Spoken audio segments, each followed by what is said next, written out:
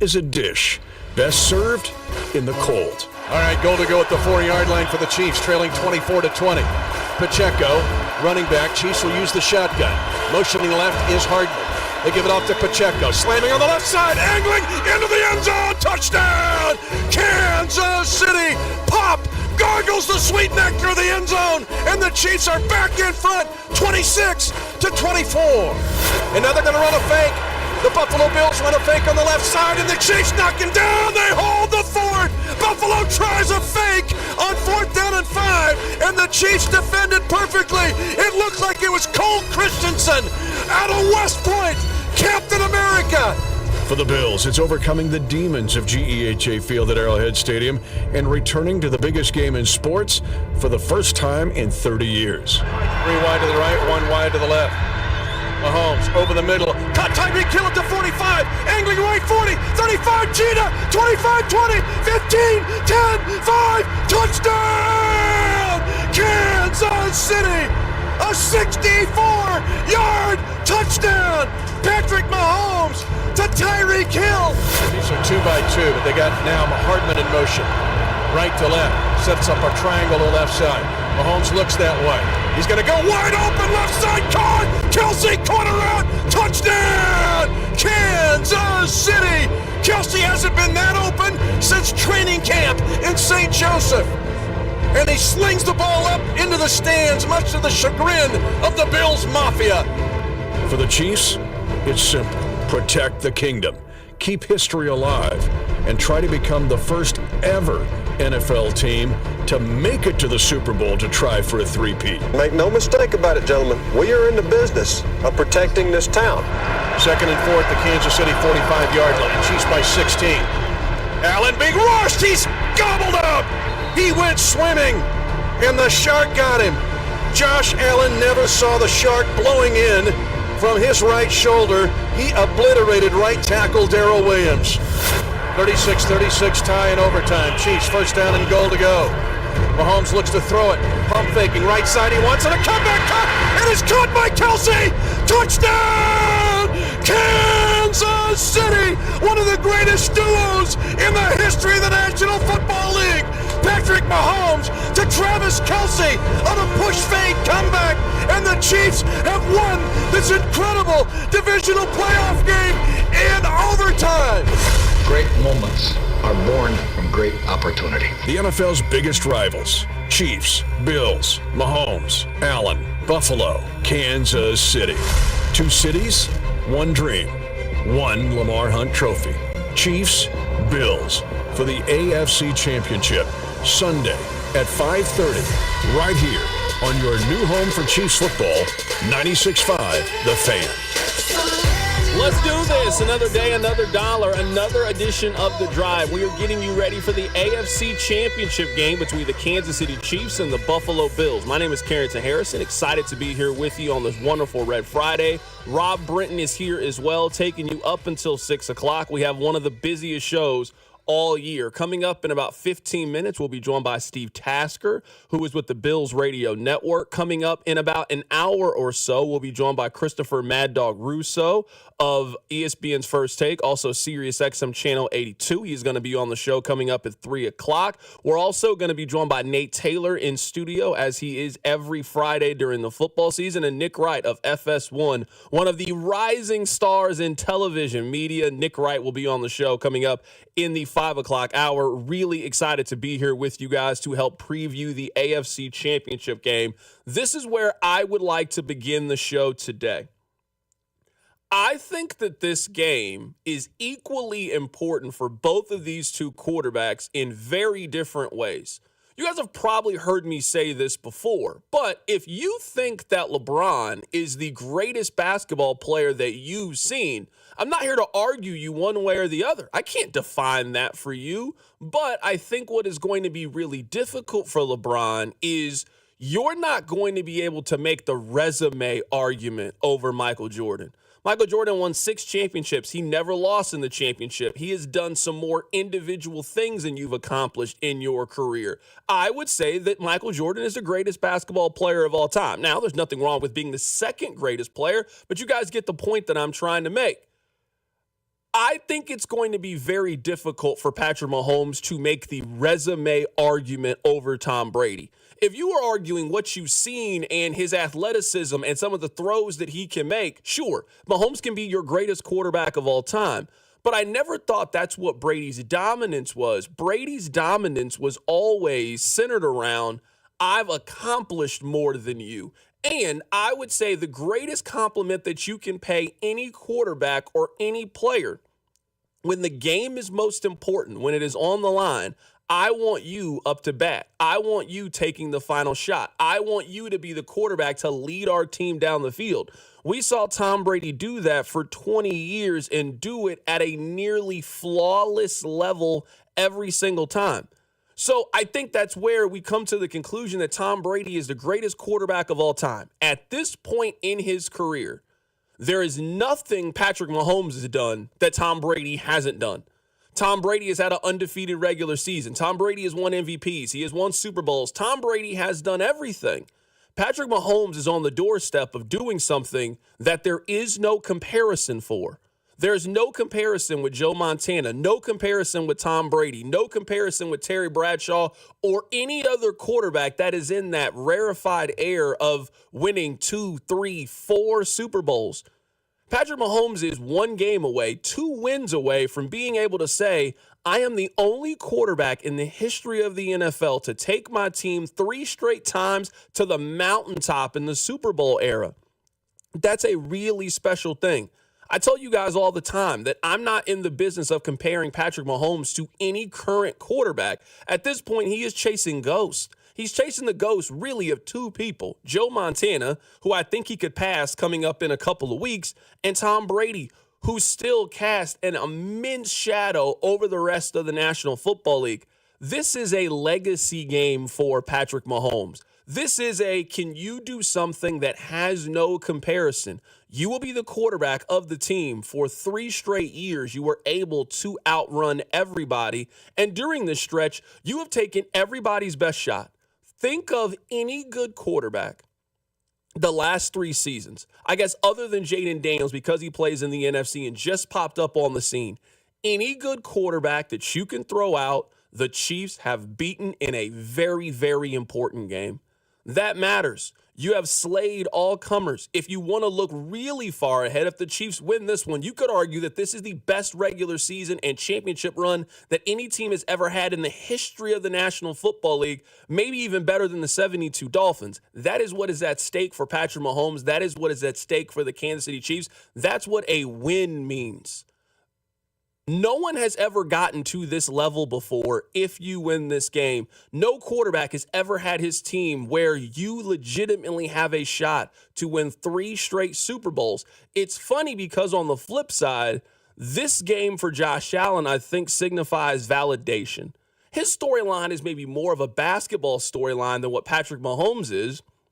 Usually in the NBA, you don't win your first championship at 22 years old. We've seen some great basketball players try to do it, but usually you hit your head against a more established veteran team. You're LeBron James, and you're maybe the greatest prospect that basketball has ever seen. The first time you went to the championship, you lost to Tim Duncan and the Spurs, and you guys got embarrassed. And you go through some of the playoffs ups and downs. You lose to the Orlando Magic. You lose to the Boston Celtics. And eventually, at 26, 27 years old, you have taken all that experience. You have hit in the prime of your career, and now you are ready to take that next step and be a champion. That's where Josh Allen is. That's where Josh Allen is. Josh Allen has gone through all the playoff disappointment, from whether it's losing a home game to Joe Burrow, whether it's being eliminated at one point by Lamar Jackson, whether it is now losing to Patrick Mahomes 3 straight times. Josh Allen has been incredible in his career. Can you take that next step as a player? Can you take that next step as a quarterback? Is this a game that you can win? This is usually the time when great superstars start to win championships. 27, 28, you've gone through this 4 or 5 times, you've experienced heartbreak, and now you're ready to break through. It was funny because I've done a lot of national hits this week, whether it's a local radio show, national radio show, And earlier today, I was doing one with friend of the show, Andrew Filipponi, and he said something that really stood out to me. He was asking kind of how you guys feel about Buffalo. And I was telling him that I think there is a lot of mutual respect between the two sides. I don't think that you guys have a lot of hatred or animosity towards Buffalo. I think you think Buffalo is a good team. You respect Buffalo. You expect it to be a good game, but you think that your team is going to win. It's very civil. You guys have had game nights before. You know there's some people that game night is just going to be fun. And then there's that couple you guys don't invite to game night because you know it's going to get a little bit too competitive and you might say something you regret. That's how you guys feel about the Bengals. And the reason you guys feel that about the Bengals is the Bengals have taken something away from Patrick Mahomes. None of these other quarterbacks have. And over the course of talking about this with Andrew Filipponi, he said, well, the reason that you guys don't look at Buffalo as a rival is because you beat them every time in these games. In order for you guys, I think, to really respect Buffalo, this is the game that they need to win. I do think in a lot of ways, Chiefs fans kind of pat Buffalo on the head and tell them it's a nice story and, hey, you guys got a great fan base and you guys got a really good quarterback, but you don't see them as your equal in any way. You don't really see them as a team that can beat you in these games. And that comes honestly because they haven't beat you in those games. Sports is really a show and prove kind of business. You got to get to this level, and that's really hard to do. And once you get to that level, you got to win. And on one side, you have seen a quarterback that has constantly gotten to this level and consistently been able to figure out how to win these games. He hasn't always had the best offense, hasn't always had the best defense, hasn't always been the healthier of the two quarterbacks. But you cheer for a quarterback who routinely finds himself in this place and routinely figures out a way to win this game. I told you guys I'm picking Kansas City to win this game. I'm picking them to win 27-24. The biggest reason I'm picking Kansas City to win this game is I'm picking them because of their defense. I think that the quarterbacks in a lot of ways are going to neutralize each other. They're going to equal out. They have two great quarterbacks on both sides. I look at the Chiefs as being the healthier of the two teams, and we'll talk to Steve Tasker about that coming up in just a bit. I think the additions for Kansas City are going to contribute to this game. You didn't have Hollywood Brown the last time. You didn't have Jalen Watson the last time. Isaiah Pacheco didn't play. Charles Omenihu didn't play. I think that the Chiefs are more equipped up front to slow down what I believe Buffalo wants to do. Buffalo has to run the ball successfully in order to win this game. Josh Allen needs to run the ball well. James Cook needs to be able to run the ball well. I don't know if the first time these two teams played each other, Kansas City was equipped defensively to win that kind of game. I think they are this time. They are a better defense than the last time that these two teams played each other. And if you are Buffalo, I think your defense is so reliant on turnovers and the Chiefs don't turn the ball over in the postseason.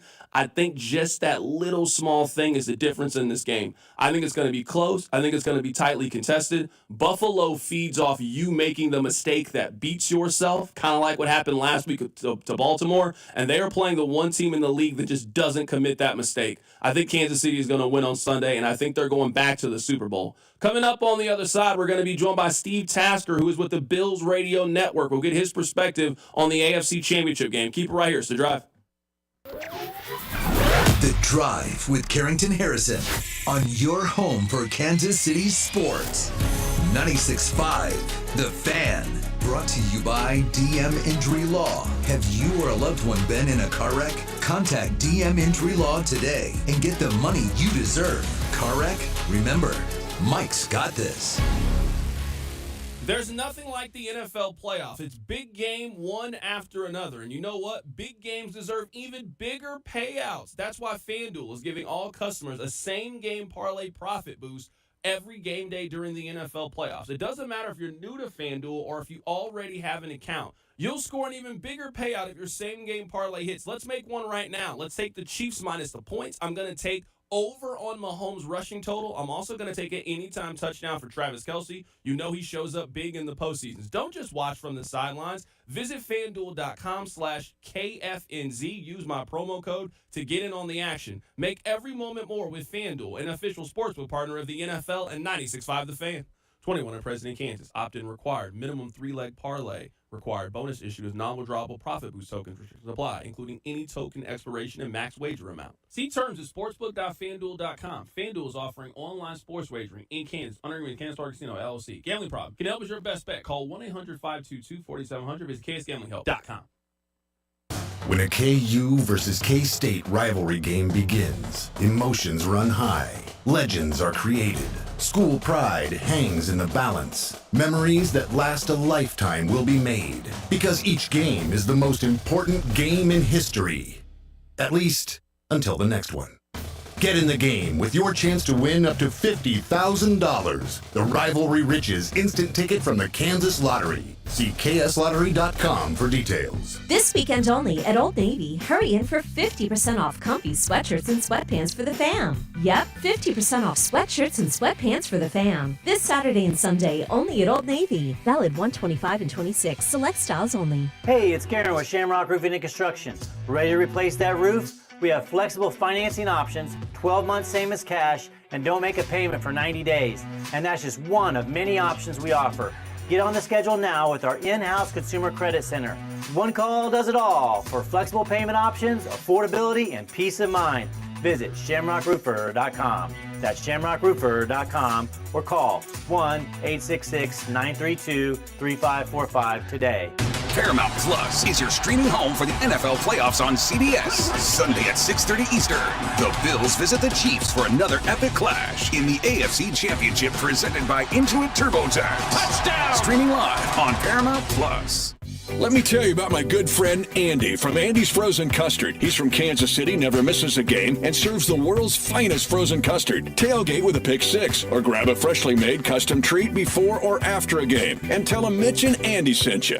Now Taxes is using Credit Karma, where a TurboTax expert can do your taxes for you. They'll get your refund, so you can do more with it right in Credit Karma. Now this is taxes. Intuit Credit Karma with TurboTax. See guarantee details at turbotax.com/guarantees. Experts only available with TurboTax Live. Ad paid for by Anthem Tax Services. Attention, if you or your business is behind in filing your tax returns, or if you owe over $10,000 in back taxes to the IRS, please listen carefully. The IRS does not joke around and will not stop their collection efforts. If you're tired of the IRS letters, levies, liens, or wage garnishments and would like to get a fresh start, we can help. Due to the financial hardships in the country, the IRS is making it easier than ever to settle tax problems for those who owe more than $10,000. We can help settle your delinquent tax problems, end all collections, and may even reduce your back taxes significantly. Even if you can't afford to pay your back taxes, you can still get the help you need. We've helped thousands of taxpayers just like you, but you must call 800-217-1316 today to stop your tax problem from getting worse. The information is free and the help is real. Call 800-217-1316. That's 800-217-1316. Again, 800-217-1316. T-Mobile 5G home internet keeps getting better. Get our fastest connection loaded with benefits. Get T-Mobile's best home internet starting at $55 a month with auto pay and any voice line. Plus, Price Lock. We won't raise your rate on internet. Check availability at T-Mobile.com/home internet.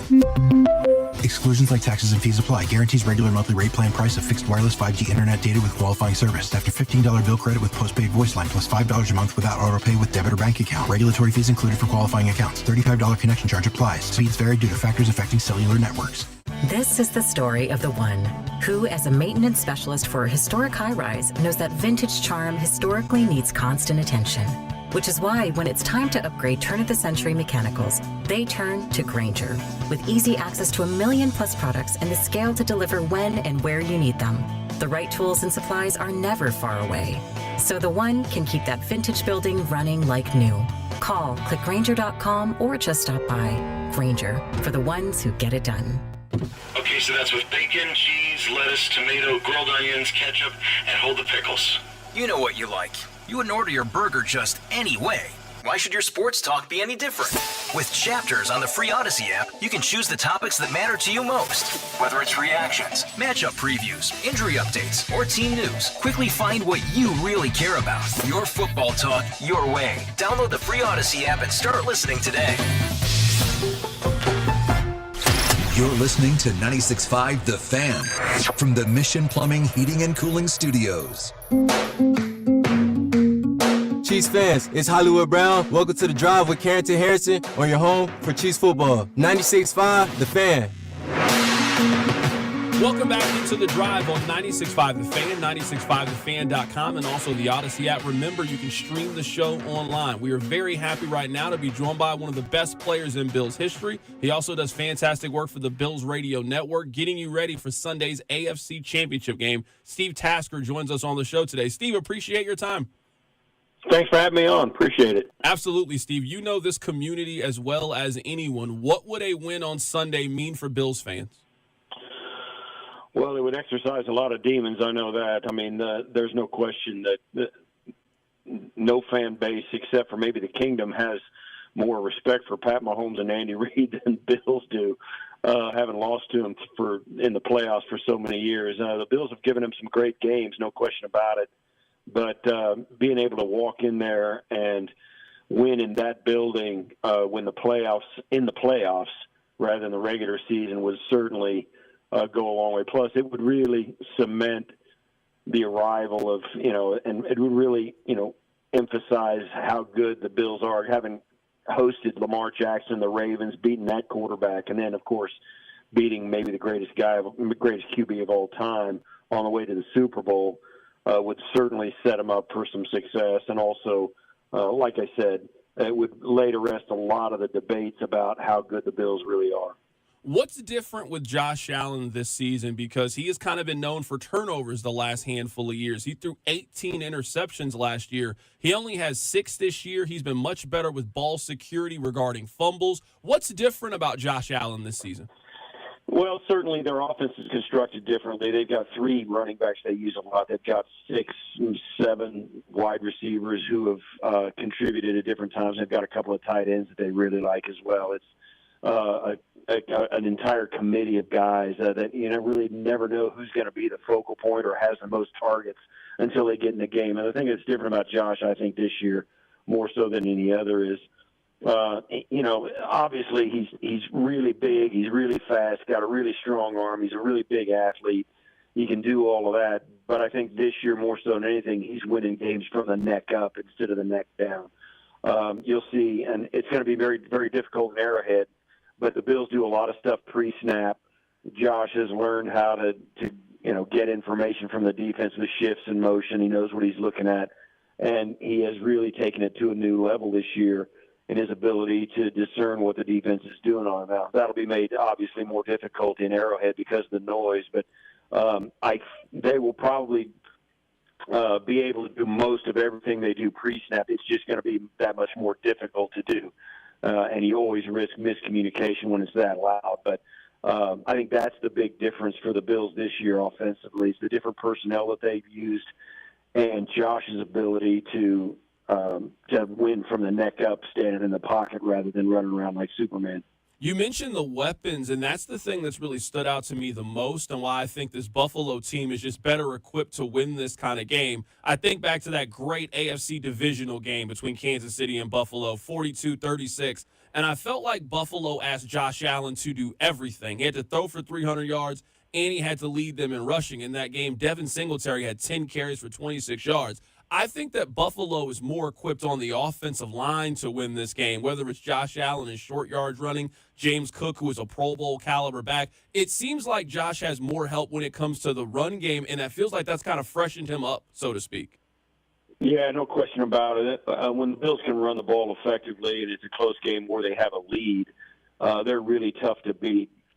My co-host, Chris Brown, the voice of the Buffalo Bills, came up with a stat that if you take out the Week 18 game against the New England Patriots where Josh played one snap and came off the field, the Bills are 34-0 in Josh Allen starts when they run more than they pass. So if they get into one of those games, they're hard to beat. But also their ability is obviously starts for their offensive line has been outstanding this year. They got bigger and much more athletic up front, particularly guard to guard. Their tackles have started to play stellar football as well.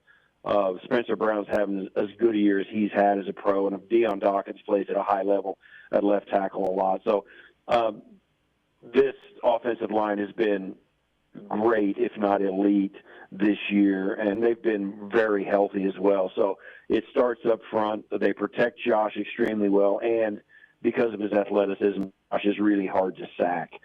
So the passing game is helped by that. And, of course, if you add in a running game that this offensive line has provided, this offense is a wagon. So, they're going to score some points, and we'll see, just how many they're going to need to beat a team as good as the Chiefs. Right now, we're talking to Steve Tasker, who does fantastic work for the Buffalo Bills and the Bills Radio Network. When you're talking about Kansas City's passing attack, certainly in a playoff game, you're focusing in on number 87. You want to try to take away Travis Kelce. Buffalo doesn't really have that kind of weapon, but obviously they've been very effective in the pass game. How do you think their wide receivers and tight ends are going to perform in this matchup going up against a Kansas City defense that has really come alive the final month of the season? Yeah, it's really hard for teams to defend this Bills offense, one, because they do run it so well, and they kind of got to sell out, or, they've got to commit assets and personnel to stopping the run. And the Bills have so many guys that are really, really good. They may not have an A.J. Brown or a Jamar Chase, but they've got a lot of guys that are very good, and most defenses don't go deep enough on the outside skill positions to be good enough down the line to cover guys up all the way across the line. The Bills have tight ends that are extremely good, really catch the ball well. Khalil Shakir is a guy that has an incredible catch ratio. He never drops a pass. And Keon Coleman and Amari Cooper are two big-bodied wide receivers who have taken turns in contributing to the passing attack as well. So usually most teams don't have a second, third, or fourth corner or safety that can hang in there with the wideouts, and certainly the linebackers struggle to go man up on the tight end group as well. So that's really where the Bills make their hay. If you pick a guy you're going to take away, they have no problem going to their fourth or fifth wide receiver and winning a game that way, particularly also when you throw in the running backs and how good they have been in the passing game as well. So really they've got maybe 10 guys. You'll see at the end of this game the Bills have 8 or 9 guys who will catch pass. Most of them will catch multiple passes and get multiple targets, and all 3 running backs will have carries. So it's really hard to get a handle on what name you're going to pick as a defense to concentrate on, because sooner or later the Bills have a guy out there on every snap who is going to win his matchup. And Josh Allen, like I said, this year, more so than any other, he has been able to find the open guy.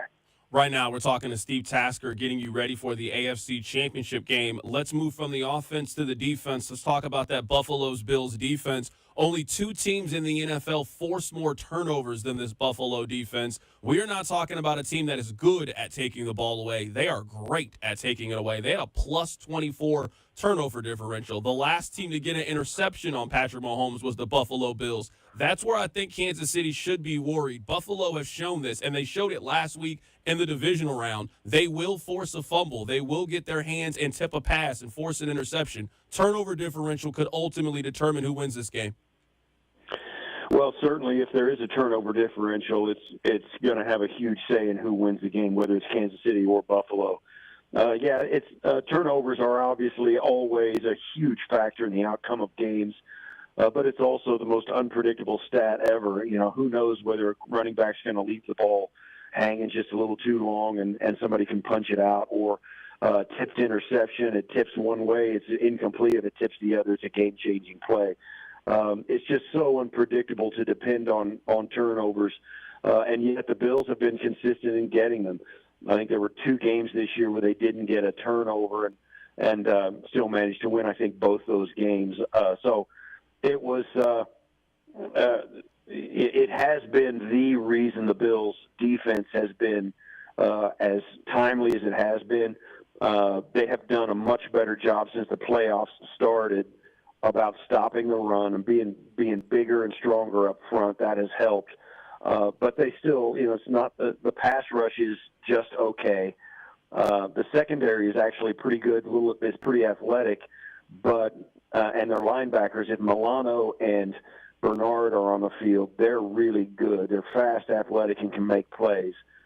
But this is a defense that has depended on the turnover. And if that dries up, that turns into points for the opponent's offense because, unless the Bills can shorten the game or steal a possession or two, they have given up a lot of yards this year. Now, they're pretty good in the red zone, but points are points. In a game like this, as we all know, you need a defensive player to win it. So whichever team gets that, they're going to have done their job in this game.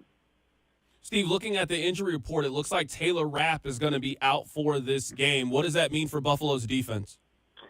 Well, they'll probably have rookie Cole Bishop in at safety. He's gotten a lot of reps this year.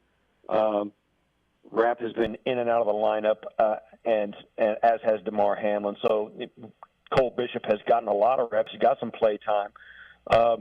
He's a big kid, athletic, but he's just inexperienced, and sometimes he gets caught, a little bit unaware, and has given up a big play. So that'll be a real issue for the Bills if Bishop hasn't elevated his play and can keep a lid on the defense. Taylor Rapp is a physical safety that the Bills trust. Is in his second year. He played in the Super Bowl with the Rams a few years ago, won a ring with them. So he's got some experience in big games, but without him, that experience goes away, and you replace it with a rookie playing in what would be his third playoff game. So it's going to be it does hurt the Bills defensively. Athletically, Cole Bishop is every bit the athlete Taylor Rapp is, but understanding and experience-wise, he's not. And that's going to be the big question. That is Steve Tasker joining us on the show today. He does fantastic work for the Buffalo Bills Radio Network as Buffalo is heading to Kansas City for an AFC Championship game. These two teams always play tightly contested game. I'm expecting the exact same thing on Sunday. Steve, I appreciate you. Thanks for having me on. Absolutely. That is Steve Tasker joining us on the show. He is on the Bills Radio Network. Coming up in just a bit, I have a group of player props for both the AFC Championship game and the NFC Championship game that I want to share with you guys, and hopefully we put a little money in your pocket for championship weekend. So I wrote down 4 major questions that I have heading into Sunday's game that I think are very important in determining who is going to win this game. Let's start with the first one. My biggest question in this game is, you are going up against 2 very good quarterbacks. Which defense can get off the field on third down?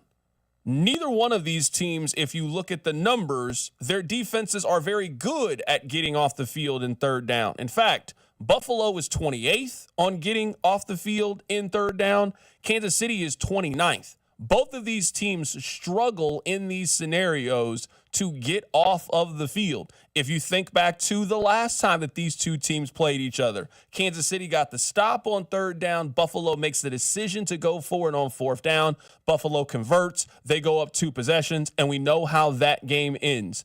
There are going to be critical juncture in this game where it's 3rd and 5, 3rd and 6, and you have to get off the field. We have seen Josh Allen use his legs to extend a drive. We have seen countless number of times where everybody is covered and then Patrick Mahomes scampers off and gets 15 yards. Which of these 2 defenses can get off the field on third down? I trust Spags to be able to dial up 1 or 2 plays to potentially hit Josh Allen or confuse him to get off the field. I'm not so sure if Buffalo's defenses can do that. We had Jeremy White from WGR in Buffalo. This is what he said about the Bills' defense.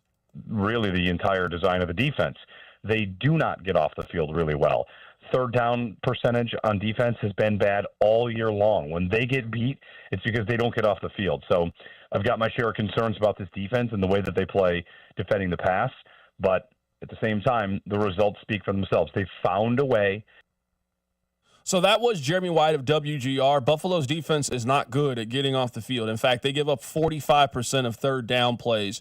If you get to 3rd and manageable, this is where you trust Travis Kelce in the middle of the field. This is where Kareem Hunt comes in, and you can turn a 3rd and 2 into a 1st and 10 and keep that drive churning and end up putting points on the board. This leads me to my second thing.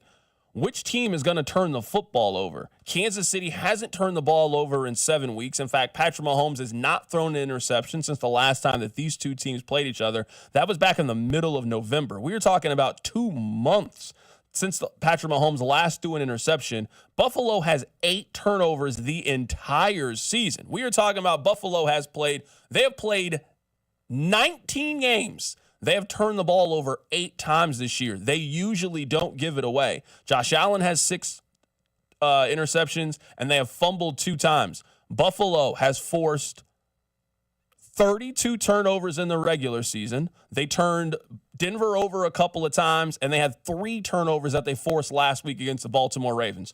Buffalo is very, very good at taking the ball away. Last week, if you look at the National Football League, it was very, very simple. It didn't matter how many yards you got. 4 teams move the football. The turnover differential is what tilted the game in the winning team's favor. We spent a lot of time going back and forth and trying to break down these games when ultimately this game sometimes comes to a bounce of the ball. Do you fall on it? Does the opposition fall on it? What happened from the first play of the game from the Kansas City Chiefs? Nico Remigio has a big kick return that gets you down. He then fumbles. You recover it. You then score on that play. Houston recovers that. Who knows what happens? I still think the Chiefs win, but you're following what I'm saying here. Who turns the ball over? Who makes the mistake? So my biggest question is, which defense can get off the field on third downs? Both of these teams are bottom 5 if you were looking at percentages, and their defense forcing the other team to get off of the field. Who turns the football over? 2 offenses that just don't really turn it over a whole lot. The third thing for me is another one of these tight ends going to hurt Kansas City? Maybe this is just a fear that I have, and I can live with that. We've seen a lot of these Chiefs games, and I've seen a lot of tight ends have a big pass play down the middle of the field against the Kansas City Chiefs. If you want the Chiefs to use one of those linebackers as a spy on Josh Allen, which I would encourage you to do, well, who's then covering Dalton Kincaid? Who's then covering Dawson Knox? Are those guys going to have a big pass play that flips the field and puts Buffalo in field goal range or in the red zone to score a touchdown? You know what Kansas City's tight end is going to do in this game. Playoff Travis Kelce, there is a certain expectation you have for him. Dawson Knox had 40 yards the last time that these two teams played each other. And Dalton Kincaid actually didn't play the last time these two teams played each other. So is another tight end going to hurt Kansas City? If there is a weakness that you can point to with their defense, I think it has been their ability to cover tight ends. Buffalo has 2 good ones, not 2 great ones, but they have 2 good ones. Are they going to make a play that potentially hurts Kansas City? And on the Chiefs side, and my last question is, who makes the big play for the Chiefs on offense? If you look at the last handful of AFC championship games that they've had, in 2023, they got a 32-yard catch from MVS. In 2022, Isaiah Pacheco had the most receiving yards that he's had in his NFL career. In 2020, McCole Hardman had 1 carry. It went for 50 yards in the game. Sammy Watkins in 2019, you guys remember that, the game against the Titans. That was actually the 2nd most yards that he had in a Chiefs uniform. The Chiefs usually get one of the others to step up really big in this game. I think you can expect a great performance from Travis Kelce, bouncing back from the last time that these two teams played each other. And at this point, I think you can count on Xavier Worthy as well. Xavier Worthy is going to have 50, 60 yards in this game. Is there somebody else who can step up and make a play? Do you get a good day from Kareem Hunt? Do you get a good day from Hollywood Brown, DeAndre Hopkins, Juju Smith-Schuster, Noah Gray? You know the options. Usually the Chiefs get a big play from one of those other individuals. Who is that going to be? They didn't really have a whole lot of that in the game against the Houston Texans. But you are going up against a different defense and a defense that is not nearly as capable as I think Houston's is. So, Rob, those are my 4 questions heading into this game. Which of these 2 defenses are going to be able to get off the field on third down and create stops? Does either one of these teams turns the ball over? Will another tight end hurt Kansas City? And who makes the big play on offense? The Chiefs usually get a contribution from somebody in their supporting cast, whether it's on the offensive side or the defensive side. They're going to need better than what they got against Houston from Juju, Hollywood Brown, and DeAndre Hopkins, who all 3 of those guys combined did not have a catch last week. I think those questions are fair because when you looked at the first matchup in the regular season between the Chiefs and Bills, all those questions got answered, and they favored the Bills. Turnover was a wash. Both teams turned it over, came out in the wash. Okay, question answered. Who's gonna get off the field on third down? The Bills got the field more often on third down. That's why they walked off a winner. Who's that X factor? The Chiefs didn't have one up in Orchard Park earlier this year. They just didn't. They got a contribution from Patrick Mahomes, their defense, and Xavier Worthy. The Bills did. Remember, Curtis Samuel scored a touchdown that game earlier this year. That is a unsung guy making a big play. So the questions are fair, and the one time we've seen it, the Bills answered all the questions. I'm curious what happens if we say, hey, these two questions went this way and these two questions went that way, because in one matchup, those questions were answered in the worst possible way for the Chiefs. All right, coming up in about 20 minutes, we are going to be joined by Christopher Mad Dog Russo. He is going to join us to get the national perspective on Sunday's game between the Chiefs and the Bills. Coming up on the other side, I am going to give you player props that I like from the Kansas City side. I'll give you some that I like from the Buffalo Bills side as well. Also, the NFC Championship game is we are a weekend away from figuring out who plays in the Super Bowl down in New Orleans. Keep it right here. It's The Drive on 96.5 The Fan. The Drive with Carrington Harrison on your new home for Chiefs football. 96.5 The Fan, brought to you by DM Injury Law. Have you or a loved one been in a car wreck? Contact DM Injury Law today and get the money you deserve. Car wreck? Remember, Mike's got this.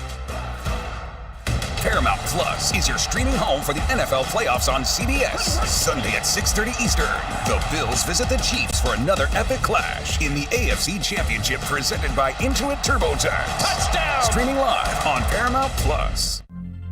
Taxes was not knowing your full financial picture. Now Taxes is getting and maximizing your refund all in one place. Credit Karma, where a TurboTax expert can do your taxes for you. They'll get you the most money back, guaranteed. Then you can do more with all that money, all in Credit Karma.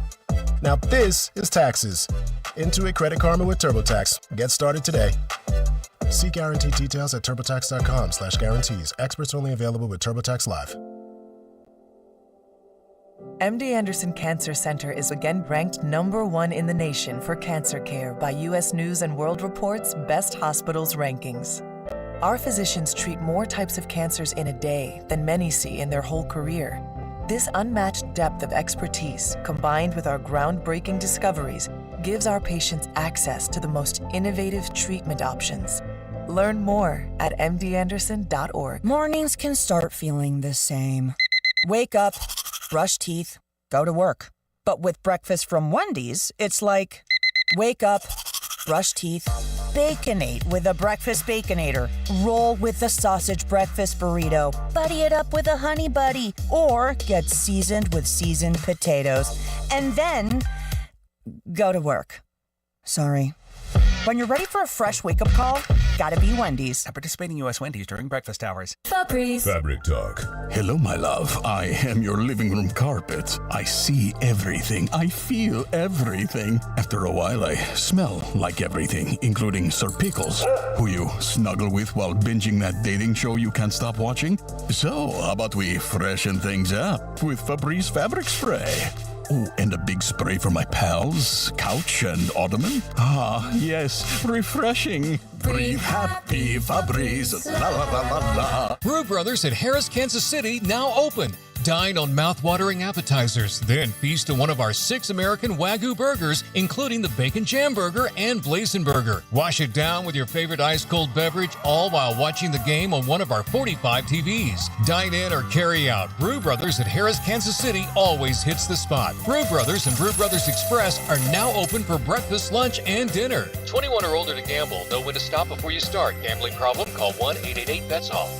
Paramount Plus is your streaming home for the NFL playoffs on CBS. Sunday at 6:30 Eastern, the Bills visit the Chiefs for another epic clash in the AFC Championship presented by Intuit TurboTax. Touchdown! Streaming live on Paramount Plus. What's up, football fans? BetMGM is giving you the chance to win up to $250,000 in bonus bet credits. It's all part of BetMGM's longest touchdown jackpot, where you could be able to split the grand prize with anyone else who bet on the longest touchdown of the week. Log into your BetMGM account today and opt into the promo. Then place an anytime touchdown wager of $10 or more on the player of your choice, up to 1 player per game. If your player scores the longest touchdown of the week, you'll win a share of the $250K in credits. BetMGM and GameSense remind you to play responsibly. See BetMGM.com for terms. 21 years of age or older. This U.S. promotional offer not available in Mississippi, New York, Nevada. BetMGM's longest touchdown jackpot subject to rules. See BetMGM.com. Gambling problem? Call 1-800-GAMBLER. Available in the U.S. For New York, call 877-8-HOPE-NY or text HOPE-NY 467-369. For Arizona Arizona, 1-800-NEXT-STEP. For Massachusetts, 1-800-327-5050. For Iowa, 1-800-BETS-OFF. Subject to eligibility requirements, bonus bets are unrestricted rewards credits that expire in 7 days in partnership with Kansas Crossing Casino and Hotel. It's a Red Friday on 96.5 The Fan and the other place, especially with these amazing game day specials. 14-inch two-topping pizzas for just $12 and $4 domestic OP cups. The other place with 5 great Kansas City Metro locations. This afternoon, expect sunny conditions with a high of 41. Weather brought to you by Staples. Your local Staples store has hot deals and super low prices throughout the store on everything for your business. Save even more with the Easy Rewards program at Staples. You're listening to The Drive with Carrington Harrison on 96.5 The Fan and the Odyssey app. All right, welcome back into the show. Coming up in about 15 minutes, we are going to be joined by Christopher Mad Dog Russo. You've seen him on First Take with ESPN. He is one of the best sports talk hosts to ever do it. He is going to be on the show coming up in about 15 minutes or so. All right, this is what I would like to do. I am going to give you some player props that I like for the AFC Championship game and also the NFC Championship game, and hopefully we put a little cash in your pocket. Hit me! I am all over Kareem Hunt rushing totals in this game. I genuinely believe that we saw the shift in the divisional round where Kansas City has made the decision that Kareem Hunt is their number one running back. In each of the last 5 games, the totals for Isaiah Pacheco have diminished. So I'm going to continue to ride that trend. Right now, Kareem Hunt's over-under on carries is 8.5. I'm going to take the over on that. His rush total is also 35.5. I think they're going to give Kareem Hunt the football. I love his overs on both of those. I even made a little bit of a parlay where what I did was I took the Kareem Hunt over on rushing yards. I also took the rushing plus receiving to get plus money, which was at 46.5. I think we're looking at a game in which Kareem Hunt gets somewhere between 13 and 15 carries, and they throw it to him a couple times out of the backfield. I think the shift has happened with him as their number one running back, so I'm all over the Kareem Hunt totals. I'm also fading Isaiah Pacheco because I'm so high on Kareem Hunt. I'm really intrigued by Xavier Worthy and his over-under on rushing yards, which right now is at 4.5. Basically, do you think they give him an end around? I think they do. I like his over-under. I also like this one as a game special. Each team to kick a field goal and score a touchdown in each of the halves. That's at plus 1,200. I would sprinkle $5 on that. That both teams score a touchdown and kick a field goal in each the first half and the second half, plus 1,200. I love it. I'm going to take that. So those are my Chiefs ones. I'm looking at Buffalo. I really like the James Cook to score a touchdown at plus 145. I think that Buffalo is going to try to establish the ground game. Now, in the game we saw last week, they did that with their quarterback, with Josh Allen. But James Cook is equally as talented when it comes to those short yardage situations. And I think that Buffalo, if they're going to win this game, they want to run the ball somewhere between 30 and 35 times. That means James Cook is getting usage. That means he's getting opportunities. That means he potentially gets in the end zone. I really like him at plus 145. I'm then looking at the tight end over-unders on the Buffalo Bills side. I like both of their over-unders. I like Dawson Knox. We can get him right now at 15.5. I think he could have one big pass play. I'm also looking at Dalton Kincaid. His over-under is at 32.5. I just don't trust Kansas City when it comes to tight end. Maybe both of those guys don't cover. You certainly get one of those guys to cover your over-under so it can potentially come out in the wash. That's where I'm at for the Buffalo Bills and Chiefs game on Sunday. I mean, I like that plus 1,200 field goal and touchdown. I like that one a lot. The only thing about that is, cheering up for Tyler Bass would be a real I'm with you. struggle. I mean, other than that, I like the play. Maybe I'm just dumb, and I think this is why the book makes money. It feels like that Kareem Hunt number and that tight end number are just too low. For both sides of the ball.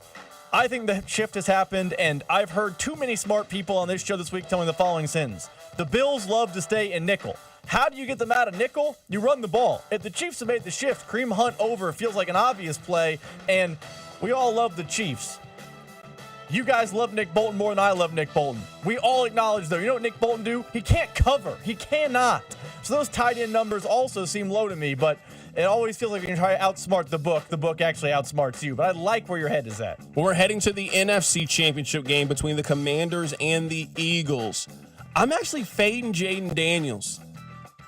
This game is outside in cold weather. This is not Tampa Bay. This is not Detroit in a climate-controlled area. I'm fading them a little bit. I think the numbers are inflated, and it makes sense. Washington has scored a lot of points, and maybe I'm going down with the ship. I picked against them in round 1. I picked against them in round 2. I might as well keep with the Joneses, and I might as well do it again. I'm on the opposite side of a lot of these trends when it comes to Jaden Daniels. I would take the under on pass yards. I would take the under on rush yards. I think Philadelphia's defense, especially their front four, is going to give Jaden Daniels a lot of problems. On the flip side, I really like Philadelphia's run game here. I don't think I'm really going out on some limb. Saquon Barkley, to me, is having one of those seasons that 10, 15 years from now, we are going to talk about. The same way we talked about Terrell Davis and the phenomenal year that he had, the way that we talk about Marshall Faulk with the greatest show on turf, the way that Christian McCaffrey was last season, or Derrick Henry a few years ago. We have seen those special running backs that teams ride all the way to the Super Bowl or deep into the postseason.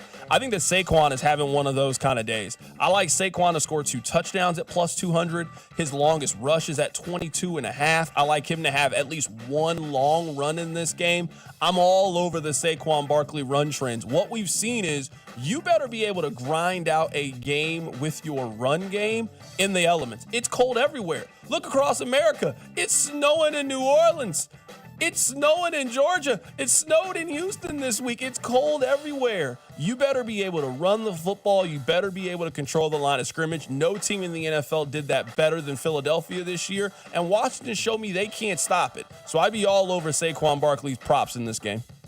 Plus, Jalen Hurts stinks. So they can't pass, so they might as well just run the ball. The only thing about those props I don't love, multiple touchdowns is just tough, especially considering the tush push exists. Yeah. If that ball gets He's hurt those. I don't know if they're doing a lot of that right now. They tush pushed against the Rams, though, in the snow with him at less than 100%. They have, I can't believe I made that a verb. They've tush pushed even with him at less than 100%. So I like your mindset on the Daniels and the Barkley. It just feels like Jalen Hurts is a touchdown vulture, man. I mean, that's the fantasy football person in me speaking, but I would be a little leery of 2 touchdowns from Saquon only because their goal line offense doesn't feature their running back. Yeah, I would also fade Jalen Hurts in this game as well. His over-under and passing yards is 180, which doesn't make any sense to me. He threw for 130 yards against Green Bay. He threw for 128 yards against the Rams. Now he throws for 180 against the Washington Commanders? No. Fade Jalen Hurts in this game as well, plus also the knee injury. I'm out on basically every single Jalen Hurts player prop. Those are our player props to get you ready for Sunday's AFC and NFC championship game, and our parlays and player props are brought to you by Twin Peaks, where you can eat, drink, and see the scenic views. Coming up at the top of the hour, we are happy to be joined by one of the greatest sports talk hosts in the history of the medium, Christopher Mad Dog Russo. You also see him each week on ESPN First Take. He is going to join us to talk about Kansas City and Buffalo and get you ready for the AFC championship game. Keep it right here. You're listening to The Drive on 96.5 The Fan. The Drive with Carrington Harrison on your new home for Royals baseball. 96.5 The Fan. Brought to you by DM Injury Law. Have you or a loved one been in a car wreck? Contact DM Injury Law today and get the money you deserve. Car wreck? Remember, Mike's got this. What is GMTVCC? That's a mouthful, but translation for GMTVCC.com is Give Me the VIN Classic and Collector Cars. It's a brand new buying division of Give Me the VIN, but it's for classic and collector cars. Experienced pro buyers will appraise an offer on your 1970 Hemi Cuda or 1988 Fox Body Mustang or your granddad's old 1985 square body Chevy truck. GMTVCC.com is where you go to get real money for classic and collector cars to get paid now. That's GMTVCC.com, brought to you by Give Me the VIN. We got a big weekend in Kansas City, and for such a big game, you're going to want to go somewhere to watch the game. We'll stop by and see my friends over at The Other Place with 5 locations around town. It is the perfect game day experience, and they've got amazing specials for Sunday. 14-inch 2-topping pizza for $12, 8 wings in a basket of tots for $12, plus $4 domestics. If you can't head out to the stadium this week, then stop by The Other Place. It's the next best thing with the one-of-a-kind game day experience. Great food specials, great beer specials, and televisions where you can see the game no matter where you sit. Be sure to stop by The Other Place. Casey's has 8 new coffee roasts that have been described as having rich aromatics that entice any palate.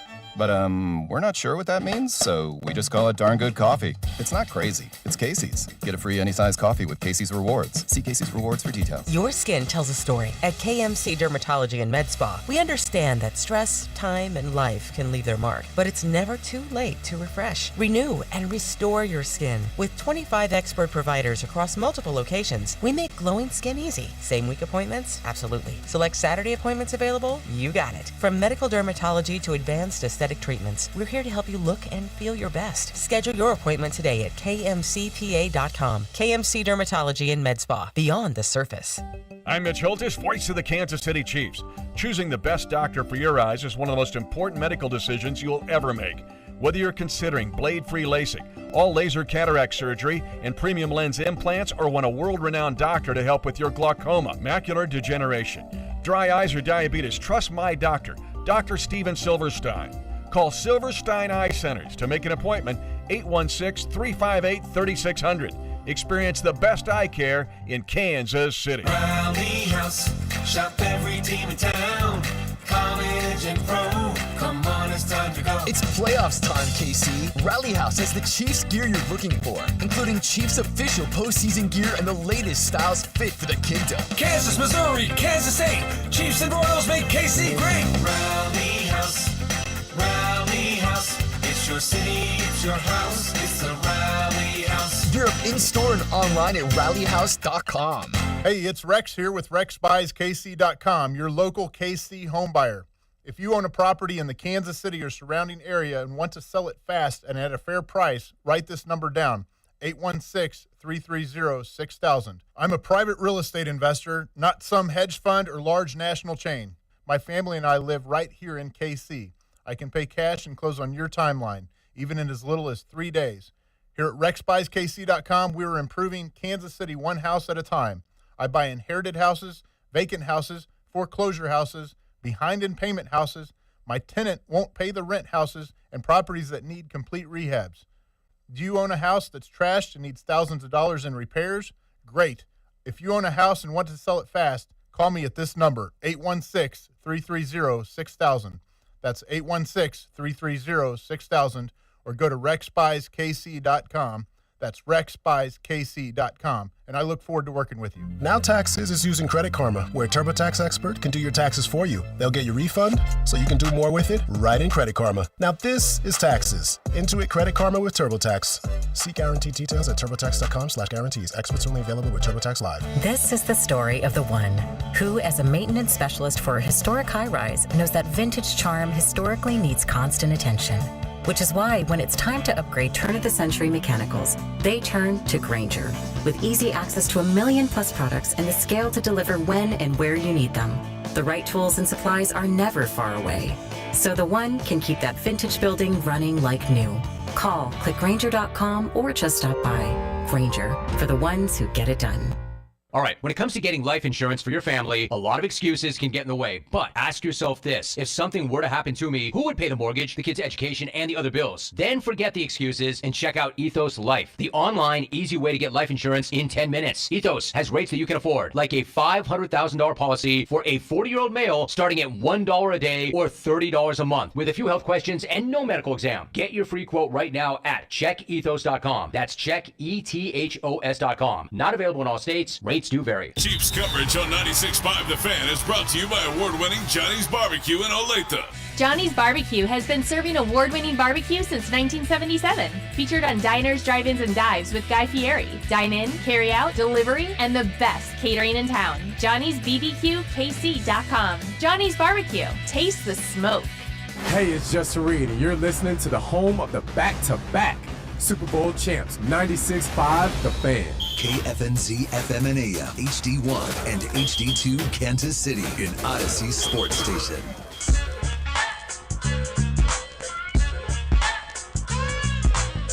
Right now, you are listening to The Drive on 96.5 The Fan. We're happy right now to be joined by a sports talk radio legend, Christopher Mad Dog Russo. You can catch him on Sirius XM Channel 82, Mad Dog Sports Radio. Also on ESPN First Take. Mad Dog, appreciate you popping on today.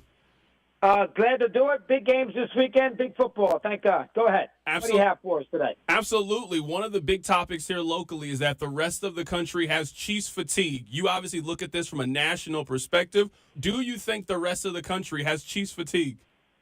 Absolutely. Just like they had Patriots fatigue when teams win as consistently as these franchises sometimes do in these sports, with maybe the possible exception of Michael Jordan and the Bulls. When they do that, the Celtics, people got sick of them winning with Russell.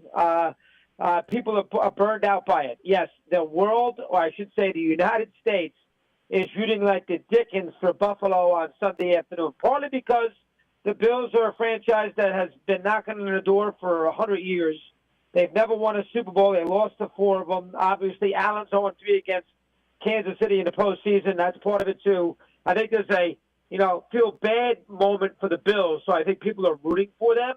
So I think that's got a little something to do with it, but I do think people are, and it's not a knock on Randy Reid, and it's not a knock on Mahomes, because everybody knows how great Mahomes is, and Reid's a good guy, and everybody knows how great he is too. And Hunt's a good owner. But people are sick and tired on all shape, way, and form of the Kansas City Chiefs. That's just all there is to it. I think they're sick of Taylor Swift. They're sick of Travis Kelce. That's interesting to me because these two teams always play close, tightly contested game. The last 10 games between these two teams, they've both won 5 games apiece. They both have scored and allowed the same amount of points. And America loves great quarterback matchups, and this is the best quarterback matchup. You have the best quarterback in the league, the second best quarterback in the league, with obviously the ultimate stakes on the line for Sunday. Well, remember, I don't think anybody's sick of the game. I think you're right about the game. I think America knows that this is going to be one hell of a football game. Allen's great. Mahomes is, I think, I've said it forever, is the best quarterback I've ever seen. They will play a close game. Last year was a great game. Chiefs, played well enough, and Buffalo had that one bad couple plays there. Diggs dropped dropped a big pass on that last drive, and then they had the classic there a few years ago when McDermott screwed up with the kick and the last 13 seconds. But no, I think that America's looking forward to the game. I just think America wants the Bills to win. I think they're also, I know I am, very wary of the officiating. If anybody thinks that the Chiefs and Mahomes don't get calls, they're too close to the situation. They're living in a shell. Everybody knows who follows this that the great player gets calls and the Chiefs get 1 million calls. And I think people are sick of that too. So you put everything in the mix. I just think there's a lot of fans. Buffalo, inability to win a Super Bowl championship with with the losses with Kelly, and then, of course, the 3 losses against Mahomes. So I think there's a feeling, let's let Buffalo win one. I think there's a lot of that. I think people are anti-Kansas City because they've won so much. I think there's some of that. People think Josh Allen deserves a chance to play for a championship. I think there's some of that. The officiating, I think there's some of that. You put everything into the mix. I just think that most football fans outside of the state of Missouri are rooting like hell for Buffalo. Right now, we're talking to Christopher Mad Dog Russo. I think both of these quarterbacks need Sunday for obviously different reasons. The argument for Mahomes would be this to me. You mentioned that he's the best quarterback you've ever seen. I'm not sure if Brady's the best quarterback that I've ever seen, but his resume is nearly flawless, and that's what's put him in the spot of being the greatest quarterback of all time. Everything that Patrick has experienced, Tom has done. There's really 2 games away from Patrick being able to say that he's done something that no other quarterback in the NFL has done. And in the end, I think that can be his case of being the greatest of all time. And you've just mentioned it about Josh Allen. You have come so close so many times that eventually you got to walk through that door. Eventually, Peyton Manning had to beat Tom Brady. That feels like we're at that moment right now for Josh Allen. You've come close before. You're 0-3 in the postseason. You got to figure out a way to win this one. Well, 2 things. Number one, Bart Starr also won 3 in a row. The idea that somehow the 65 Packers wouldn't have beaten the Bills in the Super Bowl the last year of just AFL, NFL, is absolutely absurd. Green Bay destroyed the Chiefs in '66. They killed the Raiders the following year. They beat the world champion Browns and Jim Brown to win the '65 NFL championship. So I know the Chiefs don't want to hear this, and Goodell doesn't want to hear this. I can't separate '65. Well, that didn't count because it wasn't a Super Bowl. Nonsense. They won the Super Bowls in 1 and 2, so they won 3 in a row too. That's the first thing. Second thing, unlike some other quarterbacks who have, not done a great job, Allen's played well against the Chiefs. I mean, if Allen had played badly against Kansas City in these 2 or 3 losses that they've had, I think you'd have a much better case that when Allen's got to break through the door. Buffalo's got to break through the door.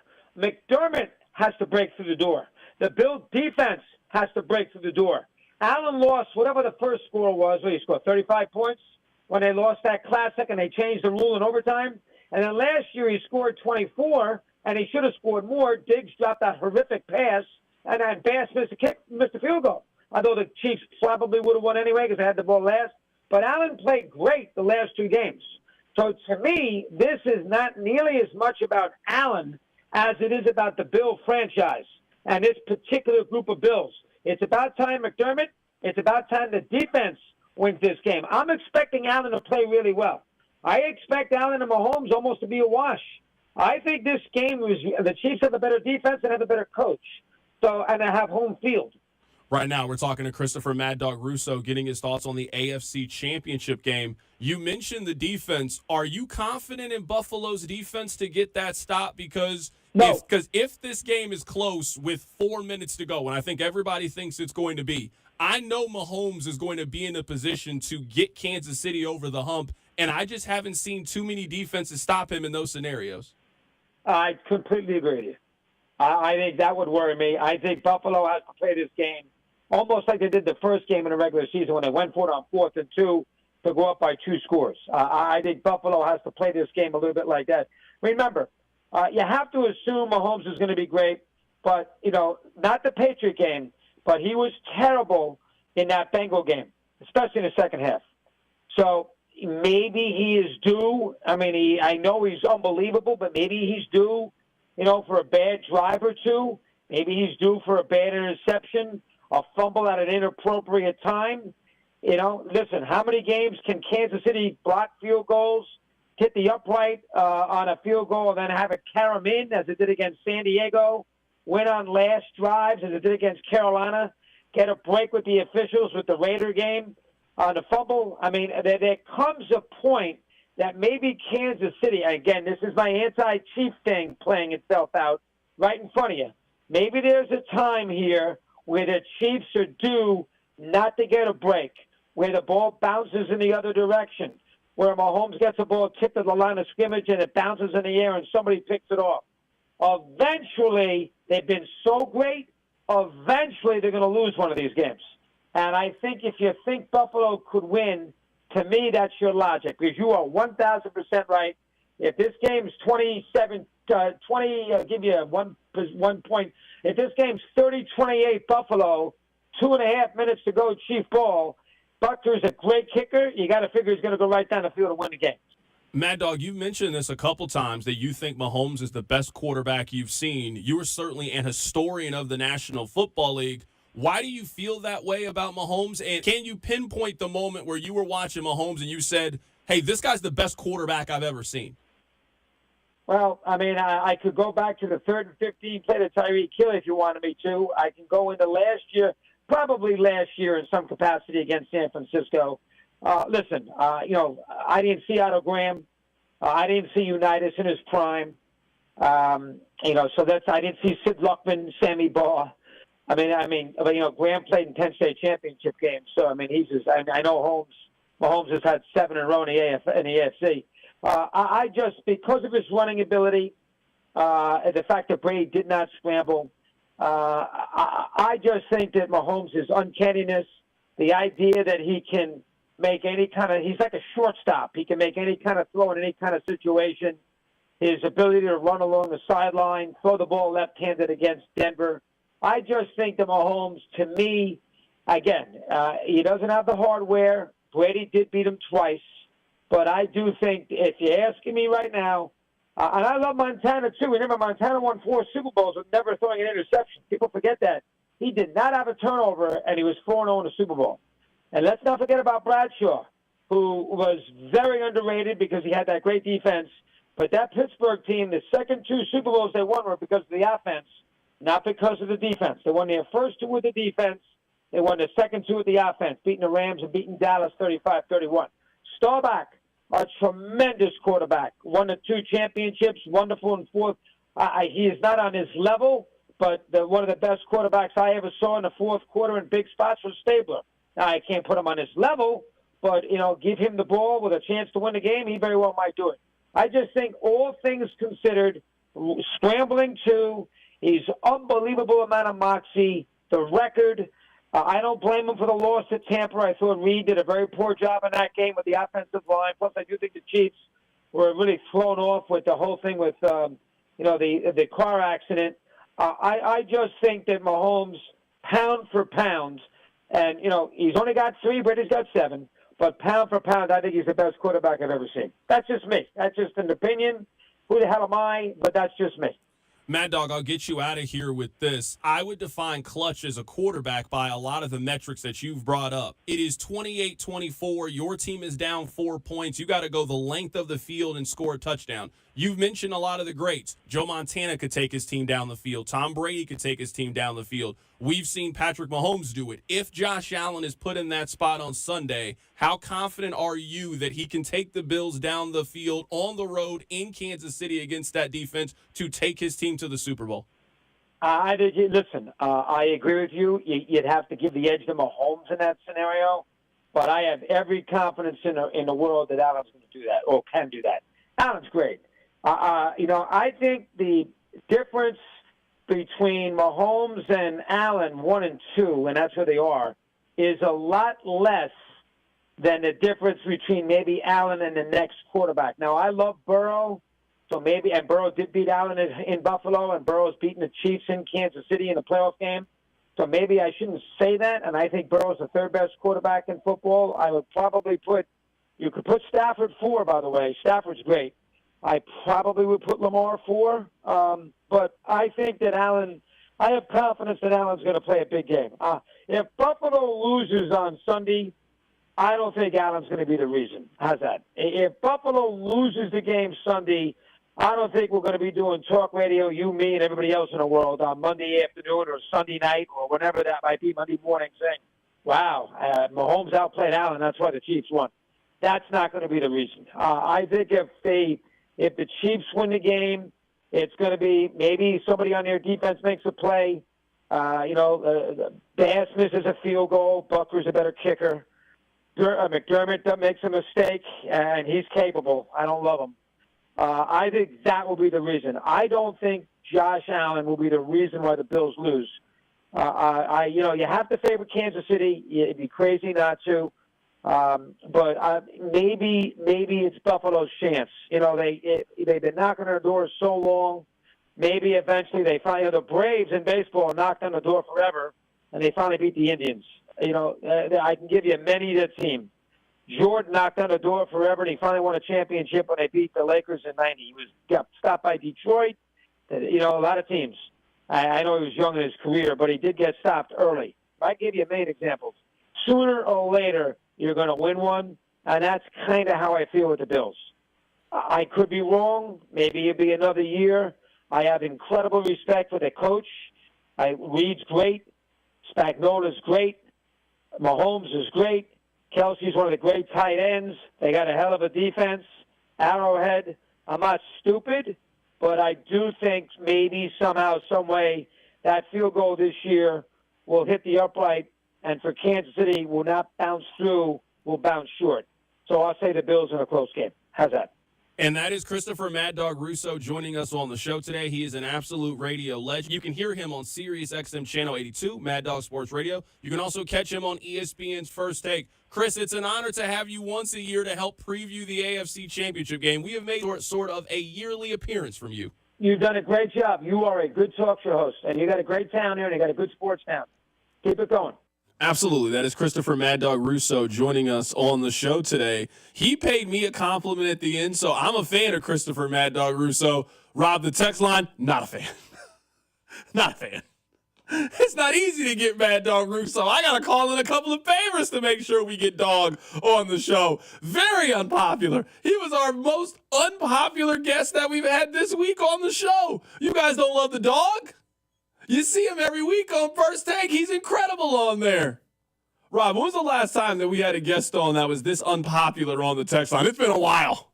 It's been a while since you guys have universally panned somebody that we had on the show. Don't worry, we're going to have Nick Wright on the show at 5 o'clock to balance out Dog.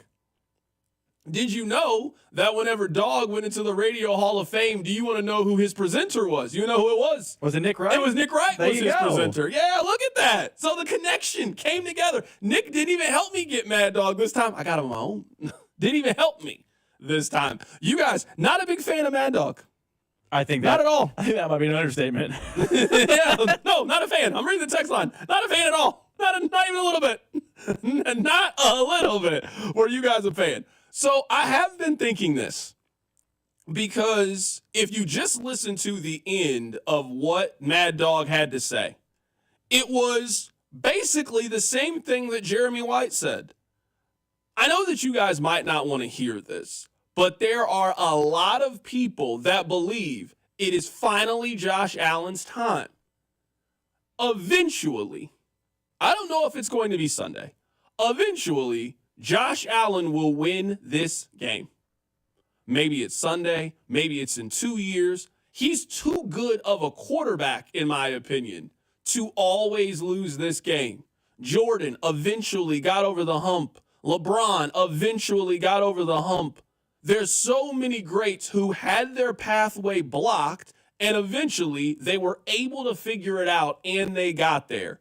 The biggest thing in this game to me is, how long can the Chiefs continue to keep Buffalo at arm's length? A lot of people thought that last year was going to be that time. Kansas City came in a little bit weaker. This time they're on the road. Buffalo's at home. This is going to be our time. And Kansas City, once again, they did what they always do.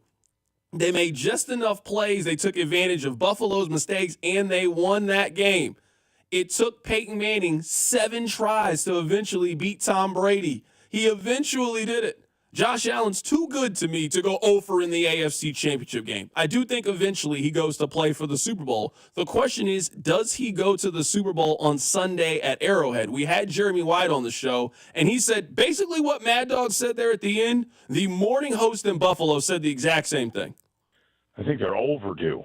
I really think they're overdue. A quarterback this good shouldn't wait this long to go to the Super Bowl. But the circumstances are, a loss to who? Joe Burrow along the way, a couple losses to Patrick Mahomes along the way.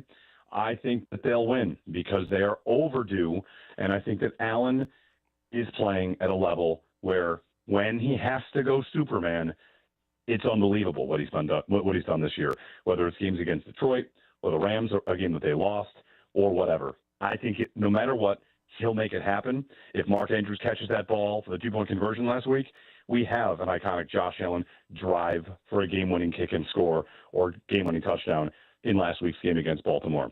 So I'll pick the Bills because Josh Allen won't let it happen.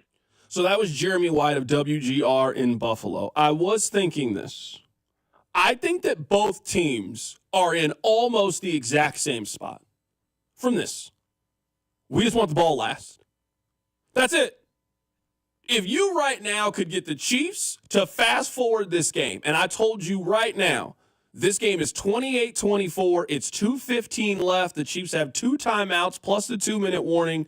They just got a touchback. Do you think the Chiefs win the game? Everybody on the text line says yes. 100% yes. I've seen it too many times before. Patrick Mahomes goes down the field, takes them to score. They win this game because they have the best quarterback in the planet on their team. Right? Everybody says that. I think if you ask that same question to Buffalo fans and you say it's 28-24, 2:15, I think every Bills fan takes that too. On the road at Arrowhead, they are taking the field. They get the ball last, finally this time, and they're going to win. That's what makes this game so interesting and why it is the definition of a coin flip.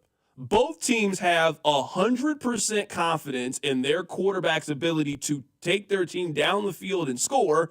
And I would say that both fan bases are equally as afraid of the other guy having the ball last and going down the field.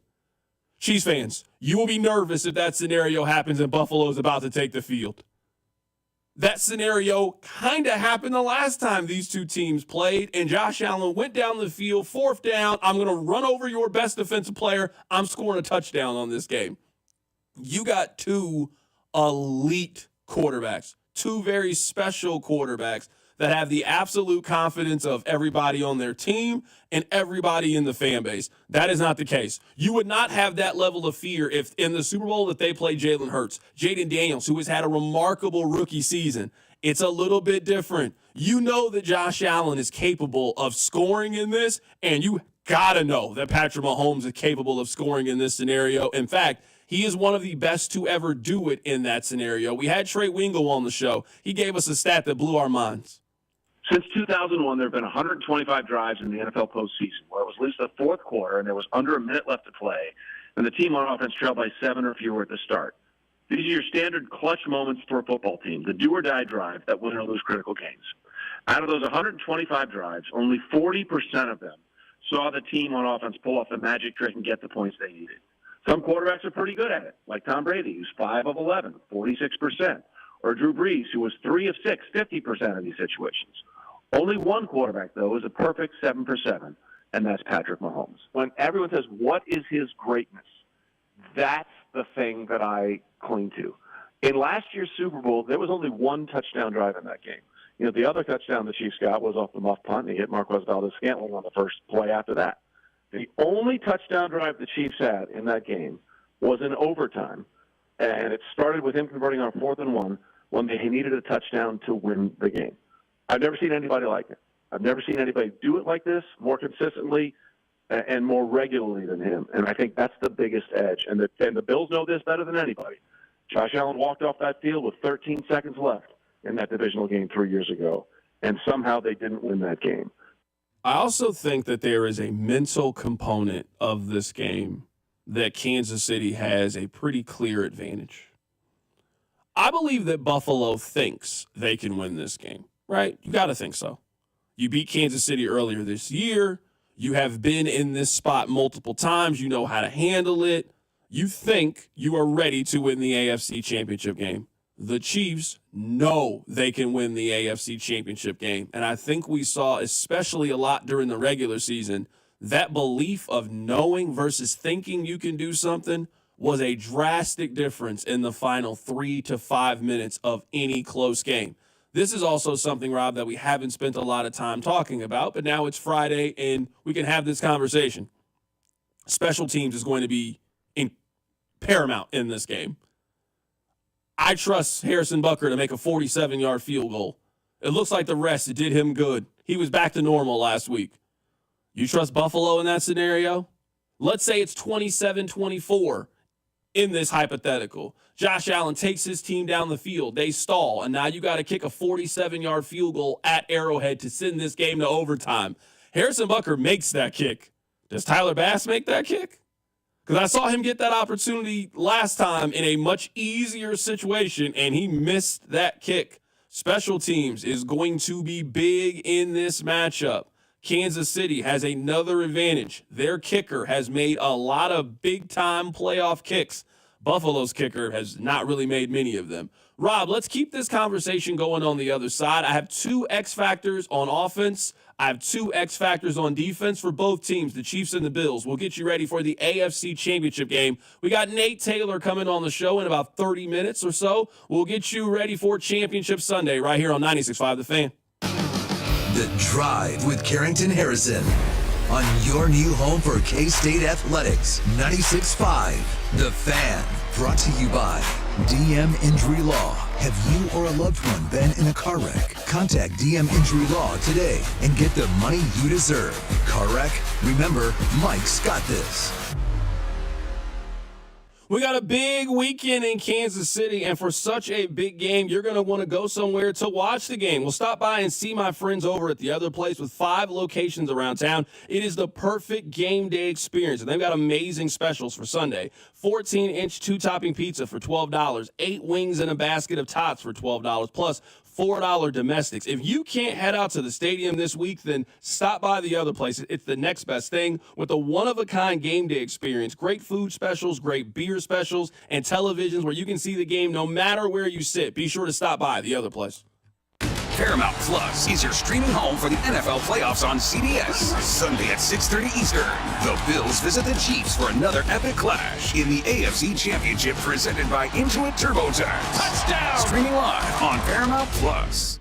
Let me tell you about my good friend Andy from Andy's Frozen Custard. He's from Kansas City, never misses a game, and serves the world's finest frozen custard. Tailgate with a Pick 6, or grab a freshly made custom treat before or after a game, and tell him mention Andy sent you. Attention car shoppers, Kevin Harlan here with Rob Seid of Rob Seid Ford in South Kansas City. Hey Rob, what's going on? We are making 2025 the best year in Rob Seid Ford history, and we are doing it with 4 simple steps. Simple is what I love most about Rob Seid Ford. So Rob, what's the plan? It starts with Rob Seid Ford's non-commissioned sales staff, Kansas City's lowest prices on brand new Fords, the best trade-in values, the biggest selection we've ever had. With those 4 steps, it is my personal mission to make Rob Seid Ford the easiest, most value-driven Ford dealership in Kansas City. No BS. That's why Rob Seid Ford is the only dealership I'll send my friends and family to. But you're forgetting one thing. What's that? Rob Seid Ford is Kansas City's top-rated Google Ford dealership. Good call. Can't forget about that. Check out Rob Seid Ford in South Kansas City at 135th and State Line, ROBSIGHT.com. I had the worst dream last night. You were in a car crash, and the kids and I were on our own. We had to move out of the house because I couldn't afford it anymore. That's awful, hon. My brother was saying he got life insurance from Ethos. With Ethos, it only took 10 minutes, and he got $2 million in coverage for around $2 a day. It's all online. No medical exam. He just answered a few health questions right from his house. Ethos, here we come. Visit GetEthos.com. That's GetEthos.com. Sample rate is a 10-year term life policy for 35-year-old healthy, non-smoking male. Billed monthly. Right now at Wendy's, get 2 of these fave items for just $7. The spicier classic chicken sandwich, Dave's single, or 10-piece nugs. It's an incredible deal, but an insanely difficult choice. Do you go double chicky sando, both spicy and classic, 1 beefy and 1 chicky? Or maybe you go all in on one and go Nug Max. 2 faves for just $7? Gotta be Wendy's. At participating Wendy's for a limited time only. Select a request 2 for $7 deal to redeem. Not valid in a combo or with saucy nugs. Single item at regular price. Prices may be higher in Alaska and Hawaii. Joe Montana here. In my football days, I knew the importance of a strong defense. Now I'm sharing how you can help defend your health against pneumococcal pneumonia and invasive pneumococcal disease. Are you 50 or older like me? The CDC now recommends vaccination against pneumococcal disease. Even if you're healthy, your age puts you at increased risk and over 6 times greater risk of hospitalization with pneumococcal pneumonia than adults under 50. Schedule your appointment today at vaxassist.com. Sponsored by Pfizer. Okay, so that's with bacon, cheese, lettuce, tomato, grilled onions, ketchup, and hold the pickles.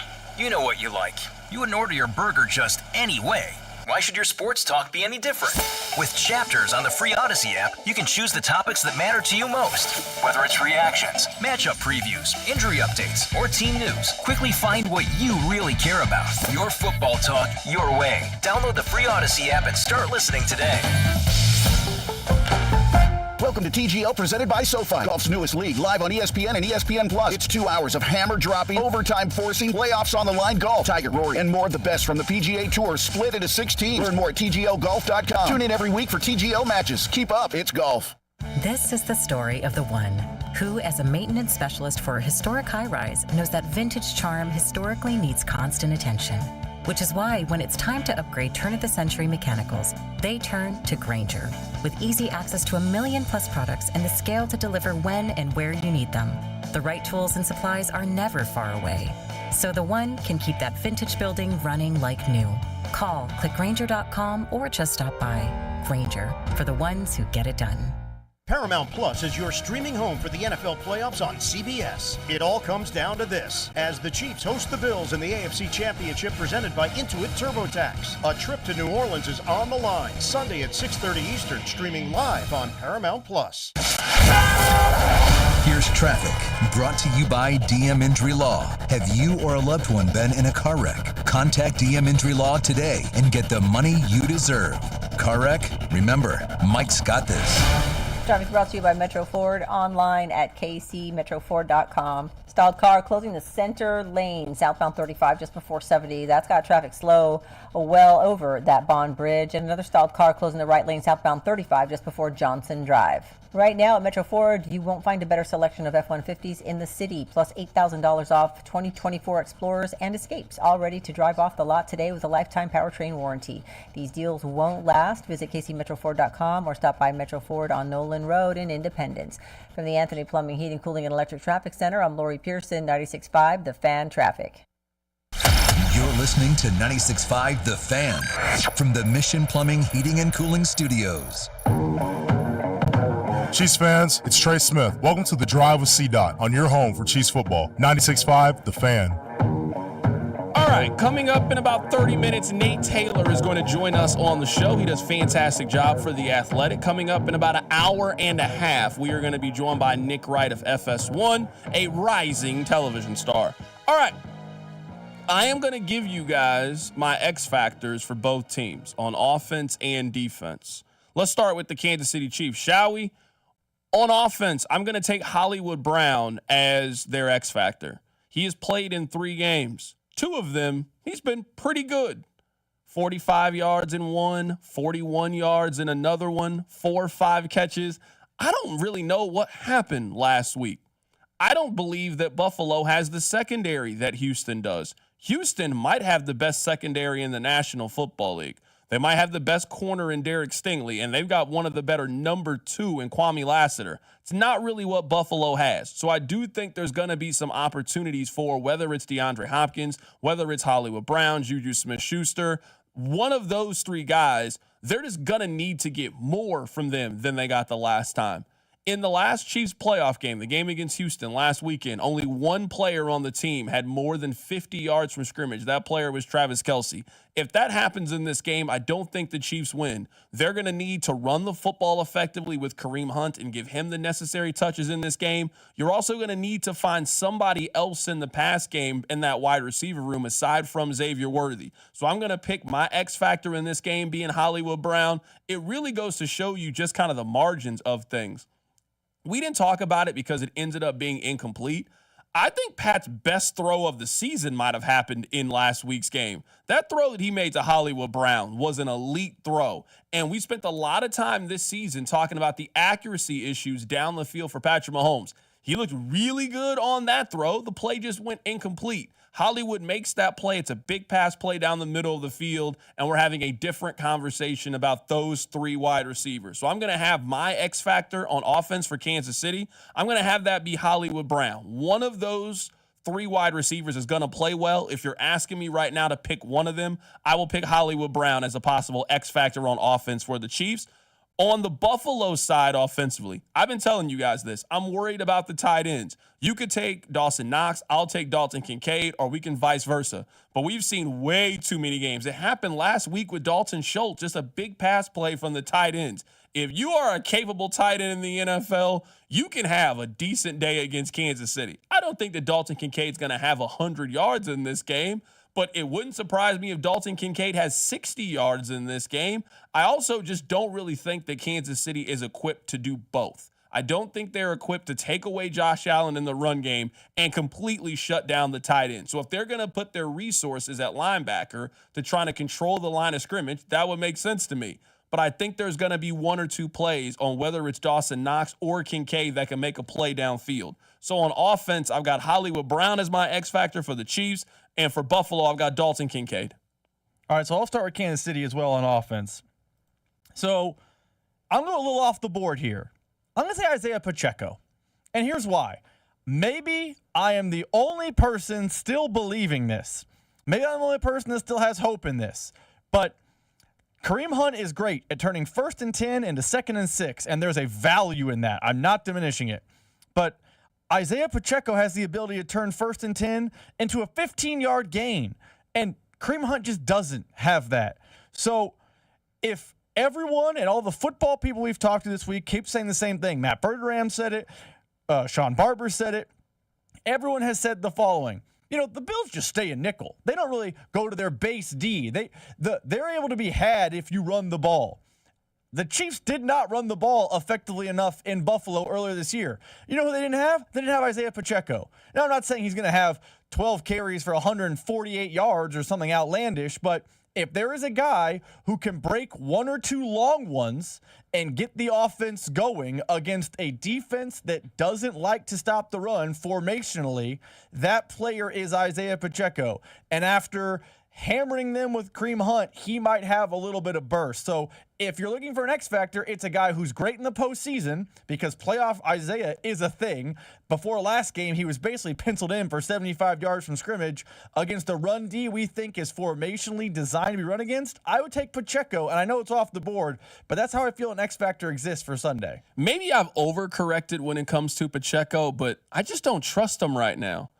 I mean, in each of the last 5 games, he has gotten fewer carries than the game before. 14, 13, 9, 6, and 5. We've also seen a decreasing yards, which would make sense because you are getting less carries. 55, 32, 26, 18. He had 5 carries for 18 yards last week.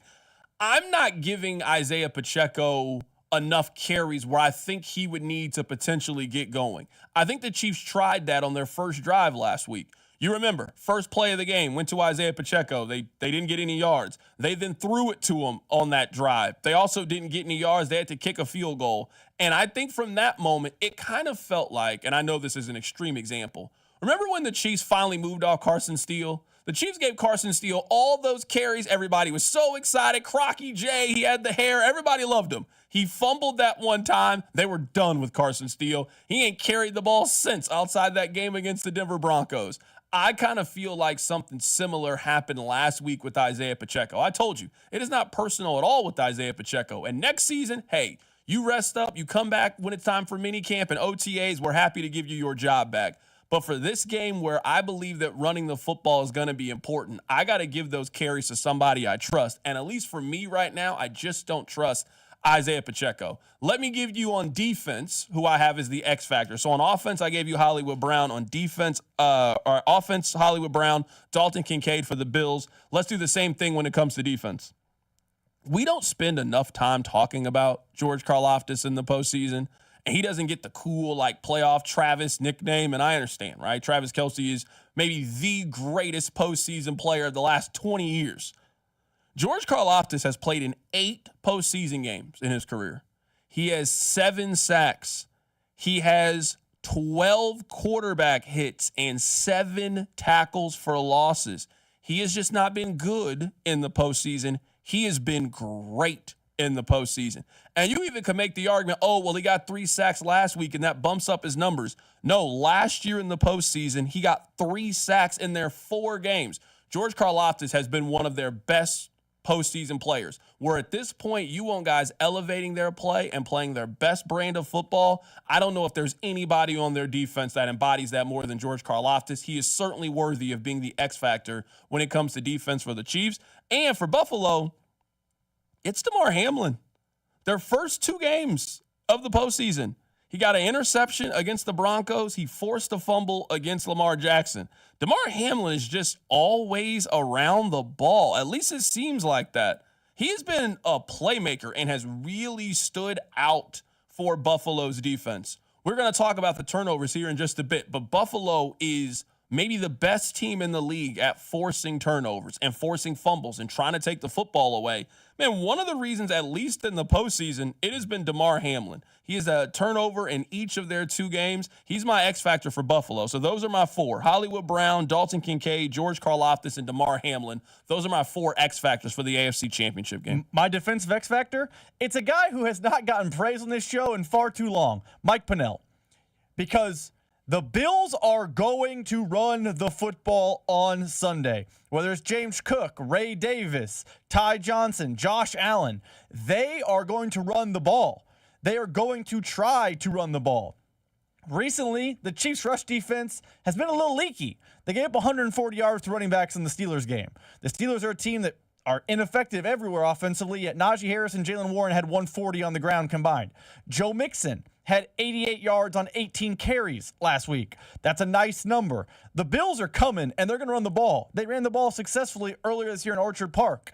It's obviously everyone that D-line. It's a team effort to stop the run game, but who is the guy for years Chiefs fans have said, that is the face, that is the front man, that is the lead singer of the band on how to stop the run game?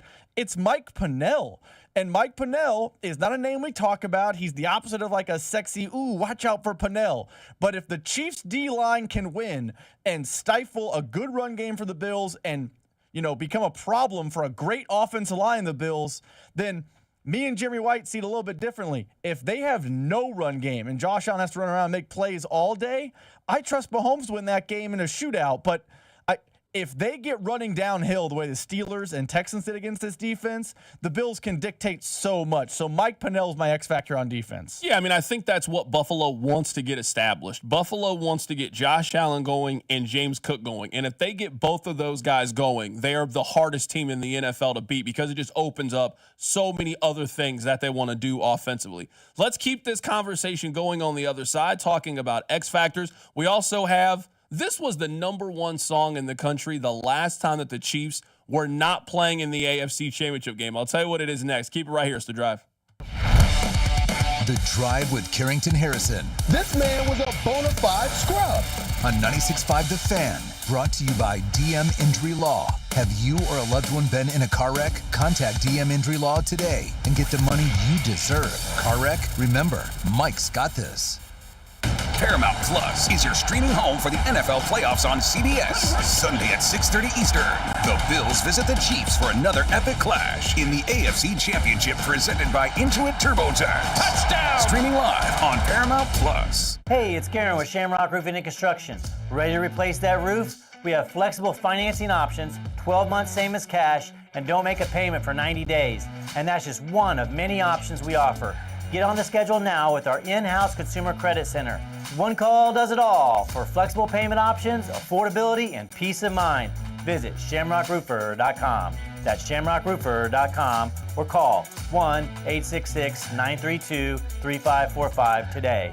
Now Taxes is using Credit Karma, where TurboTax Expert can do your taxes for you. They'll get your refund so you can do more with it right in Credit Karma. Now this is taxes. Intuit Credit Karma with TurboTax. See guarantee details at turbotax.com/guarantees. Experts only available with TurboTax Live. Playoffs? We're talking about playoffs? You bet we are. Get in on the action at DraftKings Sportsbook, an official sports betting partner of the NFL. Scoring touchdowns is key to winning in the playoffs, and you can score big by betting on them at DraftKings, the number one place to bet touchdowns. Ready to place your first bet? Try betting on something simple, like a player to score 6. Go to the DraftKings Sportsbook app and make your pick. New DraftKings customers can bet $5 to get $200 in bonus bets instantly. Download the DraftKings Sportsbook app and use code 965. That's code 965 for new customers to get $200 in bonus bets instantly when you bet just $5. Only on DraftKings Sportsbook. The crown is yours. Gambling problem? Call 1-800-GAMBLER. 21 and over. Kansas only. Eligibility restrictions apply. Bonus bets expire 168 hours after issuance. For additional terms and responsible gaming resources, see dkng.co/audio. On behalf of Boot Hill Casino and Resort. As the Chiefs go for a three-peat in the big game, Hy-Vee's making my life easier. Hy-Vee's my one-stop shop for all game day needs. From official Chiefs apparel to fan favorites, including wings, ready-to-bake pizza, and freshly prepared dips like spinach artichoke, street corn, and buffalo chicken dip. Hy-Vee has Chiefs-themed cookies and sheet cakes and cupcakes as well. Plus, don't forget the Hy-Vee Wine and Spirits department for all of your game day beverages. Elevate your home gate at Hy-Vee, the official grocery sponsor of the Kansas City Chiefs. I can't wait to watch the Chiefs go up and down the field and score a ton of points this year. And now I have even more reason to cheer on the Chiefs. I just head to Hy-Vee the day after any game and score savings at the pump with my Hy-Vee Perks card. Win or lose, I earn fuel saver discounts equal to the Chiefs score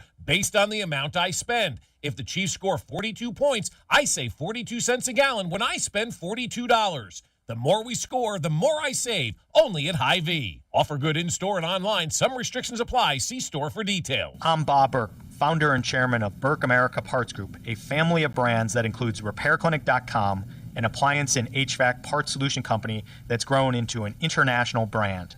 Before AmericanEagle.com, we partially launched a new technology platform developed by another firm. American Eagle helped take our technology to a whole new level with digital marketing, software development, and business insights into our key markets, appliances, HVAC, and outdoor power equipment, and did so both on time and on budget. AmericanEagle.com has the resources, experience, and talent needed to produce solutions. Our new technology platform, developed by AmericanEagle.com, has produced tremendous results with higher traffic, conversion, engagement, and online revenue. If you have any home repairs you need to take care of, check us out at RepairClinic.com. If you need a world-class website or technology project, then I would highly recommend AmericanEagle.com. Call AmericanEagle.com at 773-NETWORK. That's AmericanEagle.com, 773-NETWORK. Paramount Plus is your streaming home for the NFL playoffs on CBS. It all comes down to this as the Chiefs host the Bills in the AFC Championship presented by Intuit TurboTax. A trip to New Orleans is on the line Sunday at 6:30 Eastern, streaming live on Paramount Plus. This is a story of the one. As a maintenance specialist for university housing, he knows college students can major in wear and tear. Plus, housing so many students doesn't leave a lot of room to house all the supplies he needs. That's where Grainger comes in. With over 1 million industrial-grade products and fast, dependable delivery, Grainger carries the quality products he needs so he doesn't have to. From a new door hinge to a whole new faucet. Call, click Grainger.com, or just stop by. Grainger, for the ones who get it done. Paramount Plus is your streaming home for the NFL playoffs on CBS. It all comes down to this as the Chiefs host the Bills in the AFC Championship presented by Intuit TurboTax. A trip to New Orleans is on the line Sunday at 6:30 Eastern, streaming live on Paramount Plus. The technicians you can trust with your house keys. Anthony Plumbing, Heating, Cooling, and Electric. Championship week coverage of the Chiefs and Bills on 96.5 The Fan is brought to you by Bud Light, the official beer partner of your Kansas City Chiefs. Here's traffic, brought to you by DM Injury Law. Have you or a loved one been in a car wreck? Contact DM Injury Law today and get the money you deserve. Car wreck? Remember, Mike's got this. Got a stalled car stopping traffic. Southbound lanes of 71 right at Swope Parkway. Looking at some slowdowns as you come up on that. And brake lights southbound 35 from the 18th Street Expressway through Metcalf. Money back guarantees, parts and labor warranties mean you aren't just buying products, you're securing your investment. For a limited time, receive a free furnace when you purchase an AC. Schedule your complimentary proposal online at anthonyphc.com. From the Anthony Plumbing, Heating, Cooling, and Electric Traffic Center, I'm Lori Pearson, 96.5 The Fan Traffic. Welcome to your new home for Chiefs football. 96.5 The Fan. I want to continue the conversation that we were just having, Rob, where you had Isaiah Pacheco as your X factor. So I had for the Chiefs, I had Hollywood Brown and George Karlaftis, and you had Isaiah Pacheco. I looked this up during the commercial break because I was genuinely curious. Isaiah Pacheco had a 34-yard run against the Las Vegas Raiders when he came back. Black Friday, big run. I think we all were pretty hopeful about Isaiah Pacheco. Since that carry, Rob, he has had 51 carries that have gone for 158 yards. That is good for 3.09 yards per carry. I think where I am with Pacheco, it just might be a little bit different than you are. I think Isaiah Pacheco is a lot like Kareem Hunt, that you kind of need to give him the volume in order to get the most out of him. I don't know if Isaiah Pacheco is doing great if you're only going to give him 7 to 9 carries a game. We kind of saw that before. Hey, you kind of got to let Pacheco get 14, 16 carries, kind of get going, and eventually it's going to break through. I don't know if the usage is going to be there enough on Sunday to kind of allow him the opportunity to get going. So if that's not going to be there, I just kind of got to go with a little bit more of a sure thing. And that's why, at least for me, I've kind of transitioned a little bit more towards this team should start giving Kareem Hunt a bit more targets than they have. I do want to give you this stat because maybe this is something kind of like Dalton Kincaid and the tight ends. Maybe I've just created this like hypothetical ghost as boogeyman for me when it comes to Buffalo. There was a stat last week that the 4 losing teams outgained the winning teams, but turnover differential ended up being the difference. These 2 teams do not turn the ball over. Kansas City has not turned the ball over since week 12. There have been 280 turnovers in the National Football League since the Chiefs. 280. They have not had a turnover for 8 consecutive games. It is the longest streak ever in the Super Bowl era.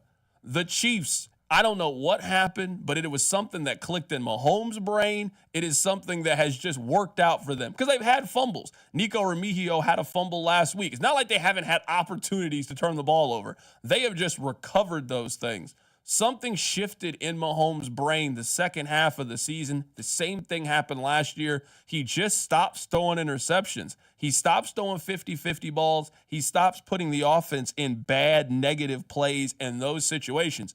Buffalo's kind of the same. This is what, the 3rd, 4th time they've played Buffalo in the postseason? Josh Allen has only turned the ball over 1 time in a postseason game against Kansas City. That's where I think that Josh Allen has changed the most. He was a turnover machine.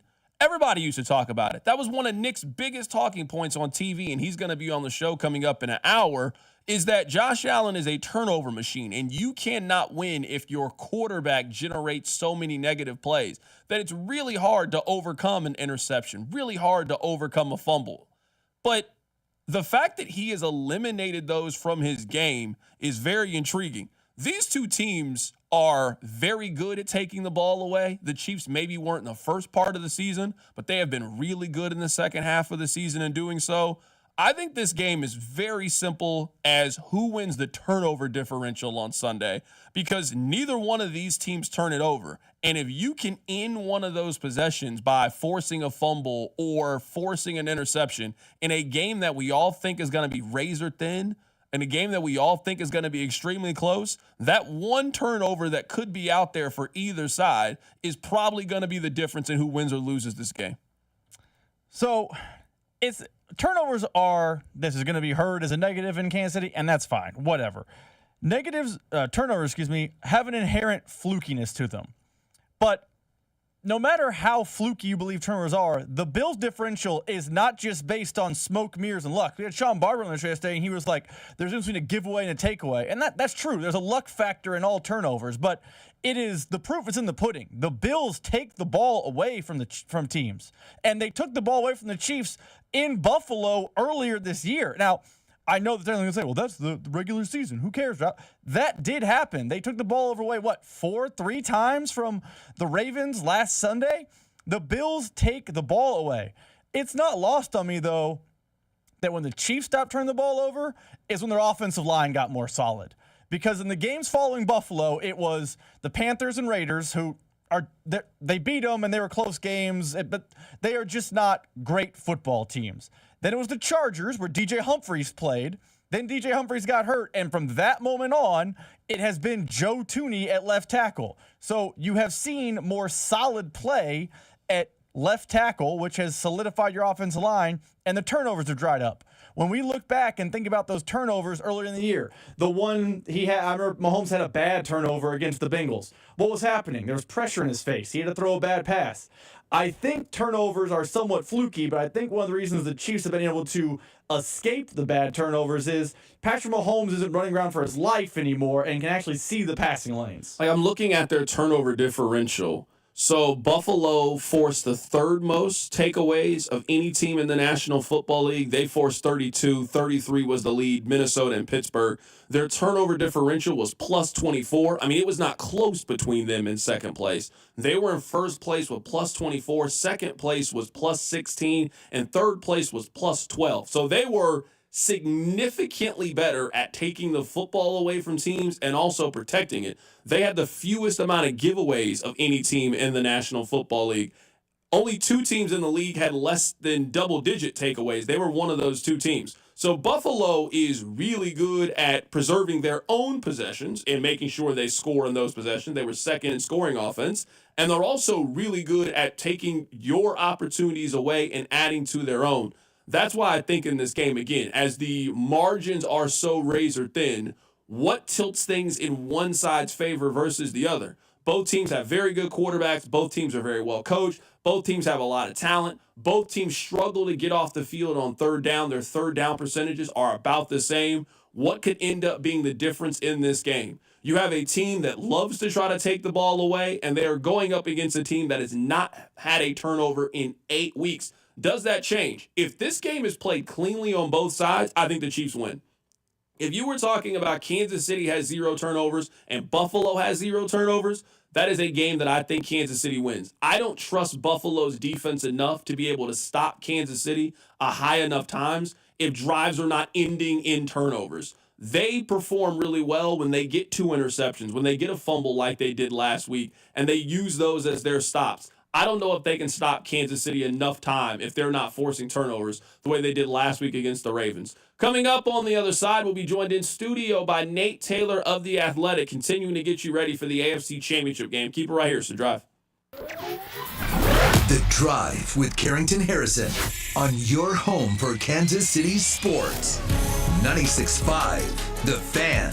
Brought to you by DM Injury Law. Have you or a loved one been in a car wreck? Contact DM Injury Law today and get the money you deserve. Car wreck? Remember, Mike's got this. Here's traffic, brought to you by DM Injury Law. Have you or a loved one been in a car wreck? Contact DM Injury Law today and get the money you deserve. Car wreck? Remember, Mike's got this.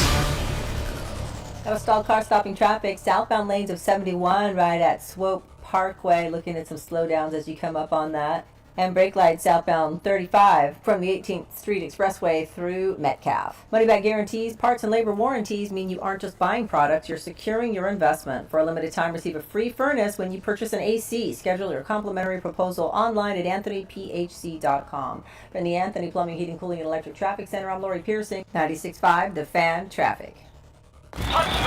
Chiefs coverage brought to you by Park & Go, the best deals on airport parking. Tackle your airport parking needs at Park & Go. Always the best service and always the best price at bookparkandgo.com. Open 24/7 and all spots are covered. Reserve your spot today at bookparkandgo.com. Park & Go, family owned and operated.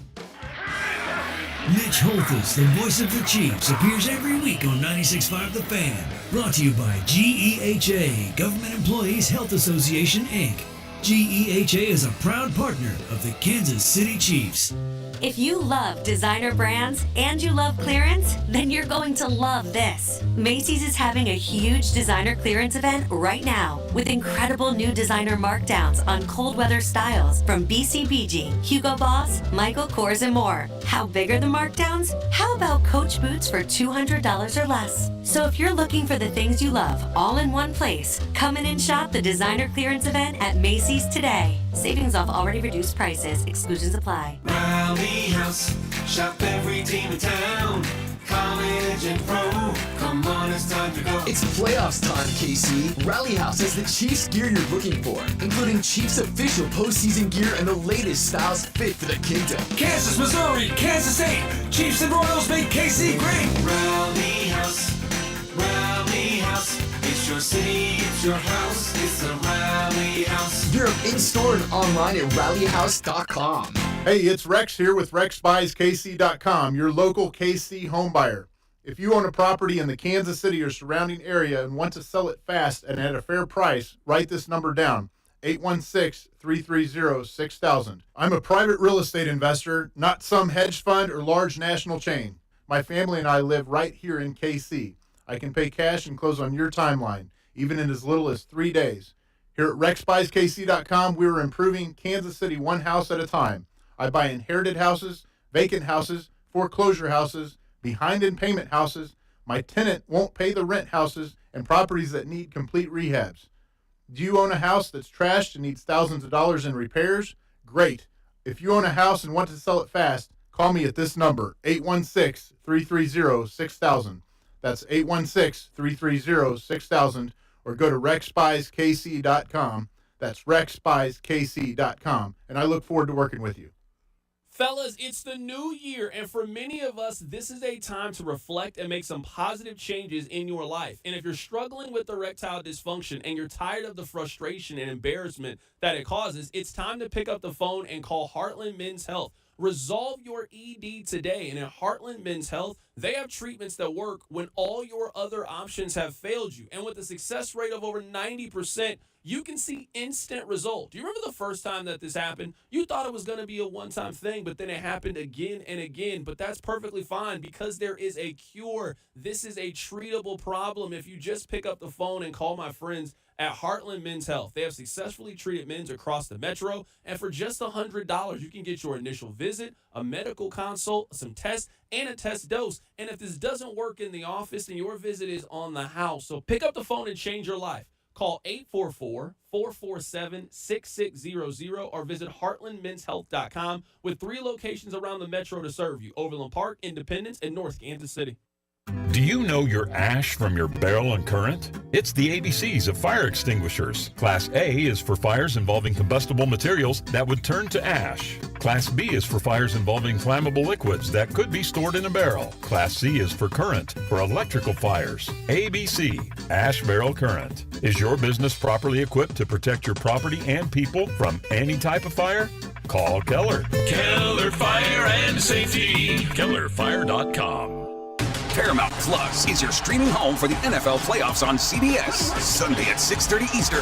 The Bills visit the Chiefs for another epic clash in the AFC Championship presented by Intuit TurboTax. Touchdown! Streaming live on Paramount Plus. Hi, this is Toby Tobin along with Jason Goodenkoff from Lewisburg Ford in Lewisburg, Kansas. Hi, Jason. Hello, Toby. Let's talk about the buying experience at Lewisburg Ford. It's the best anywhere. Just ask all our customers, Toby. It is hands down the best experience you can have buying a new car. We have the no-hassle Toby Tobin price that we've had for 35 years now. Nobody else can say that. We've been saving Kansas City thousands and thousands of dollars for a lot of years. I have been buying Ford cars and trucks from Lewisburg Ford for over 30 years, and I know personally this is the best place to buy a Ford car or truck.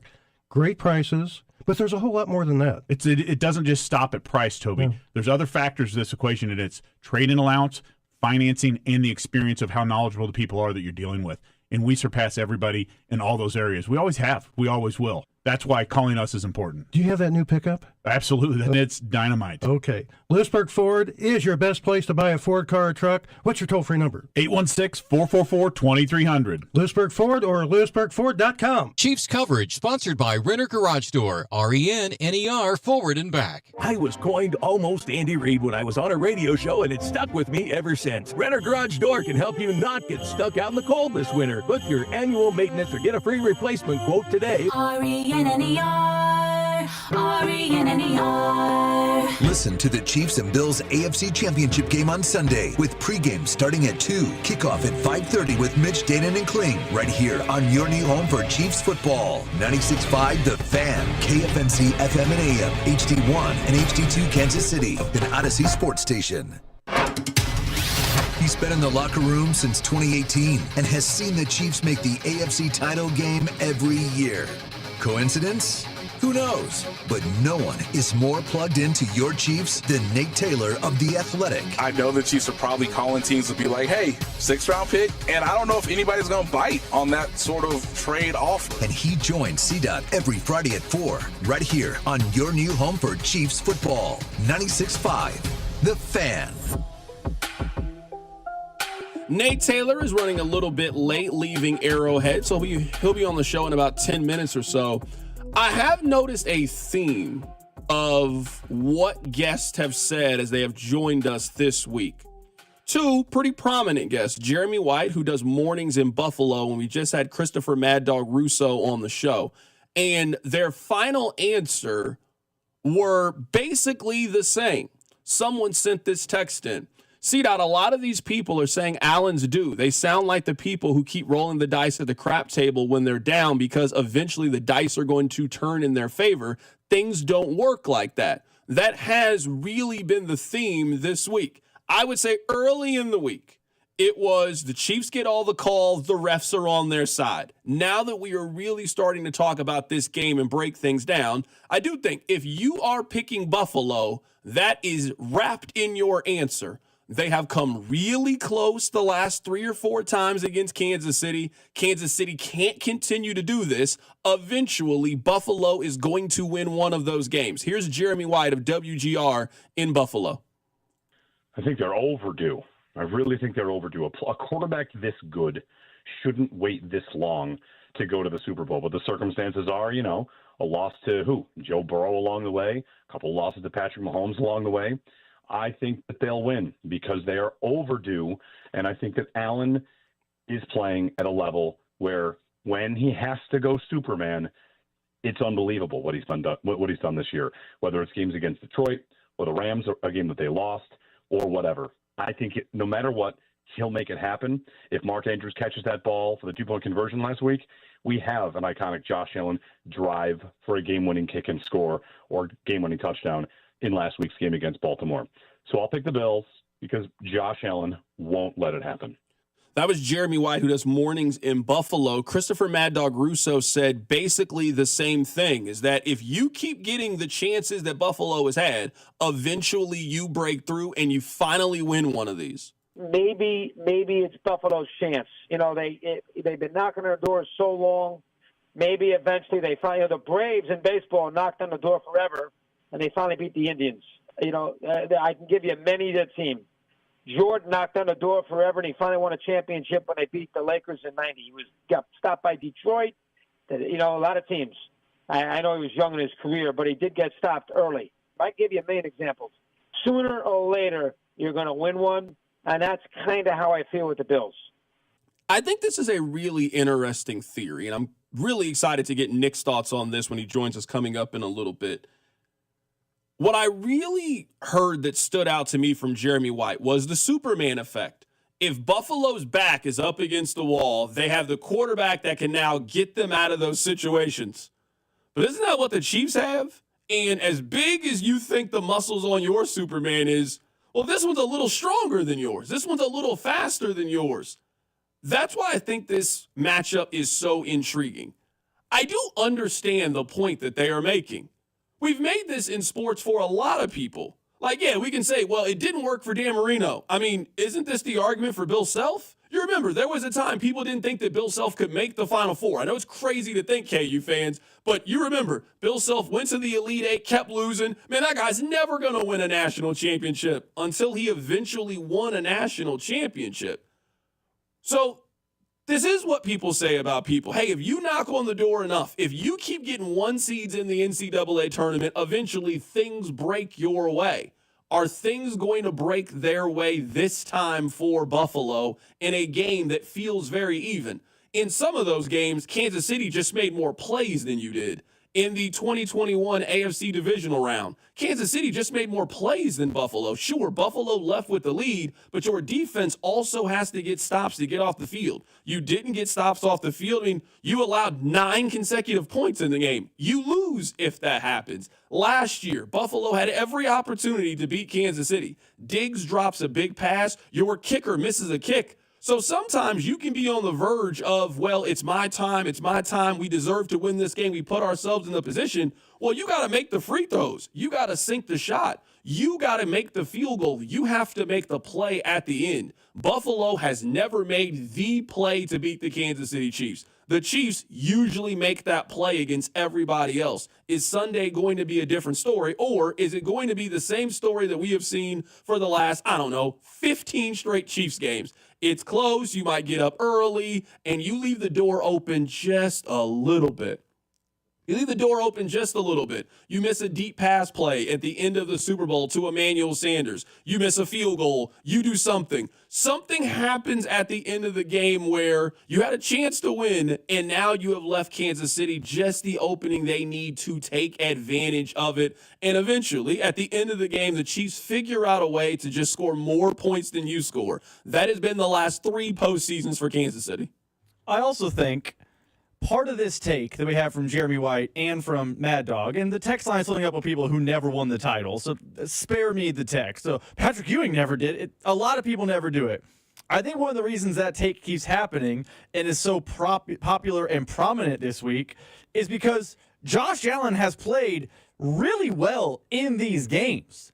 I mean, You could argue that Josh Allen gave his team every opportunity to win every single one of these matchups. The only time I think that Josh Allen didn't do enough to win was that COVID year AFC title game. That Chiefs team was stacked. Last year, he took his team down the field. Yeah, they came up short. They're going to have to kick a field goal on 4th down. It's a 30-something, low 40-something yard field goal. That's a pretty high percentage kick in the NFL. He got his team down the field. He got his team in position to win or at least tie the game. His kicker just missed. His kicker went Lynn Elliott. In the 13-second game, Josh Allen was incredible. It has disappeared to history. Much like Julio Jones' catch in that Super Bowl, the losers don't get to write the history books. But you know what? Josh Allen was awesome in that game.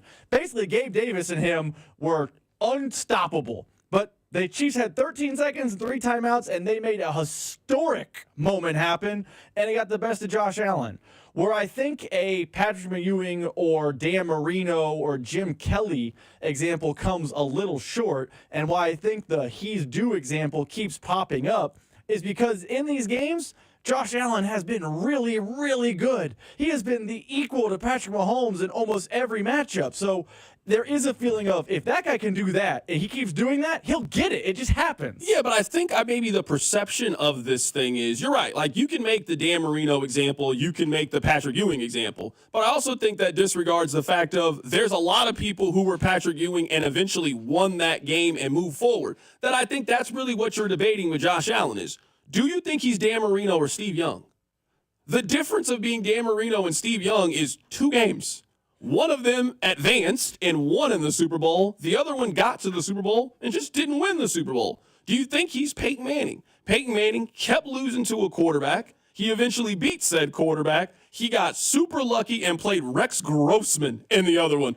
Hell, that could happen in this one. I like Jaden Daniels, but that's what happened. Peyton Manning kept losing to Tom Brady, Eventually, his reward on the other end was, you got to play Rex. Of course you're winning the Super Bowl that year. Or do you think he's Phillip Rivers? Phillip Rivers, you remember, had a lot of chances where the Chargers would go 14-2. They would have a chance late, and then they would do it. I think that's what we're trying to figure out in this story with Josh Allen. Patrick Mahomes' story, I don't want to say that it's completely written. Obviously, there's more time left, but there's nothing that can happen in the rest of Patrick Mahomes' career that would knock him out of the top 5 quarterbacks in the history of the league.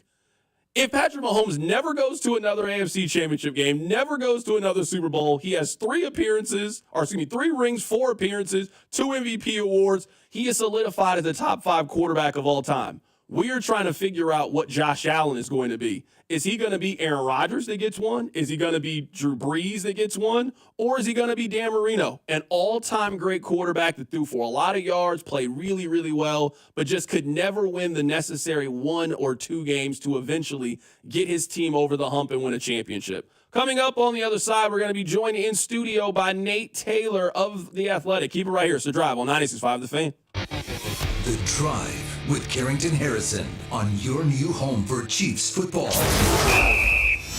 96.5 The Fan, brought to you by DM Injury Law. Have you or a loved one been in a car wreck? Contact DM Injury Law today and get the money you deserve.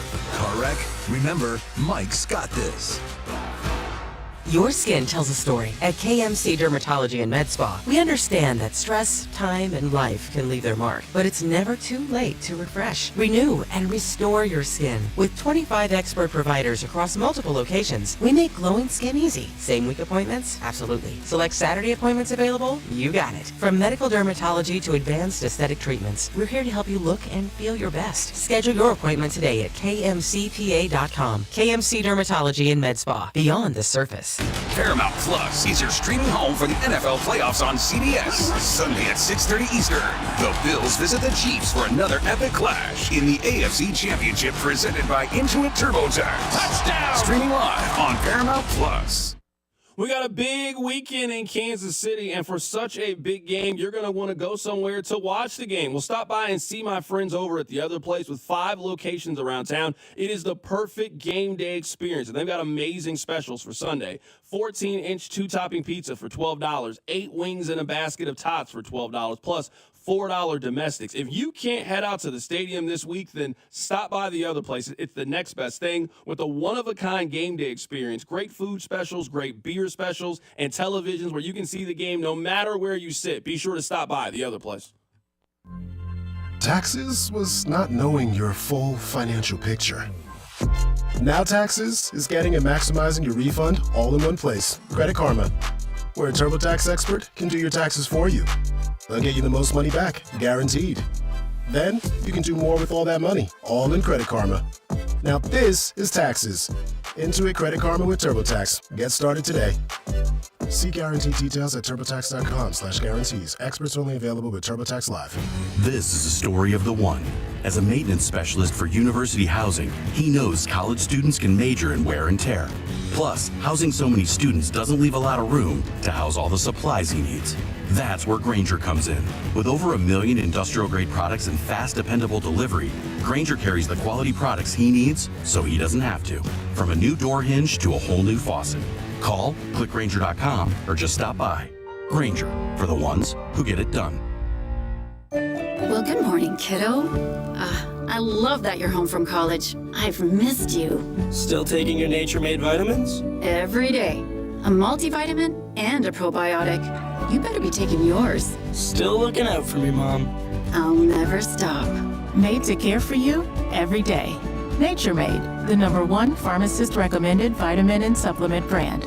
Find us in the vitamin aisle, based on a survey of pharmacists who recommend branded vitamins and supplements. It's the new year. Time to make a positive change in your life. I went to My Computer Career because I needed job security. Because I wanted a career in cybersecurity. I went to My Computer Career because IT jobs are everywhere. My old job was going nowhere. I went because I didn't want college loans for the rest of my life. Because I wanted a career for the rest of my life. Go to mycomputercareer.edu and take the free career evaluation today. Financial aid available for qualified students, including the GI Bill. 529 college savings plans accepted. Not available in Washington State. T-Mobile 5G home internet keeps getting better. Get our fastest connection loaded with benefits. Get T-Mobile's best home internet starting at $55 a month with auto pay and any voice line. Plus, Price Lock. We won't raise your rate on internet. Check availability at T-Mobile.com/home internet.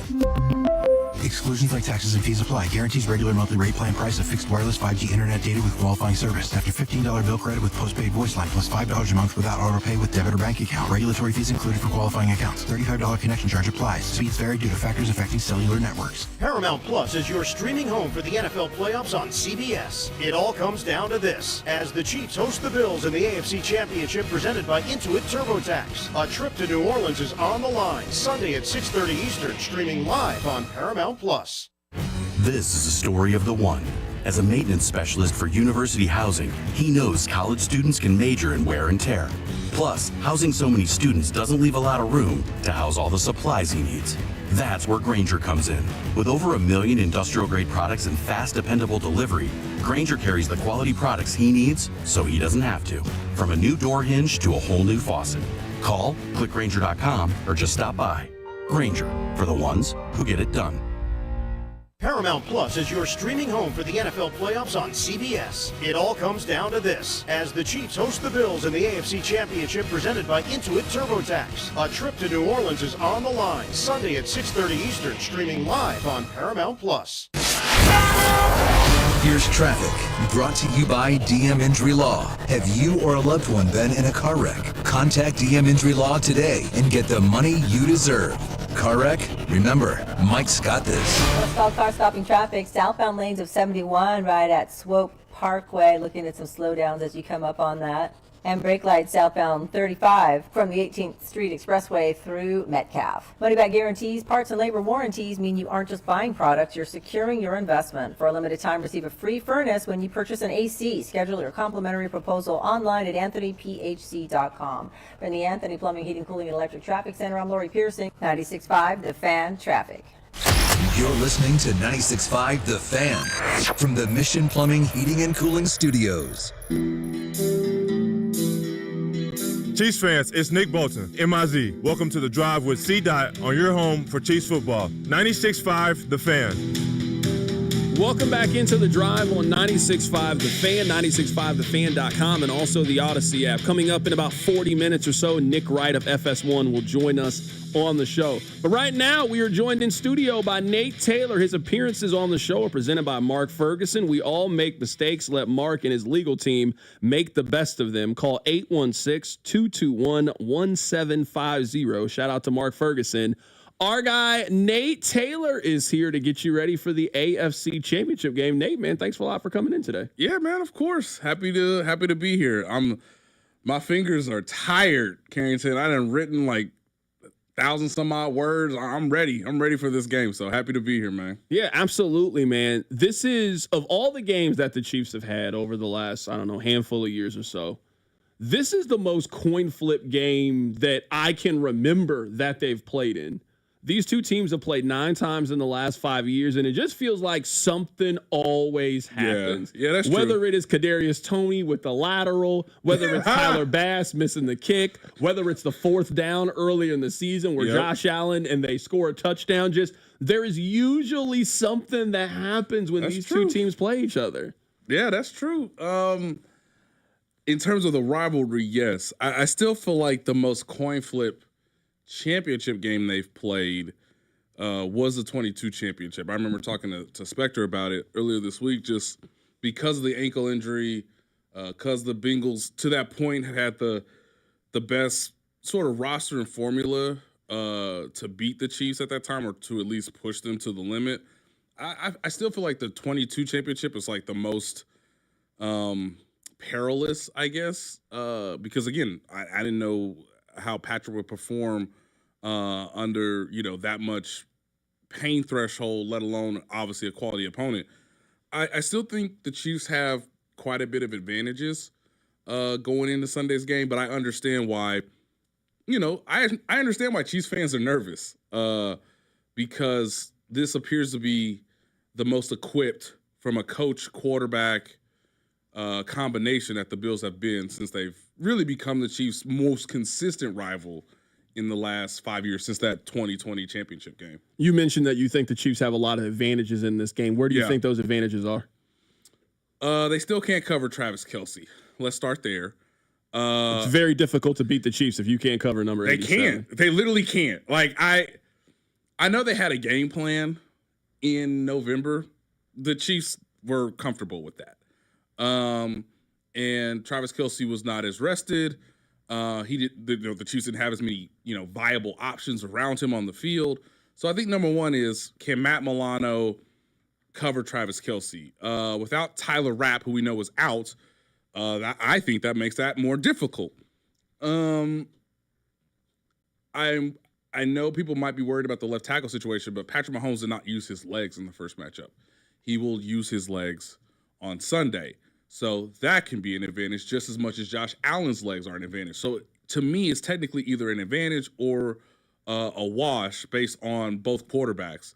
I think the Chiefs have more speed to work with down the field. Xavier Worthy, Hollywood Brown, who of course missed the first matchup, against a secondary that I have a lot of questions because I don't think they're as good of a secondary as the Bills have had in previous iterations of this rematch, or of this rivalry, I should say. Charles Omenihu having 3 legitimate pass rushers gives the Chiefs a better advantage than what they had in the first matchup. I still think the Chiefs have the better coach. The Chiefs have the better special teams. And in games of this magnitude, I would see Harrison Butker being the better, more accomplished player than Tyler Bass. In terms of kick and punt return opportunities, the Chiefs have been better than the Bills have this year. Cornerback situation. Jalen Watson, everybody understands that, like, now you can maybe, this is what I would do. I'm not sure if Steve Spagnuolo is going to do this, but with Jalen Watson being available, you can now have Trent McDuffie shadow Khalil Shakur, who is, I believe, Josh Allen's most reliable receiver. So if you can limit his ability to be effective because you have an all-pro cornerback who can work in the slot and in the perimeter with Shakur, okay, now it might open up things for the tight end, but those guys won't break as many tackles as what we saw Shakur do in November. So again, I think the Chiefs secondary is better than the Bills secondary right now. By the way, the team is healthier than the Bills. The team has more rest than the Bills. The Chiefs have probably a better idea than in November as to how to beat the Bills. So hopefully that's a lot. I think it is. Because as I've thought about this matchup throughout the week and as we've gotten to today, knowing the injury report, I think the Chiefs have pretty sizable advantages, even though we all understand that the Bills are a worthy contender. Where I'm picking the Chiefs to win this game is some of the differences that they have up front. This is a very different defensive line than the last time that these two teams played each other, where I would say that Buffalo was the only team to kind of push Kansas City around the first time that these two teams played each other. And I thought that the Josh Allen touchdown on 4th down was pretty symbolic. It's incredible. We're not going to kick a field goal here. Yep. We don't think you can stop our greatest weapon, which is running it downhill with our quarterback, and they score a touchdown on that play. I think they're much better equipped to stop that this time than they were the last time because of Charles Omenihu. Yes. I'm with you. I think this game is going to be very close. I'm picking the Chiefs to win this game 27-24. I think that Kansas City is a more physical team and a more well-rounded team than the last time that these two teams played each other. Yeah, I completely agree. And you have to remember, too, on that 4th and 2 play, again, they didn't, it was tough to, hear people, respond negatively. And I'm like, I understand, because you're a fan, and the team was undefeated. And yes, the 1 seed at that time was still technically up for grabs, but the Chiefs didn't have to do anything that they couldn't do now. The Bills had to win that game to keep the 1 seed at least in range, to keep themselves within distance of the Chiefs, so that maybe if things went a different way, maybe this game will be played up in Buffalo instead of at Arrowhead on Sunday. The Chiefs did not need to win that game. So 4th and 2, they don't play man coverage, which they normally do in those situations, and they don't spy Josh Allen, which I have to believe on Sunday, whether it's a critical down such as that one or maybe early in the game just to show a new wrinkle, you should use whoever you want, whether it's Justin Reed, Leo Chenal probably is the most ideal guy to rush or to be the spy, I guess, on Josh Allen. And of course you could even use someone like Jaden Hicks in terms of size. Hey, he's your most young, sizable defensive back in your secondary. He don't know no better. Just go chase 17 around. So they have options, and they refused to do that in the first matchup. And because Jalen Watson, we believe, is going to play more than Najee Johnson, there won't be an absolute exploitable weakness that the Bills could just sort of hit time after time after time to take some pressure off Josh Allen. Now, if you have Charles Omenihu and you have better coverage in the secondary, it's going to force the quarterback into more difficult situations, and we'll see if Josh Allen can pass the test. But I have to agree that 4th and 2 play is incredible, but I think Josh is going to have to do something similarly but different if put in that same situation on Sunday. Where do you think Buffalo has advantages in this game? Because one point that I've been making is I'm a little bit worried about Dalton Kincaid just because for whatever reason, I feel like at least once or twice a game, the tight end for the other team is just completely wide open. I'm trying to figure out, why are you guys not covering Cade Otton? Why are you guys not covering Isaiah Likely? What is going on here? And Buffalo is the best team in the NFL at taking the ball away, but also keeping the ball for themselves. They forced 33 turnovers this year. They only turned the ball over 8 times themselves. Wild. You used to be able to say against Buffalo, just sit back enough and Josh Allen will make one play and you can take advantage of that. He's going to throw you one, he's going to fumble one, and you're going to be able to take advantage of that. Right. That is not what Buffalo is this season. Their offense is a little bit more well-rounded. Their quarterback is playing safer, sounder football. Those are some things that worry me about Buffalo going into this game. What worries you? What worries me is James Cook. Because in the first matchup, which I think people need to be reminded of, in the first matchup, they handed the ball to James Cook 9 times and he only got 20 yards. That's a success. Now, he did score a touchdown in the game in red zone area, so you have to be mindful of that. But again, on 8 of his carries, he didn't do much. Now you go to the postseason and James Cook looks amazing. They have one of the more dominant offensive lines. They've used a 6 offensive lineman to come onto the field to create more gaps, to create more, math in their favor in terms of their blocking scheme. So again, I think it's an advantage. Not to say I don't trust Mike Pennell or Tershawn Wharton or Chris Jones, obviously, in the interior. But that's where the Bills have been most dynamic outside of Josh Allen, which is, hey, we just hand the ball off to James Cook, who's really fast, has good vision. We got a really good offensive line, and we can move people when we decide that's what we want to do. I think the other advantage that you have to be mindful of is when it comes to the Chiefs having the ball, the Bills are wise enough to know now we're not going to blitz this man. Never, ever, ever, ever, ever, ever. Maybe we double team Travis Kelce, right? Maybe we keep 4 eyes on this man at all times, but we're not going to blitz Travis. We're not going to blitz him. We're not going to blitz Patrick Mahomes because the 49-yard reception that Kelce had is the Texans doing one of the dumbest things you could do in the middle of the field. Hey, let's blitz one of our safeties. No, like he's wide open because the linebacker doesn't keep track of him and there's no safety behind him because you blitzed Eric Murray.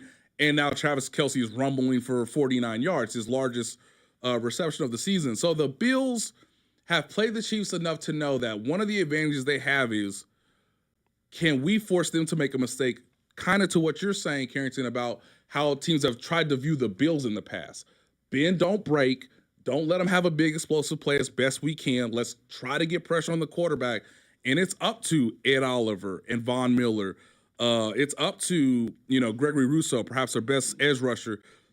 Hey, it's the 4 of y'all. Y'all getting pressure on the quarterback. We not blitzing this dude because we understand that once they have an advantage in the secondary, they usually, make you pay. And at least, in the first matchup, Patrick didn't have a great highlight because they chose not to blitz. So whenever they're in the middle of the field, I would advise Sean McDermott, very good coach, known for his defense, don't blitz Patrick Mahomes. You stop doing that, you might have to be okay with 15, 14-play drives. And again, you might hope that one of those plays is either a negative play or a turnover. That worries me, unlike DeMeco Ryans, who was just like, no, I'll just play the Chiefs like I play everybody. And I'm like, you can't do that. Not in postseason play, because the moment you blitz Mahomes, he usually burns you. And that's the reason why the Chiefs never trailed in Saturday's game against the Texans. I think the Bills are smarter and will play more sound defense. Right now, we're joined in studio by Nate Taylor of The Athletic, getting you ready for the AFC Championship game. I remember I asked you this question, I think it was like 2 months ago. I said if there were 20 carries to divvy out, how many of those carries would you give to Kareem Hunt? How many of those carries would you give to Isaiah Pacheco? Yep. I have flipped. I've had a change of heart. If there are 20 carries to divvy out in these games, they should give 15 of them to Kareem Hunt. Agree. I can't explain it what's happening with Isaiah Pacheco. I think it's all injury related. Yeah. He's not the same player that he was in week 2. He's not the same player that he was last postseason. He has 1 rush over 10 yards since coming back from injury. I looked this up. Since he had that 34-yard run against the Raiders. Right. On Black Friday. Yep. He has 51 carries for 158 yards since that carry. He has not scored a touchdown since that carry. He is not explosive right now. And in a game like this that we think is razor thin, I'm not wasting touches. I'm not wasting opportunities. You can't. They tried to give him the ball and get him going early on in that offense. They gave him the ball on first down to start the game. They got 0 yards. And then they gave it to him on third down, a little swing pass out of the backfield. It didn't work. And they started the shift, I think, right there at that point. I'm not saying he doesn't get any touches in this game. I don't think that Isaiah Pacheco is going to be very involved in their game plan, though, on Sunday. Yeah, he needs to be the changeup to Kareem Hunt. It's really unfortunate because Isaiah Pacheco was one of the biggest heroes in last season's postseason run. I agree with you that because of the injury, he's not gotten in rhythm. By the way, the offensive line has changed too, right? So they've made the change at left tackle. With Joe Tooney, Mike Caliendo is now the left guard. So that's a different blocking, group. They are much more comfortable with Kareem Hunt. There's clips on the internet, I'm sure you've seen them, Carrington, where Kareem Hunt right now has better vision, better patience in the hole. He doesn't have the same burst, but he's not getting negative yards. He's not getting, touched for 0 yards, for no gain in essence. It kind of feels like Isaiah Pacheco has turned into Clyde Edwards-Helaire. You remember there was a time there with Clyde Edwards-Helaire where there was just no pop. Where if you had 1st and 10, he was going to get you 4 yards. He wasn't going to get you 8 yards or 9 yards. And the reason you like Pacheco was that burst, the fact that he could make a guy miss and just get everybody fired up with his run style. He's just not playing like that right now for Kansas City, where it's not that I think Kareem has been great by any means. He's been consistent and reliable. If you give him 15 carries in this game, he's going to get 61 yards in the game. He ain't going to rush for 100 yards in this game. He's not going to have some 40-yard rush. You give him 15 carries, he's going to get you 61 yards. If you got a 3rd and 2, you feel like he is going to convert that and turn it into a 1st and 10. That's all I think you need this run game to be. You need it to be consistent and reliable. Now, in the first matchup, it was Wanye Morris. I just looked this up. It was Wanye Morris at left tackle. So Joe Thuney was still at left guard. So that'll be one difference. The key difference for the Buffalo Bills is, again, no Tyler Rapp, arguably their best safety. But they will have Matt Milano, the much-praised linebacker, who, again, has never, ever covered Travis Kelce in a postseason game when it mattered. He hurt half the time. He's hurt half the time. Matt Milano is such a good player, but I think his reputation kind of overexceeds his actual production. In the first matchup, Kareem Hunt had 14 carries. Now, again, the game script was different. Chiefs never had the lead. Or they had the lead maybe like right before halftime. I can't remember. But obviously they didn't like dominate the game from start to finish. 14 carries, 60 yards. So that's, to your point, Carrington, like maybe you should give him 15, 18. Hell, if you have the lead, 21 carries on Sunday. Also, we are now in the point where, hey, we all assumed on Saturday y'all was going to beat the Texans, okay? Now, whether you want to attribute that to the refs or not, guys, the Texans were never beating that team, okay? Now we're in the there's no tomorrow, the true there's no tomorrow part of the season. So if we all believe, hey, there's no tomorrow, got to win on Sunday, go to the Super Bowl, Kareem, there's no off season. It's today. Like if Kareem gets into a rhythm, you got to ride him to the absolute max, till the wheels fall off. Same goes for Travis Kelce, same goes for DeAndre Hopkins. Anybody of age that is effective, that you find a weakness in the Bills defense, you got to use those guys. And it's unfortunate that the injury has clearly had an effect on Isaiah Pacheco, but I do think he still gets a lot of credit for coming back as soon as possible and at least being an option if something were to happen with Kareem Hunt between now and when he returned. Well, we have commended Isaiah Pacheco. He has done the best he can. There is no tomorrow after Sunday. So if Kareem Hunt's getting you 4.3 yards a pop, which is what he did against Buffalo, ride him for 20 carries.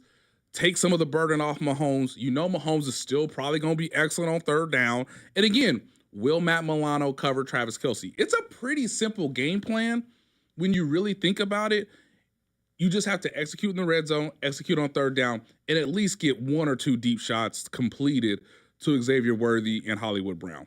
Right now, we're talking to our guy, Nate Taylor. What happened with the other receivers in the Texans game? Because I was thinking, man, D-Hop is rested up now. He got 3 weeks off. He's been in this offense now for 10 weeks. Like, D-Hop's about to go out there and cook and feast against the Houston Texans. It's former team, too, so he should be motivated. He had 1 target. Yeah. He didn't have a catch in the game. Yeah. Hollywood Brown, I'm thinking, hey, all right, this is going to be good for Hollywood. Juju, I don't know what to expect from Juju. Out of those 3 receivers, Juju, Hollywood, and DeAndre Hopkins, if I tell you right now that I have already seen the game, somebody's handed me the script, and I tell you that one of those receivers has 55 yards receiving on Sunday, who do you think it is? DeAndre Hopkins. Again, I think much of the Hollywood Brown experience is either based on RPO action, which the Chiefs didn't really show in the first matchup against the Bills, so maybe you could see that, or the deep shots that I just mentioned. It's possible that Juju Smith-Schuster could be one of the bigger surprises of Sunday's game, but I think he's there more for blocking, more because he understands the offense. He will be available for a 7-yard check down if no one else is open. So he might get 3 receptions for 27 yards. I think DeAndre Hopkins has shown that he's the most accomplished player out of that group. Now, he is the oldest, but I mean, I'm picking DeAndre Hopkins every time he lines up against Rasul Douglas. I'm sorry. Like, Rasul Douglas, by the way, ladies and gentlemen, the Buffalo Bills might go to the Super Bowl, and this is a reflection of coaching and Josh Allen. They might go to the Super Bowl with not in his prime Rasul Douglas, not in his prime Von Miller, not in his prime Ed Oliver, not in his prime Matt Milano. Like, the defense is fine, but they're not great, okay? So And by the way, Christian Brentford, who's one of their better cornerbacks, he's a little banged up. Terrion Johnson, perhaps he is their best cornerback, I should say that. Terrion Johnson, their best cornerback, plays mostly in the nickel. He's banged up. So those two guys aren't fully healthy for this game the way your team is. I just see hey, the Chiefs scored 21 points in the first matchup. They should score more than 21 points. And every time I see Rasul Douglas across from DeAndre Hopkins in what appears to be man-to-man coverage, I would be comfortable throwing the ball DeAndre Hopkins' way. Because, again, you trust his hands. He's been in the playoffs before. He's actually been on the field longer with Patrick Mahomes than Hollywood Brown. So he would be my guess as of right now, just because I know the Chiefs, from a coaching staff standpoint, realized, we do need to give him a little bit more touches to get him, into the flow of the game. And again, not put all the burden on Travis Kelce even if Matt Milano can't cover him one-on-one. All right, coming up on the other side, I want to get your X factors for the game. I'll give you mine for this game and just kind of see where they line up. I want to get your keys to a Chiefs win, also to a Bills win. I also want to go through, there's a handful of guys who could be playing in their final home game at Arrowhead. I'm curious who you think it is and who you think could be potentially coming back next year. We got Nate Taylor in studio. Keep it right here. It's The Drive on 96.5 The Fan. The Drive with Carrington Harrison on your new home for Royals baseball. 96.5 The Fan. Brought to you by DM Injury Law. Have you or a loved one been in a car wreck? Contact DM Injury Law today and get the money you deserve. Car wreck? Remember, Mike's got this. With us is Dr. Jason Anist of KCUC, and we're talking about men's health. I just saw blood in my urine. Should I be concerned? Yes, that is definitely something you should take seriously. Blood in the urine is a common symptom of bladder cancer. It's not unusual for blood in the urine to happen only once, but that doesn't mean you're in the clear. There can still be a problem lurking. 1 out of 30 men will get bladder cancer at some point in their life. You really should talk with your doctor, preferably a urologist. Is bladder cancer treatable? Bladder cancer is very treatable as long as we catch it early. And what are some of the options? Treatment usually starts with a same-day procedure at the hospital and then may continue with additional treatments in the office. Are there risk factors that make me more prone to bladder cancer? Anyone who has smoked in the past is going to have a higher risk. And in fact, about 2/3 of men who get bladder cancer have smoked. It's not always the case. 1/3 of people have never smoked in their life. See the experts at Kansas City Urology Care. At KCUC, you see the best in KC. To make an appointment, visit kcuc.com. Real stories with Hellsberg. After we met and we started dating, Nancy and I lived 150 miles apart, and I would drive my old jalopy car, and it was roughly a 3-hour distance. It took 3 years I drove across that state back and forth dating her every weekend. Persistence. And I would have never stopped. I had a lot of energy back then, 36 years ago. At Hellsberg, find the engagement ring worthy of your story. Designed with the love, care, and craft it deserves. Visit a Hellsberg store or hellsberg.com. It's a Red Friday on 96.5 The Fan, and the other place is your sports watching headquarters this fall. Now with 5 great area locations: Shawnee, Olathe, downtown Overland Park, Mission, and Belton. Enjoy Red Friday specials all day. Brew Brothers at Harris, Kansas City, now open. Dine on mouth-watering appetizers, then feast on one of our 6 American Wagyu burgers, including the Bacon Jam Burger and Blazing Burger. Wash it down with your favorite ice-cold beverage, all while watching the game on one of our 45 TVs. Dine in or carry out. Brew Brothers at Harris, Kansas City always hits the spot. Brew Brothers and Brew Brothers Express are now open for breakfast, lunch, and dinner. 21 or older to gamble. Know when to stop before you start. Gambling problem? Call 1-888-BETS-OFF. Paramount Plus is your streaming home for the NFL playoffs on CBS. Sunday at 6:30 Eastern. The Bills visit the Chiefs for another epic clash in the AFC Championship presented by Intuit TurboTax. Touchdown! Streaming live on Paramount Plus. MD Anderson Cancer Center is again ranked #1 in the nation for cancer care by U.S. News & World Report's Best Hospitals rankings. Our physicians treat more types of cancers in a day than many see in their whole career. This unmatched depth of expertise, combined with our groundbreaking discoveries, gives our patients access to the most innovative treatment options. Learn more at mdanderson.org. Why pay more for prescriptions? Stop overpaying and start saving with SingleCare. It's easy. Find your prescription on singlecare.com, show the coupon at the pharmacy, and start saving. Single Care works at pharmacies nationwide and is completely free to use, whether you have insurance or not. So the next time you fill a prescription, check Single Care to make sure you're getting the best price. Take control of your prescription costs. Go to singlecare.com or download the free app today. What's better than one win? 3 wins. With Straight Savings, you keep your own phone, get one line for only $25 a month with real unlimited data, and get rewarded with a $200 phone credit after 12 months. It's a win-win-win. Head to Walmart or visit straighttalk.com today. Switch to Straight Talk. Less dollars, more sense. Straight Savings Plan enrollment requires compatible unlocked device and new line of service. Bonus device credit requires 12 months of active service. Offer ends if eligibility requirements are no longer met. Taxes and fees apply. For network management practices, see Straight Talk's terms and conditions. Welcome to TGL, presented by SoFi, golf's newest league, live on ESPN and ESPN Plus. It's 2 hours of hammer dropping, overtime forcing, playoffs on the line golf, Tiger, Rory, and more of the best from the PGA Tour, split into 6 teams. Learn more at TGLGolf.com. Tune in every week for TGL matches. Keep up, it's golf. This is the story of the one who, as a maintenance specialist for a historic high-rise, knows that vintage charm historically needs constant attention. Which is why, when it's time to upgrade turn-of-the-century mechanicals, they turn to Grainger. With easy access to 1 million+ products and the scale to deliver when and where you need them, the right tools and supplies are never far away. So the one can keep that vintage building running like new. Call, click Grainger.com, or just stop by. Grainger, for the ones who get it done. Paramount Plus is your streaming home for the NFL playoffs on CBS. It all comes down to this, as the Chiefs host the Bills in the AFC Championship presented by Intuit TurboTax. A trip to New Orleans is on the line, Sunday at 6:30 Eastern, streaming live on Paramount Plus. Chiefs coverage is brought to you by Shamrock Roofing and Construction. ShamrockRoofer.com. Hey folks, it's Karen from Shamrock Roofing and Construction. Thank you for making Shamrock Roofing one of the top 30 roofing companies in the nation. We're family owned and ready to help you with your roof today. Inspect, repair, replace. One call does it all at Shamrock Roofing. Visit shamrockroofer.com. Championship week coverage of the Chiefs and Bills on 96.5 The Fan is brought to you by Bud Light, the official beer partner of your Kansas City Chiefs. Here's traffic, brought to you by DM Injury Law. Have you or a loved one been in a car wreck? Contact DM Injury Law today and get the money you deserve. Car wreck? Remember, Mike's got this.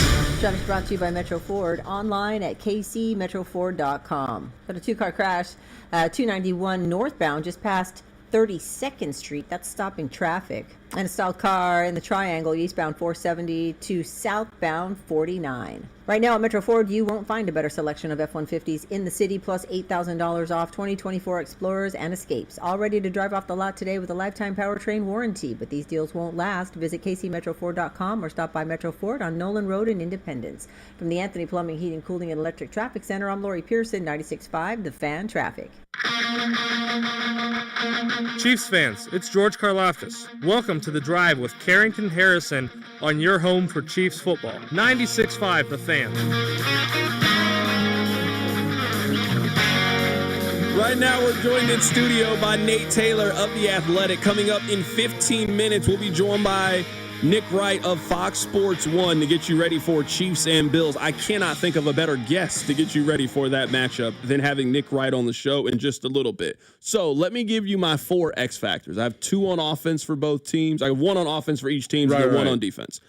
On offense, it's Hollywood Brown. What you just said about DeAndre Hopkins is how I feel about Hollywood Brown. Okay. One of those 3 receivers is going to make a play in this game. Right. Hollywood almost had the play against Houston. It was a perfectly thrown ball. Great pass. And just, you dropped it. Football happened on that play. Right. Hollywood, I think, is going to get another opportunity like that. I told you about my worry about Dalton Kincaid just being a tight end. He just seems like he's going to have that 25-yard catch in the middle of the field to help flip the field. I got Dalton Kincaid as my X factor for the Bills. On defense for Kansas City, George Karlaftis. I get it, the lure of playoff Travis Kelce.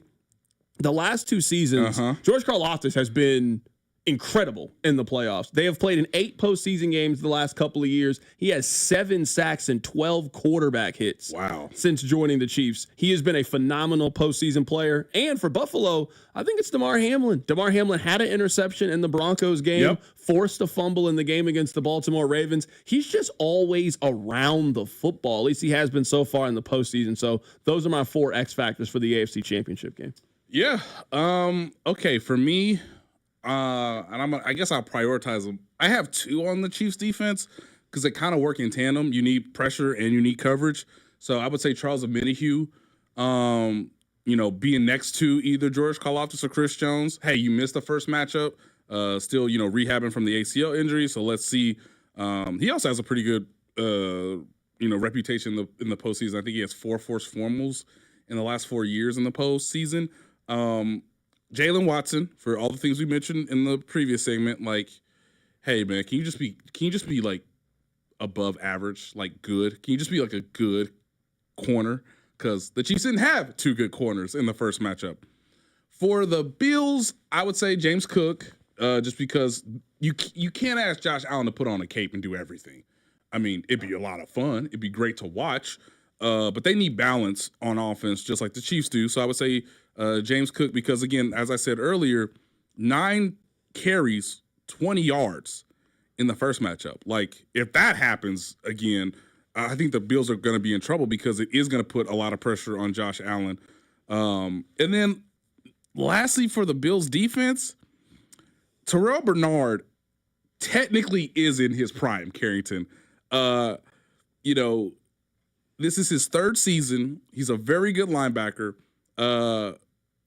He was excellent against Travis Kelce. So I would tell Sean McDermott, Terrell Bernard probably needs to be on Travis Kelce, not Matt Milano, even though that's what you've done in the past. Bernard had 8 tackles. He was everywhere in the first matchup. 1 quarterback hit, 1 sack, 1 interception, and 8 tackles, led the team in tackles. So, again, he was everywhere in the middle of the field. He played a very good game. Let's see if he can replicate that, in the postseason when the games matter because,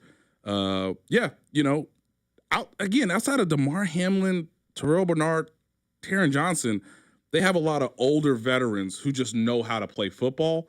But I still think there's a speed factor that the Chiefs can use to their advantage, which means you got to be great up front in the middle, and that usually comes down to Ed Oliver in the middle, Terrell Bernard, and we'll see what Matt Milano has. After being limited earlier in the practice week, at least he was full today, but he's always he's not as healthy as I think the Bills would want at this time of the year. Do you think this is Nick Bolton's last game in the home uniform at Arrowhead? Probably. How about Trey Smith? This is where it gets really, really interesting. If the Chiefs three-peat, I think there's a chance he could potentially come back. If the Chiefs lose on Sunday, he has a chance to be the highest paid guard in football. And that is going to be hard to turn down because I don't know if the Chiefs will be willing to match. But, if they get to the Super Bowl for a 3rd straight time and Trey is a part of an offensive line that helps a team win 3 straight Super Bowls, you might want to find a happy medium. The same way that occurred last year. And the reason I bring this up is the same way it mattered last year with an older player, of course, but with Chris Jones. They remade his deal last year just to, hey, can you just get on the field? He had all those incentives. He hit about half of them, I think, if my memory's correct. But he was going to be the biggest free agent on defense last year, regardless of how the Chiefs season ended. They ended up being back-to-back champs.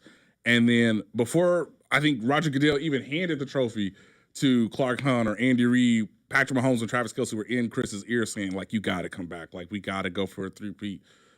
We need you. And that sort of recruiting process began, as the confetti's falling. And, of course, we know what happens.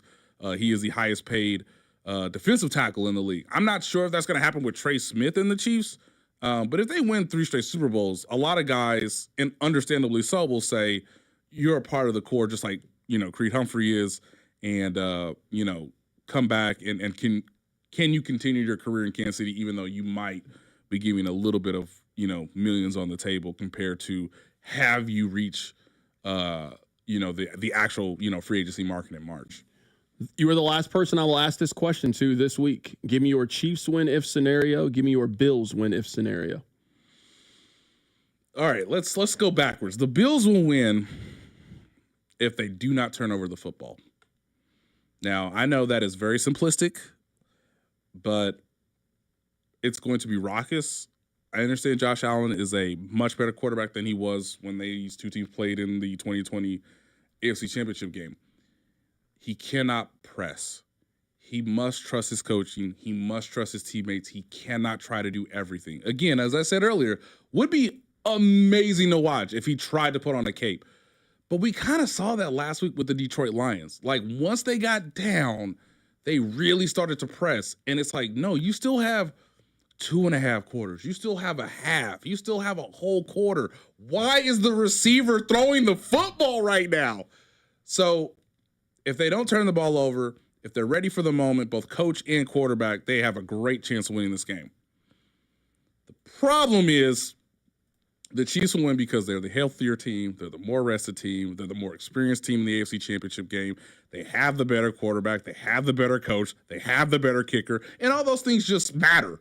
They really do. Like, I know that these are worthy opponents, but I have to assume that Steve Spagnuolo and Andy Reid have just much better game plans this time around than in November, because they have to have better game plans than some regular season game in November.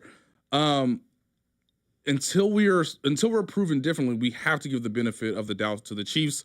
They are playing at home, and there's just a lot of reasons why they should win this game. And I want to phrase that very carefully for my hometown. The Chiefs should win this game because they have the better coach. They have the better quarterback. They have the better defensive coordinator. They have the better kicker. They have the better roster, just top to bottom. They have the more experience in this type of game.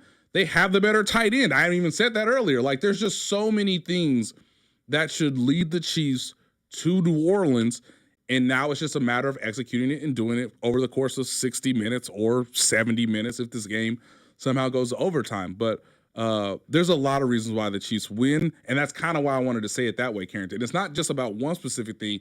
It's about all these things sort of adding up because they added up throughout the course of this regular season, and they definitely added up Saturday against a Texas team. The Bills are a worthy opponent, but until I see it, I can't pick the Bills in this game because I see them having fewer advantages than the Chiefs. That is our guy, Nate Taylor, joining us in studio. His appearance on the show is presented by Mark Ferguson. We all make mistakes. Let Mark and his legal team make the best of them. Coming up at the top of the hour, Nick Wright of Fox Sports 1 will join us on the show. Keep it right here. It's The Drive on 96.5 The Fan. The Drive with Carrington Harrison on your new home for K-State Athletics, 96.5 The Fan. Brought to you by DM Injury Law. Have you or a loved one been in a car wreck? Contact DM Injury Law today and get the money you deserve. Car wreck? Remember, Mike's got this. Here's traffic, brought to you by DM Injury Law. Have you or a loved one been in a car wreck? Contact DM Injury Law today and get the money you deserve. Car wreck? Remember, Mike's got this.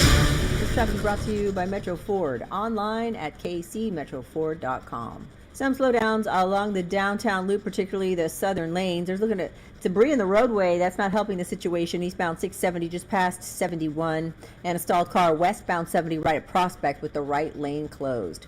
Right now at Metro Ford, you won't find a better selection of F-150s in the city, plus $8,000 off 2024 Explorers and Escapes. All ready to drive off the lot today with a lifetime powertrain warranties. These deals won't last. Visit kcmetroford.com or stop by Metro Ford on Nolan Road in Independence. From the Anthony Plumbing, Heating, Cooling, and Electric Traffic Center, I'm Lori Pearson, 96.5 The Fan Traffic. Men, it's the new year, and for many of us, it's a time of deciding to make positive changes in our lives. This is Jeff for Heartland Men's Health, and if you're suffering with erectile dysfunction and are tired of the frustration and embarrassment ED causes, you should call Heartland Men's Health today, because there probably isn't a better resolution you can make than to be done with ED. You see, ED doesn't just affect you, it can also affect your partner, even if they don't talk about it. But here's some great news. If you're like most guys, the treatments at Heartland Men's Health will give you back your sex life, because our protocols have success rates that work in well over 90% of cases. Seriously, you might even find you're performing like you haven't in years. So, make an appointment and get ED out of your life. Your initial visit is only $99 and includes blood work, a medical consult, and if medically advised, a test dose. And if that test dose doesn't work in the office, your visit is free. Call 844-447-6600 or go to heartlandmenshealth.com. That's heartlandmenshealth.com. Heartland Men's Health, a Promenic restorative health practice. Mitch Holthus, the voice of the Chiefs, appears every week on 96.5 The Fan. Brought to you by GEHA, Government Employees Health Association, Inc. GEHA is a proud partner of the Kansas City Chiefs. Paramount Plus is your streaming home for the NFL playoffs on CBS. Sunday at 6:30 Eastern. The Bills visit the Chiefs for another epic clash in the AFC Championship presented by Intuit TurboTax. Touchdown! Streaming live on Paramount Plus. Just hearing the word IRS can make people break out in a cold sweat. No one wants to deal with the IRS, and now you don't have to. The good news is Legal Tax Defense has been successfully negotiating with the IRS for more than 15 years. It doesn't matter how much you owe, whether it's $5,000 or $5 million. You deserve the best in the business on your side, and that is Legal Tax Defense. Even if you're working with someone else and just want a second opinion, there is no cost or obligation to call. They can prevent levies, liens, wage garnishments, even file back tax returns. And the best news about Legal Tax Defense is they won't take your case unless they know they will reduce or eliminate your tax debt. Call Legal Tax Defense right now for a free no-risk consultation. 800-469-1635. 800-469-1635. You have nothing to lose but everything to gain. 800-469-1635. Diabetes, high blood pressure, anxiety meds, everyone's on them. If you're a 50-year-old male, maybe a bit porky, and you may even have type 2 diabetes, $1 million of term insurance may only cost you about $200 a month. Call Term Provider. Speak with Big Lou at 800-700-6898. Big Lou will find a term life policy for you even if you have type 2 diabetes, are overweight, or have high blood pressure. Term Provider has helped thousands of people like you who think they can't afford term life insurance. To buy $1 million of affordable term life for you, all you need to do is call Big Lou at 800-700-6898. Lou will make sure the scales are tipped in your favor. Call 800-700-6898. Big Lou will answer your call and work to fit you into a term life policy that you can afford. Remember, Big Lou's like you. He's on meds too. Call 800-700-6898. 800-700-6898 or biglou.com. Jewelrygram, it's your friends at Shane Company here to remind you that Valentine's Day is Friday, February 14th. We have just the right gift for your sweetheart, like heart-shaped necklaces, birthstones, or diamond studs. Getting engaged? Create a dream ring and choose from natural rubies, colorful sapphires, and natural and lab-grown diamonds in all shapes and sizes. At Shane Company, love is always in the air with our unmatched free lifetime warranty and everyday competitive prices. Come visit us in-store and at shaneco.com. Shane Company, your friend and jeweler. Robsite Ford. Non-commissioned staff, low prices, best trade-ins, and the biggest selection. Visit robsite.com. 2025 is the year Robsite Ford makes history. With non-commissioned sales staff, the lowest prices on brand new Fords, best trade-in values, and the biggest selection, we've got it all. Visit Robsite Ford, the top-rated Ford dealership on Google. Robsite.com. Hey, it's Trey Smith, and you're listening to the home of the back-to-back Super Bowl champs on your home for Chiefs football. 96.5, The Fan. KFNZ FM and AM, HD1 and HD2 Kansas City in Odyssey Sports Station.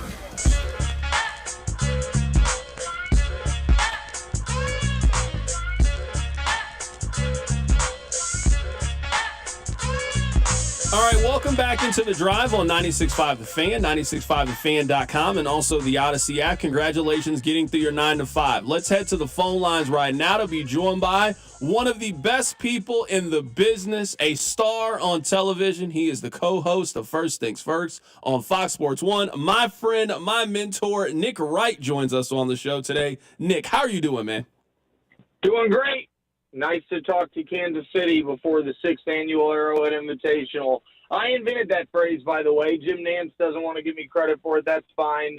Scott Van Pelt called the second round of the Arrowhead Invitational. Check the archives. That was a Nick Wright creation. Good to talk to you. Nick, I think at this point, I'm being serious. I'm not just saying that because I know you. I think if you had to make a power ranking of America's most famous Chiefs fans, you are certainly in the top 10, probably top 5 at this point.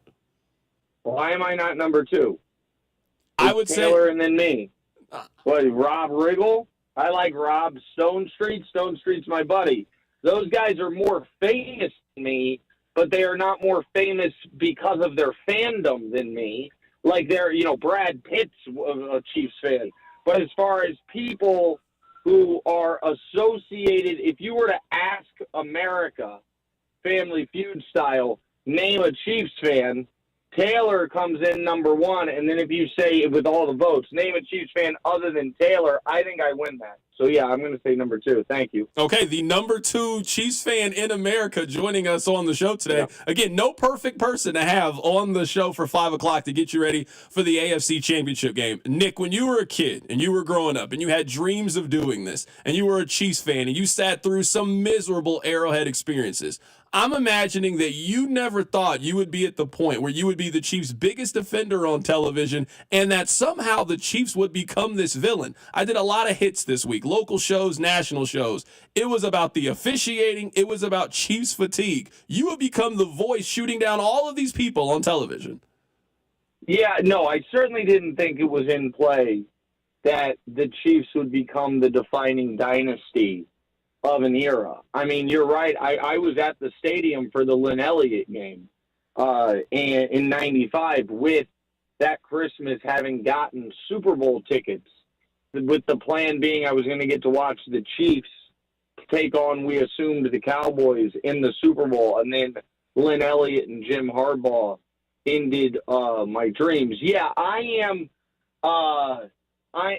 shocked that this has happened.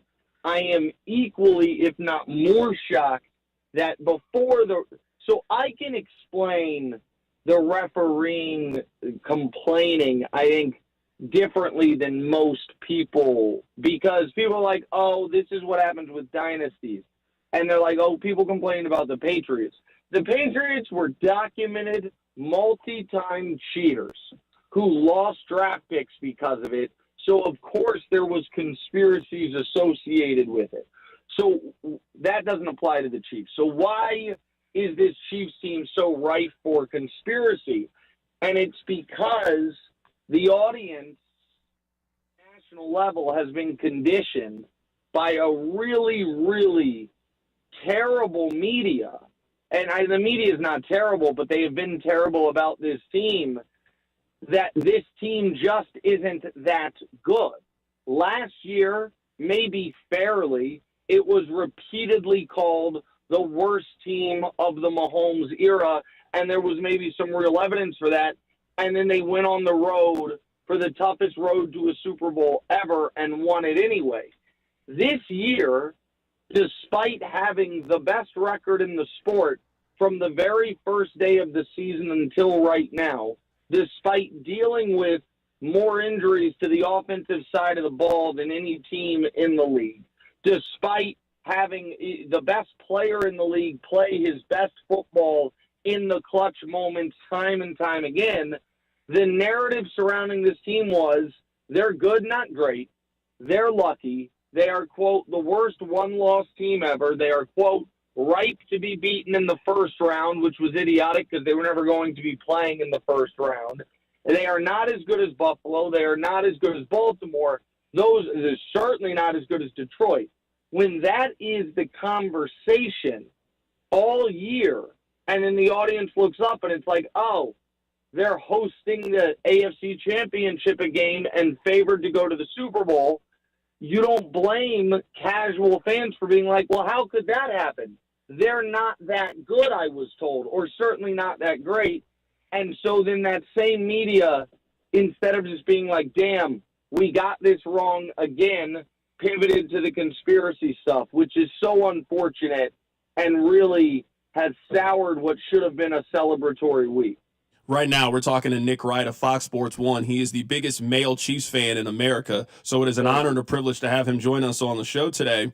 I am curious to get your thoughts on this because I think whenever both stories are written, I think that Brady is going to have the advantage over Mahomes because they played 2 times in the postseason, and Brady won the AFC Championship game in Arrowhead, and they also won the Super Bowl. But where I think Mahomes can make it a very interesting argument at the end and maybe pass Brady at the end in a lot of people's minds is if he gets this three-peat. So far in Mahomes' career, everything he has done, Brady has also done. But if Mahomes and the Chiefs win these next 2 games, and you can say that I was the quarterback of a three-peat, three-peat. And if Kansas City wins this might be the best regular season we've seen since the 1972 Dolphins. That is his path to, I think, being consensusly known as the greatest quarterback of all time.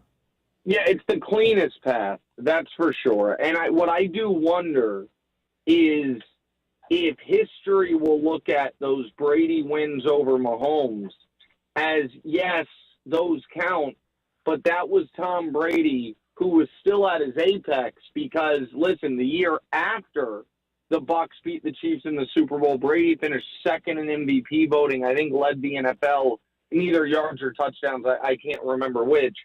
If they will look at it as, yes, Brady beat Mahomes, but Brady beat young Patrick, who, to mix metaphors here, much like young Michael Jordan, put up amazing numbers but didn't yet, quote, know how to win, even though Patrick won a Super Bowl sandwiched in between the losses. I think that potentially could color it a bit. The three-peat would be enormous. The other thing is this. Brady, you're right. Mahomes is doing everything Brady's done, but he's also doing things Brady didn't do. Brady didn't win league MVPs as a young player, and Brady did miss the playoffs.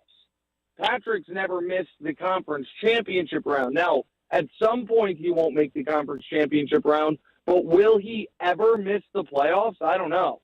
And so I think that will work in Patrick's favor as well. A lot of people this week have used that Michael Jordan analogy, but they have used it for Josh Allen. I think you probably know where this is going. You remember Jordan, he lost to the Celtics. He was kind of, scratching and clawing, and he couldn't get over the hump with the Detroit Pistons. Well, after 3 tries, he eventually got over the hump, and then he won his first championship. I think a lot of people are starting to make that comparison for Josh Allen as well. It took Peyton Manning 7 tries to finally beat Tom Brady, and eventually he beat Tom Brady and his team won the Super Bowl this year. We had Mad Dog on the show earlier, and we had the morning host in Buffalo, and both of them basically used the term of, well, Josh Allen is due. He has been knocking on the door for so long, and if you are as good as he is, he eventually walks through the door. What do you say to people who have that feeling about Josh Allen on Sunday? Well, I think they're right that eventually he will knock the door down. I just don't think it's this Sunday. I think that last year was an opportunity. And last year, when you're when you're the home team, when you have had the lighter path, when you are the healthier or theoretically better team, when the other team fumbles inside the 1-yard line, you need to win that game. And they didn't. And this year, the Chiefs are healthier. I believe the Chiefs are better. I believe the Chiefs present a lot of matchup problems for Buffalo. And I think this Chiefs team is on an absolute mission. And I think that Buffalo is, listen, anyone that's watched the show this year knows all year long I've said I think Buffalo's the second best team in the sport. I thought they were wildly underrated going into this year. They could win. I'm not going to act like it's the Houston game where I saw no scenario whatsoever where the Texans could win. They could win, but it's going to take some self-inflicted wounds. During the quest for the three-peat, the Chiefs have played 35 games where they either won or tied the turnover battle. They're 34-1, and the one loss, the turnover, was a pick 6 week 1 against Detroit last year. They're 17-0 when they don't turn the ball over. And I think Patrick's going to take care of the football, and I think the Chiefs are going to win. I do agree that at one point in time, Josh should break through, but I don't think it's coming right now. Nick, where on Buffalo, I guess, kind of worries you about this game? You're picking Kansas City. I'm picking Kansas City. I'm picking Kansas City because the addition of Charles Omenihu has just transformed their defense. It has made George Karlaftis better. It has helped Mike Dana. It has opened up Chris Jones as a pass rush. I think that they are better equipped up front now than they were the last time that these two teams played each other. But you just said it. Buffalo is a worthy adversary. These two teams are very close in a lot of ways. Where are you worried about Buffalo on Sunday? Just Josh running the ball. That's it. Just the Josh Allen broken plays and scrambles. Nothing else really concerns me. I think they'll put McDuffie on Shakir. I think that the Chiefs' run defense is better than it's looked the last few weeks, and that James Cook isn't going to kill them. And they don't really use Amari Cooper. Keon is kind of boom or bust. And listen, I'm a weird guy when it comes to how I kind of analyze and look at football. I have, ever since we've had Patrick Mahomes, I have wanted every single punt and every single kickoff to be either fair caught or kneel, because I don't want the bottom of the roster guys to have a I'm like, just, play it even on those spots and we'll be fine. And I've been nervous about Remigio all year because he's dynamic, but he carries the ball too casually. And I actually think that fumble in the Houston game might be one of the reasons we win the damn Super Bowl, because that fumble was inevitable. I felt it in my bones all year that this kid's going to have a big return and cough the ball up in a huge spot. And he did it, and we got away with it. And now he either will do what I say, which is just kneel it, which I don't think he'll do, but he'll be way more cautious with the ball. If the Chiefs don't have multiple self-inflicted wounds, they win the football game, and I think Josh will press a bit. And I think he's on a great run of clean football. I think that ends, and I think the Chiefs move the ball. And my big kind of, bold prediction is this is the game the Chiefs finally score more than 30 points.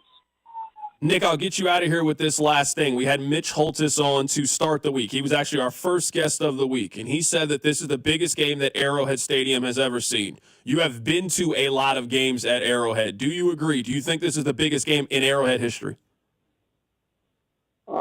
Far be it for me to disagree with Mitch.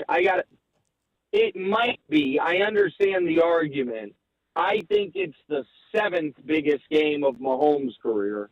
Like, now, four of those things ahead of it were Super Bowls. Like, you have to put the 4 Super Bowls ahead.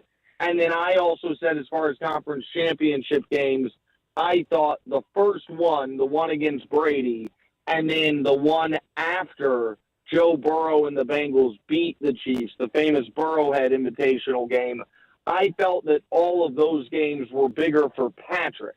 Now, as far as the stadium, I'll defer to Mitch. Like, if Mitch says it's the biggest game in the history of Arrowhead Stadium, so be it. Let me add one other thing. I think, did you make a pick, Carrington, for Commanders-Eagles? I like the Eagles to win the game. My question, at least with Washington, is, and maybe I'm just double and tripling down because I picked against them in every round. I'm going to be real curious to see what their offense looks like in the cold. They played in Tampa Bay in the first game. They played indoors for the second game. I don't know if I trust their offense to be high-flying in that weather. And the last 2 times they've gone against Saquon Barkley, they couldn't stop him. And if you can't stop Saquon Barkley, you have no chance of beating the Eagles. No, that's fair. Here's why I mentioned it. I think Washington can win. I think Washington winning that game would be terrible for Buffalo's chances in the next game. Because I think that if right before kickoff, the Bills find out on the other side of the bracket is a rookie quarterback and a team that we're going to be touchdown favorites over, this game becomes almost too much to process for them. I don't think that would faze the Chiefs at all. I think the Bills feeling like, holy crap, this really is the Super Bowl. We beat Mahomes, and then all of a sudden we're huge favorites against a rookie, that could play into the Chiefs' favor. So if you're a neutral observer for Washington-Philly, I think there's multiple reasons we should be rooting for Washington. So I'm just going to add that to the conversation piece, so to speak. Nick, last thing. It's not even a question. The text line is arguing that Chiefsaholic is ahead of you as a Chiefs fan because they made a movie about how big of a Chiefs fan he is. You've done a lot of great things. No one has made a movie about your Chiefs fandom yet. Well, no, that's true, but I didn't rob a bank. So, like, that's a little unfair. Like, that's the Chiefsaholic. That, you know what? I feel like his 15 minutes might be up. So I'm going to keep myself there. That is Nick Wright joining us on the show today. He is a star in television for Fox Sports 1. You can catch him every day on First Things First. Joining us on the show today, Nick, if you are our last guest for the week, you are the perfect person to have on, man. I appreciate you. Thanks. 31-24 Kansas City. See you later, buddy. Absolutely. That is Nick Wright joining us on the show today. Be sure to check out Nick's show, First Things First. Really happy that we had a chance to have Nick join us on the show today. All right. I think that this game is really important for both quarterbacks for very, very different reasons. And we talked about it a little bit with Nick. For Patrick Mahomes, you are 2 games away from having something over Tom Brady.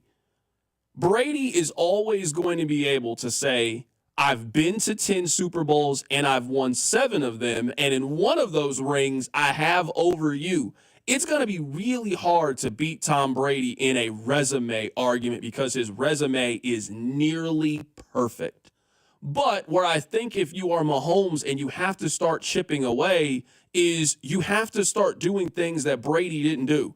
I think there's a chance that Patrick Mahomes throws more touchdown passes than any quarterback in the history of the league. There's a chance that he throws for more yards than any quarterback in the history of the league. He could win more games than any quarterback in the history of the league. And if on his resume it says three-peat, and every great, all-time great quarterback, maybe other than Peyton Manning, has had an opportunity at it.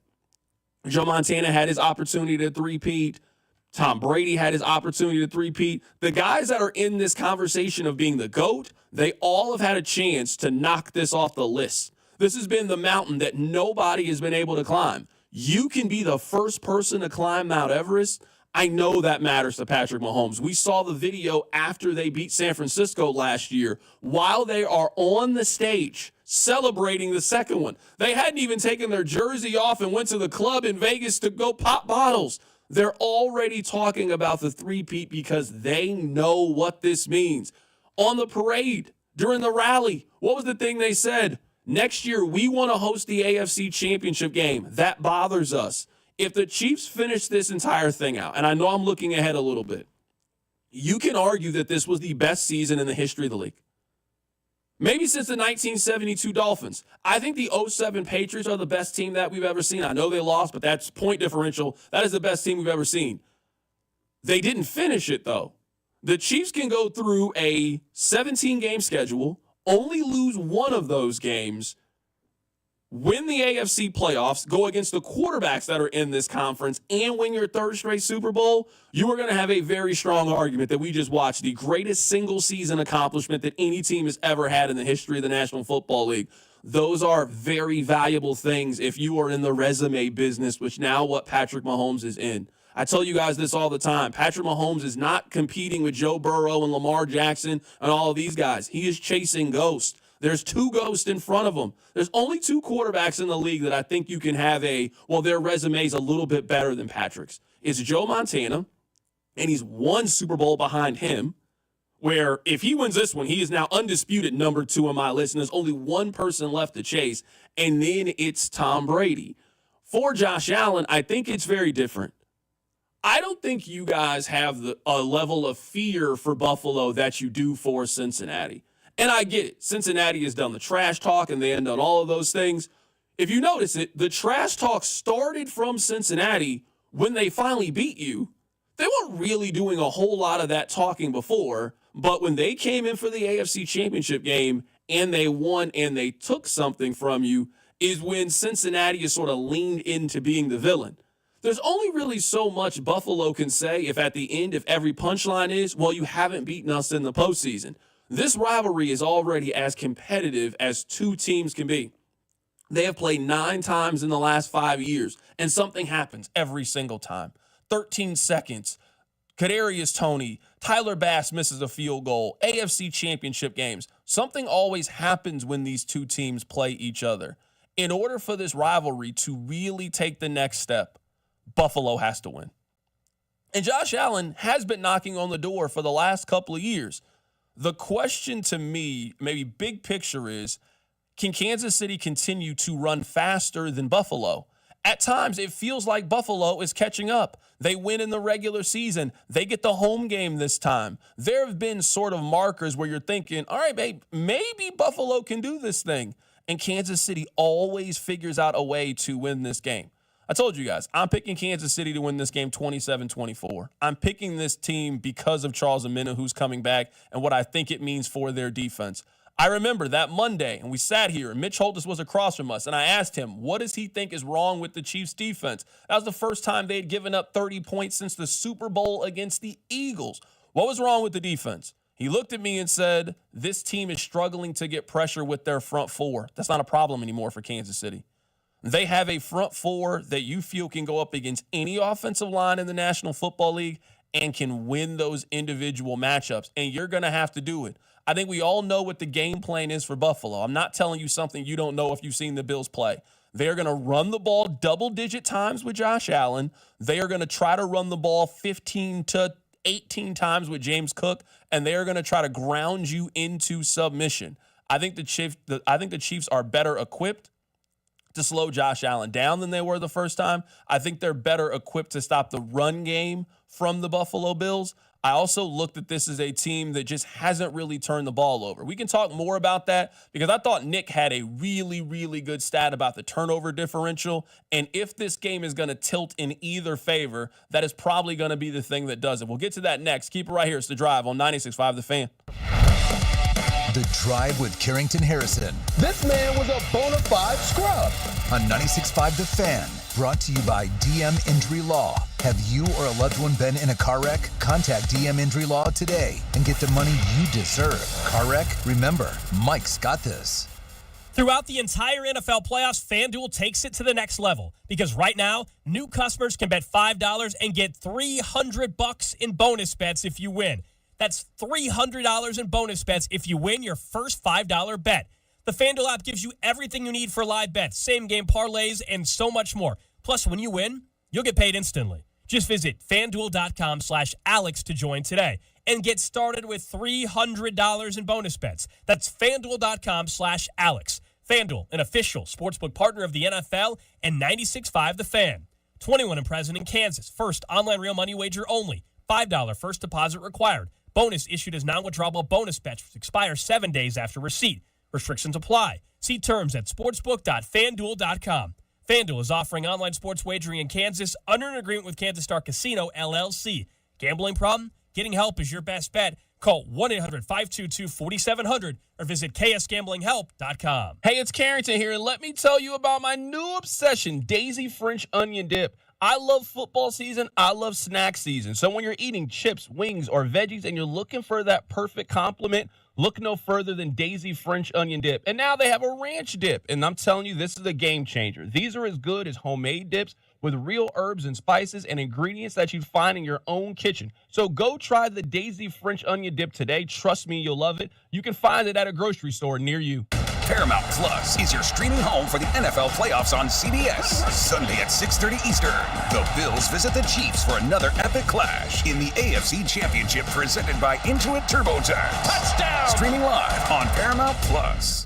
Now Taxes is using Credit Karma, where a TurboTax expert can do your taxes for you. They'll get your refund so you can do more with it right in Credit Karma. Now this is taxes. Intuit Credit Karma with TurboTax. See guaranteed details at turbotax.com/guarantees. Experts only available with TurboTax Live. Hey, it's Karen with Shamrock Roofing and Construction. Ready to replace that roof? We have flexible financing options, 12 months same as cash, and don't make a payment for 90 days. And that's just one of many options we offer. Get on the schedule now with our in-house Consumer Credit Center. One call does it all for flexible payment options, affordability, and peace of mind. Visit shamrockroofer.com. That's shamrockroofer.com or call 1-866-932-3545 today. Shopping with your parents can be embarrassing. Why would they sell jeans with holes in them? I'm going to speak to the manager. Mom! That hoodie is giving. You should get it. YOLO. Thanks to the Chase mobile app, your kid can shop independently while you keep an eye on their spending. So you can go from... We can be twinsies. To... How was shopping? Saw you stayed on budget. Thanks, Mom. Freedom for kids, control for parents. That's family banking from Chase. Account subject to approval. Chase mobile app is available for select mobile devices. Message and data rates may apply. JP Morgan Chase Bank N.A. member FDIC. Oh, could this vintage store be any cuter? Right? And the best part? They accept Discover. Accept Discover? In a little place like this? I don't think so, Jennifer. Oh, yeah, huh? Discover's accepted where I like to shop. Come on, baby, get with the times. Right. So we shouldn't get the parachute pants? These are making a comeback. I think. Discover is accepted at 99% of places that take credit cards nationwide. Based on the February 2024 Nielsen report. When something happens to your kitchen, you might say, This is ludicrous. but that won't fix your home. That will only get you the rapper, Ludacris. Having trouble? Don't panic. Don't be alarmed. You need to file a claim? Holla at State Farm. Like a good neighbor, State Farm is there. That's right. You can file a claim on the app or call us. Thanks, Mr. Chris. No matter how ludicrous the situation, like a good neighbor, State Farm is there. State Farm, Bloomington, Illinois. What's up, football fans? BetMGM is giving you the chance to win up to $250,000 in bonus bet credits. It's all part of BetMGM's longest touchdown jackpot, where you could be able to split the grand prize with anyone else who bet on the longest touchdown of the week. Log into your BetMGM account today and opt into the promo. Then place an anytime touchdown wager of $10 or more on the player of your choice, up to one player per game. If your player scores the longest touchdown of the week, you'll win a share of the $250K in credits. BetMGM and GameSense remind you to play responsibly. See BetMGM.com for terms. 21 years of age or older. This U.S. promotional offer not available in Mississippi, New York, Nevada. BetMGM's longest touchdown jackpot subject to rules. See BetMGM.com. Gambling problem? Call 1-800-GAMBLER. Available in the U.S. For New York, call 877-8-HOPE-NY or text HOPE-NY 467-369. For Arizona, 1-800-NEXT-STEP. For Massachusetts, 1-800-327-5050. For Iowa, 1-800-BETS-OFF. Subject to eligibility requirements. Bonus bets are unrestricted rewards credits that expire in 7 days in partnership with Kansas Crossing Casino and Hotel. The technicians you can trust with your house keys. Anthony Plumbing, Heating, Cooling, and Electric. Here's traffic, brought to you by DM Injury Law. Have you or a loved one been in a car wreck? Contact DM Injury Law today and get the money you deserve. Car wreck? Remember, Mike's got this. Debris in the roadway downtown, eastbound 670 just past 71. Is slowing some traffic down in the area. A two-car crash, 291 northbound on the Metro's east side, just past 70. That's got 2 left lanes closed. Money back guarantees, parts and labor warranties mean you aren't just buying products, you are securing your investment. For a limited time, receive a free furnace when you purchase an AC. Schedule your complimentary proposal online at anthonyphc.com. From the Anthony Plumbing, Heating, Cooling, and Electric Traffic Center, I'm Lori Pearson, 96.5 The Fan Traffic. Chiefs fans, it's Trent McDuffie. Welcome to The Drive with C-Dot on your home for Chiefs football. 96.5 The Fan. All right, welcome back into the show. My name is Carrington Harrison. Very happy to be here with you on this wonderful, wonderful Red Friday.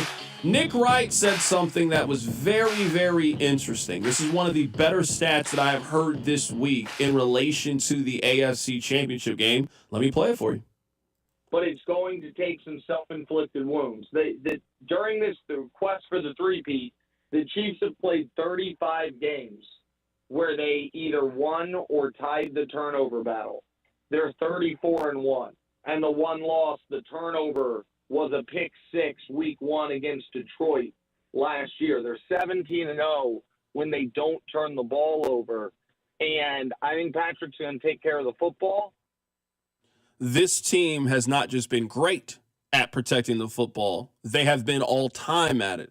There have been 280 turnovers in the National Football League since the Chiefs last had a turnover. They have not had a turnover in 8 straight games. Patrick Mahomes has not thrown an interception since the Buffalo game, and that was on November 17th. It's the middle of January, and he has not thrown an interception since then.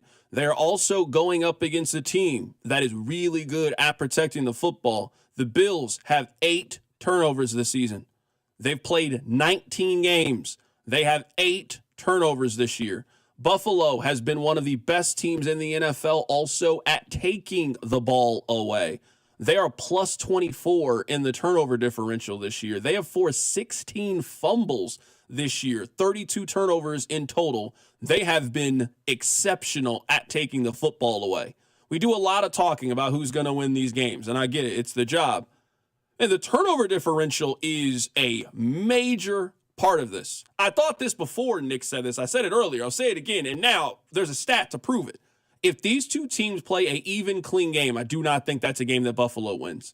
If this game is 0 turnovers on the Kansas City side, 0 turnovers on the Buffalo Bills side, that is a game to me in which Kansas City has the advantage. I don't think that Buffalo's defense is good enough to be able to get enough stops to be able to beat Kansas City. That's not even just a homer take. We had their morning show host. He agrees with me. Really the entire design of the defense. They do not get off the field really well.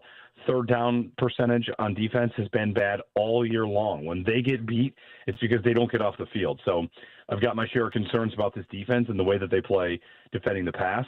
But at the same time, the results speak for themselves. They found a way. If you don't get off the field on third down, you do not have a chance of beating the Chiefs. If you are going to let Patrick Mahomes and Travis Kelce extend drives, you are not beating the Kansas City Chiefs. That's not how this works. You lose that game. Buffalo's defense, how it works is you force turnovers, and those are your stops. And then your offense takes advantage of those turnovers, and you get down, and you're playing keep up with the Buffalo Bills. It's not really a game that Kansas City plays with any of these teams. In fact, they are usually the team that waits until you make the mistake, and then they strike.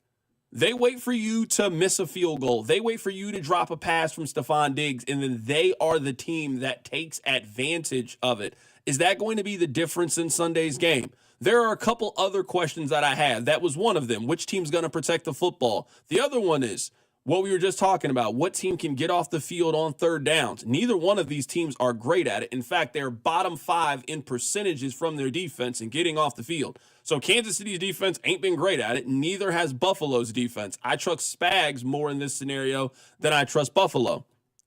I'm worried about a tight end. Rob, it doesn't sound to me like you're worried about Kincaid the way that I'm worried about him. Everybody's worried about Josh Allen. Everybody's worried about James Cook. You sound maybe more worried about Shakir or Curtis Samuel and some of the outside weapons, and I'm maybe more worried about Dawson Knox and Dalton Kincaid, two guys that play tight end for Buffalo.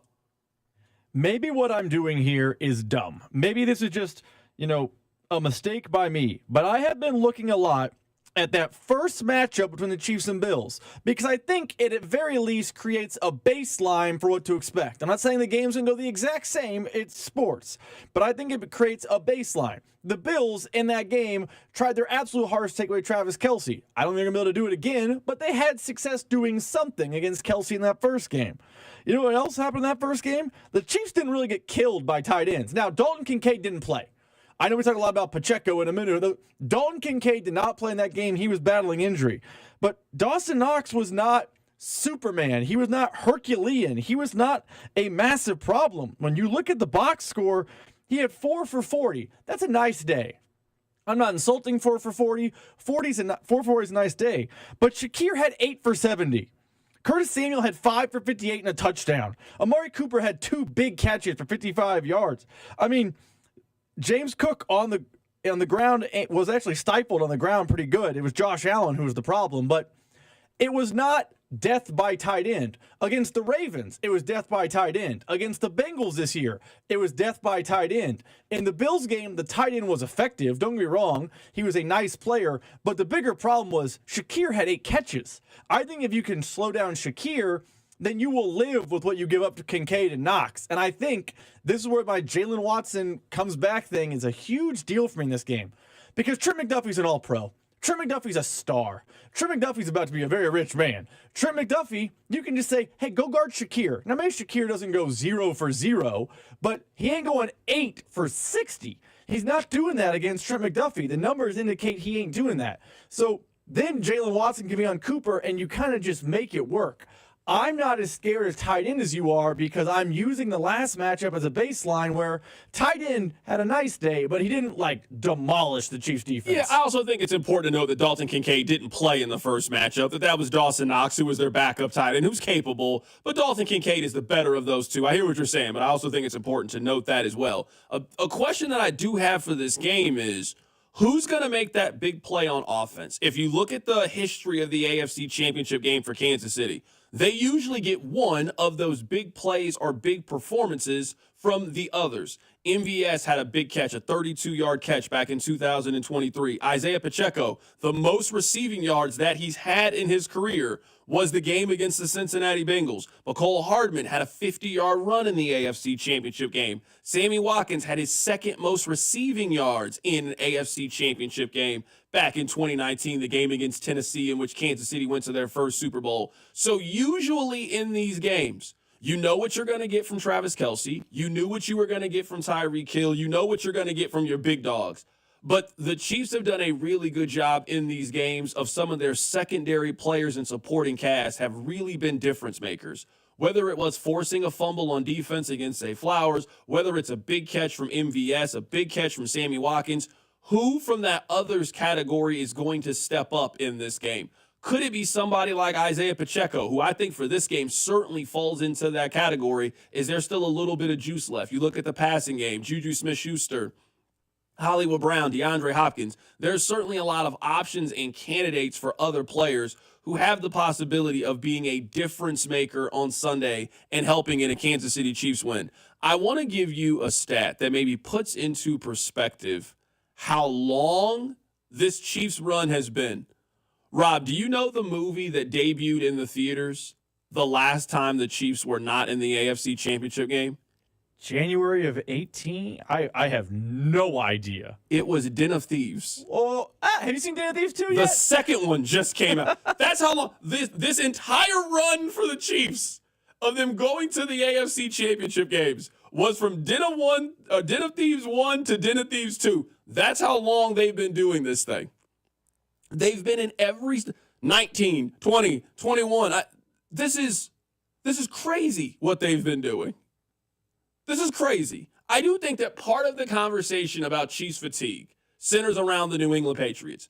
New England did this for 20 years and people were tired of it. And the expectation was going to be, well, once Brady's done, we all can start winning now. Remember, that's what we used to say. Hey, when Brady's not at the head of the table anymore, whose turn is it going to be? And the expectation was going to be, well, Lamar will get one. Josh Allen will get one. Mahomes will get one. Jared Goff will get one. Hey, all of these young guys are going to share. Well, I think we found out Mahomes is selfish. He's not sharing with the rest of you. Josh Allen, you're not winning a championship. Joe Burrow, you're not winning a championship. Jalen Hurts, some of these other very talented young quarterbacks in the league. This is one of those games where Josh Allen feels like, I'm sure if you ask him, of course, he's played this way. I think I've become the best quarterback in the National Football League. There certainly was a time where I'm sure he was like, hey, Mahomes has done more than me. He's better than me, etc. If you're Josh Allen, you should feel like you're the best quarterback in this game. You know that Patrick feels the exact same way.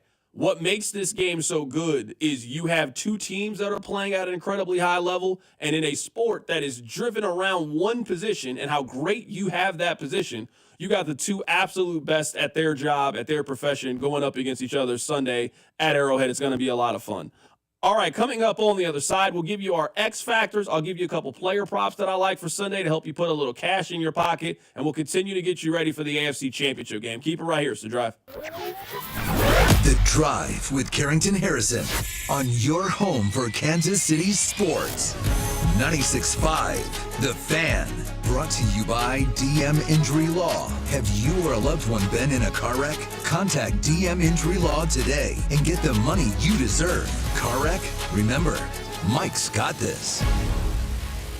We got a big weekend in Kansas City, and for such a big game, you're going to want to go somewhere to watch the game. We'll stop by and see my friends over at The Other Place with 5 locations around town. It is the perfect game day experience, and they've got amazing specials for Sunday. 14-inch 2-topping pizza for $12, 8 wings in a basket of tots for $12, plus $4 domestics. If you can't head out to the stadium this week, then stop by The Other Place. It's the next best thing with a one-of-a-kind game day experience. Great food specials, great beer specials, and televisions where you can see the game no matter where you sit. Be sure to stop by The Other Place. What's up, everybody? Nick Costos here with the Sports Betting Minute, brought to you by BetMGM, the sportsbook born in Vegas. Please gamble responsibly. Sunday, AFC Championship game in pro football. Kansas City hosting Buffalo. Kansas City about a 2-point home favorite in the game. Total has been bet up to 48.5, so bettors seem to like the over in this game, and I tend to agree. But let's take a look at a yardage prop coming up in this game where we know Buffalo is going to try to defend Kansas City's quarterback and not let Kansas City run. Have a spy on Kansas City's star quarterback, which should open the middle of the field. It's a really square bet, but I think it's going to win. Let's play Kansas City's star tight end over his receiving yards Sunday in the AFC title game. That's it for this Sports Betting Minute, brought to you by BetMGM. Download the BetMGM app and take your game to the next level with the sportsbook born in Vegas. Please gamble responsibly. BetMGM and GameSense remind you to play responsibly. See BetMGM.com for terms. 21 plus only. Kansas only. Please gamble responsibly. Gambling problem? Call 1-800-GAMBLER in partnership with Kansas Crossing Casino and Hotel. This is your MIAA Minute with Commissioner Mike Racy, your weekly update from Kansas City's only NCAA conference headquarters. As the football season winds down and the basketball season heats up, we're reminded that the MIAA Basketball Championship Tournament is only 6 weeks away. During the past 20 years, the MIAA has been playing its postseason tournament in downtown Kansas City at historic Municipal Auditorium. In 8 of the past 20 seasons, an MIAA school has left Kansas City to go on and win an NCAA basketball championship. Make plans now to tip off March Madness by attending the MIAA Men's and Women's Basketball Championships March 5th through the 9th in downtown Kansas City. Tickets are on sale now at the Municipal Auditorium box office. Remember, the 14 schools in the MIAA are champions in the classroom, in competition, and in the community. As we like to say in the MIAA, bring your A game. Welcome to Staples. I am so pumped. My business is going to kill it this year. Awesome. How can I help? First, a new computer. With Staples Home and Office Hot Deals, you save big on tech. And new posters. Save on custom printing, too. And, a new chair? A chair? Who has time to sit? Maybe all your new clients? Now you're talking. With Staples Home and Office Hot Deals, you'll find huge savings on custom prints, storage, chairs, and tech. And now save up to $175 off your print order. Exclusions apply. Visit staples.com/print for details. Ends 2/1. Still getting around to that fix on your car? You got this. On eBay, you'll find millions of parts guaranteed to fit. Doesn't matter if it's a major engine repair or your first time swapping your windshield wipers. eBay has that part you need, ready to click perfectly into place for changes big and small. Loud or quiet, find all the parts you need at prices you'll love. Guaranteed to fit every time. But you already know that. eBay. Things, people, love. Eligible items only. Exclusions apply. Paramount Plus is your streaming home for the NFL playoffs on CBS. It all comes down to this. As the Chiefs host the Bills in the AFC Championship presented by Intuit TurboTax. A trip to New Orleans is on the line. Sunday at 6:30 Eastern, streaming live on Paramount Plus. This is a story of the one. As a maintenance specialist for university housing, he knows college students can major in wear and tear. Plus, housing so many students doesn't leave a lot of room to house all the supplies he needs. That's where Grainger comes in. With over 1 million industrial-grade products and fast, dependable delivery, Grainger carries the quality products he needs so he doesn't have to. From a new door hinge to a whole new faucet. Call, click Grainger.com, or just stop by. Grainger, for the ones who get it done. Need to hire? You need Indeed. Their all-in-one platform helps you attract, interview, and hire candidates, all from one place. And Indeed's interview tool lets you schedule and conduct virtual interviews right from their website. Visit Indeed.com/credit. Chiefs coverage is brought to you by Twin Peaks. Eats, drinks, scenic views. Twin Peaks is the best in the game. Here, the Scratch Kitchen delivers lunch in the clutch. I mean, where else can you order a 29-degree draft beer and a quickie combo on your lunch break? Only at Twin Peaks, the #1 sports bar. You're listening to 96.5 The Fan from the Mission Plumbing, Heating, and Cooling Studios. Here's traffic, brought to you by DM Injury Law. Have you or a loved one been in a car wreck? Contact DM Injury Law today and get the money you deserve. Car wreck? Remember, Mike's got this. This traffic is brought to you by Traffic's brought to you by Metro Ford, online at kcmetroford.com. Two-car crash has cleared 291 northbound just past 70, but traffic's still heavy on those 291 northbound lanes as that continues to clear. Debris on the roadway eastbound 670 just past 71, contributing to some slowdowns in the downtown loop. Attention drivers, the time is now to buy at Metro Ford like a 2022 low-mile all-wheel drive Ford Escape SEL with panoramic sunroof for under $27,000. Every eligible pre-owned vehicle comes with a 5-year, 200,000-mile warranty. Visit Metro Ford today on Nolan Road in Independence or shop online at kcmetroford.com. Metro Ford, driven to exceed your expectations. From the Anthony Plumbing, Heating, Cooling, and Electric Traffic Center, I'm Lori Pearson, 96.5 The Fan Traffic. Welcome to your new home for Royals baseball. 96.5 The Fan. You know what? There's a very small part of me that's a little bit disappointed that the Chiefs are in the AFC Championship game. No, it's not because of the Chargers. I know what you're thinking. It has nothing to do with the Chargers. I just hate sometimes when the Chiefs take away my ability to really make fun of Kansas. We would have talked about this story. Listen to what Bill Self had to say earlier today. Is there problems in Lawrence? You know what? I don't feel the student hype the way that I used to. I hope I'm wrong, but I don't think that from a camping out standpoint, when North Carolina was here to start the season, you got 150 camping groups and stuff. I hadn't even been down there today, so I don't even know what it is, but maybe it's out there and really high levels. But I haven't felt the student hype to the level that I've felt in some other years. And I know that other people have said the same thing. That's not being negative to the students, but I don't think there's been as much anticipation since the Carolina game, for sure, even in some of our bigger games, but some of them have been over break too, that we felt before. So I'm hopeful that our energy level from a fan standpoint will be as good as it's been all year long tomorrow. Kansas basketball is a dying brand.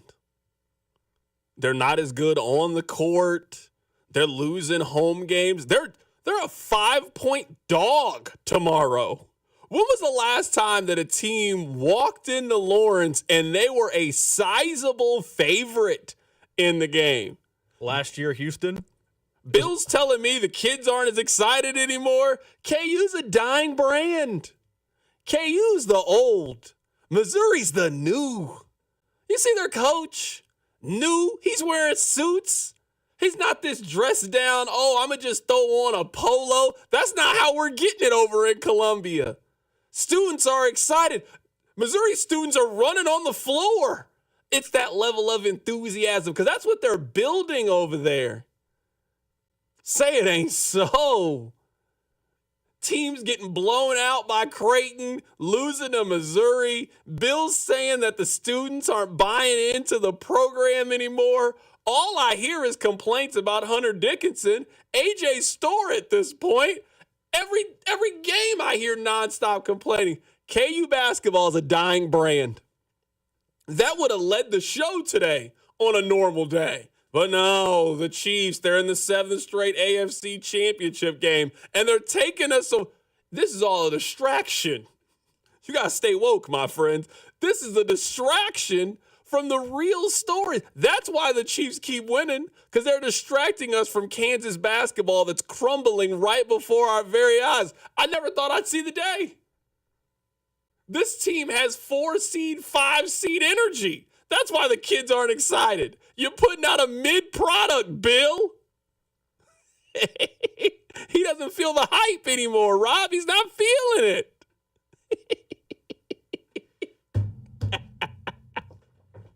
I love it. It's great. I need it. I love it. All right, Rob, let's get back to very serious football things. I'm going to give you a handful of player props that I really like.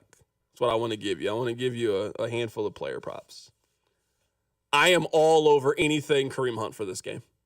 I love carries at 8.5. I love rush yards at 45.5. I will take his combo, rushing yards, and receiving. I'll take that at 45.5 too. I think that we are going to come away on Monday with the understanding that for this game, they treated and acted like Kareem Hunt was their number one. He got double-digit carries the last game. He did, I would say, pretty decent with those carries. He wasn't great, but he was fine with those carries and those opportunities. I think we get another game like that. I am over all things Kareem Hunt. I am fading Isaiah Pacheco in these. I'm fading him. I'm fading him. I don't want anything to do with it. Xavier Worthy's over-under is 4.5 rushing. I like that. Is he going to get an end around? Are they going to try to do a little trickeration? I like Xavier Worthy's over-under. This is also on FanDuel. Shout out to FanDuel. I'm going to put a little sprinkle on this. A little sprinkle. A little $2, $3, maybe $5. A little frisky. Each team to have a touchdown and a field goal in both halves is at plus 1,200. So you put 5 on it. If it happens, you get $60. I like that one. I really like that one. I'm going to put a little bit on that. Those are a couple of the player props that I like for, also, if you want some Buffalo ones, I like the James Cook one at plus 145 to score a touchdown. Buffalo's going to have a rushing touchdown in the game. It's the question, does it come from Josh Allen or James Cook? They might get 2 rushing touchdowns in the game. I think Cook gets at least one of them. I like him at plus 145. I assume you have the Chiefs winning? Yes, I do. I just feel like this is a one-score game. You know what the Chiefs done all year? Win one-score games. You know what's so good right now on the text line is? The text line's really mad about what I said about Kansas. You notice how you can't refer to what just happened earlier in the year anymore. You used to be like, oh, well, we whooped your team. Not this season, you didn't. That's how I know the brand is diminishing. You losing games to Missouri now? The old KU would never. I had a lot of fun this week. Hopefully you did too. Good luck, Houston. Good luck, Kansas City. I look forward to Monday's show. I'll let Daniel Craig take you home. Ladies and gentlemen, the weekend. The Drive with Carrington Harrison on your new home for Chiefs football.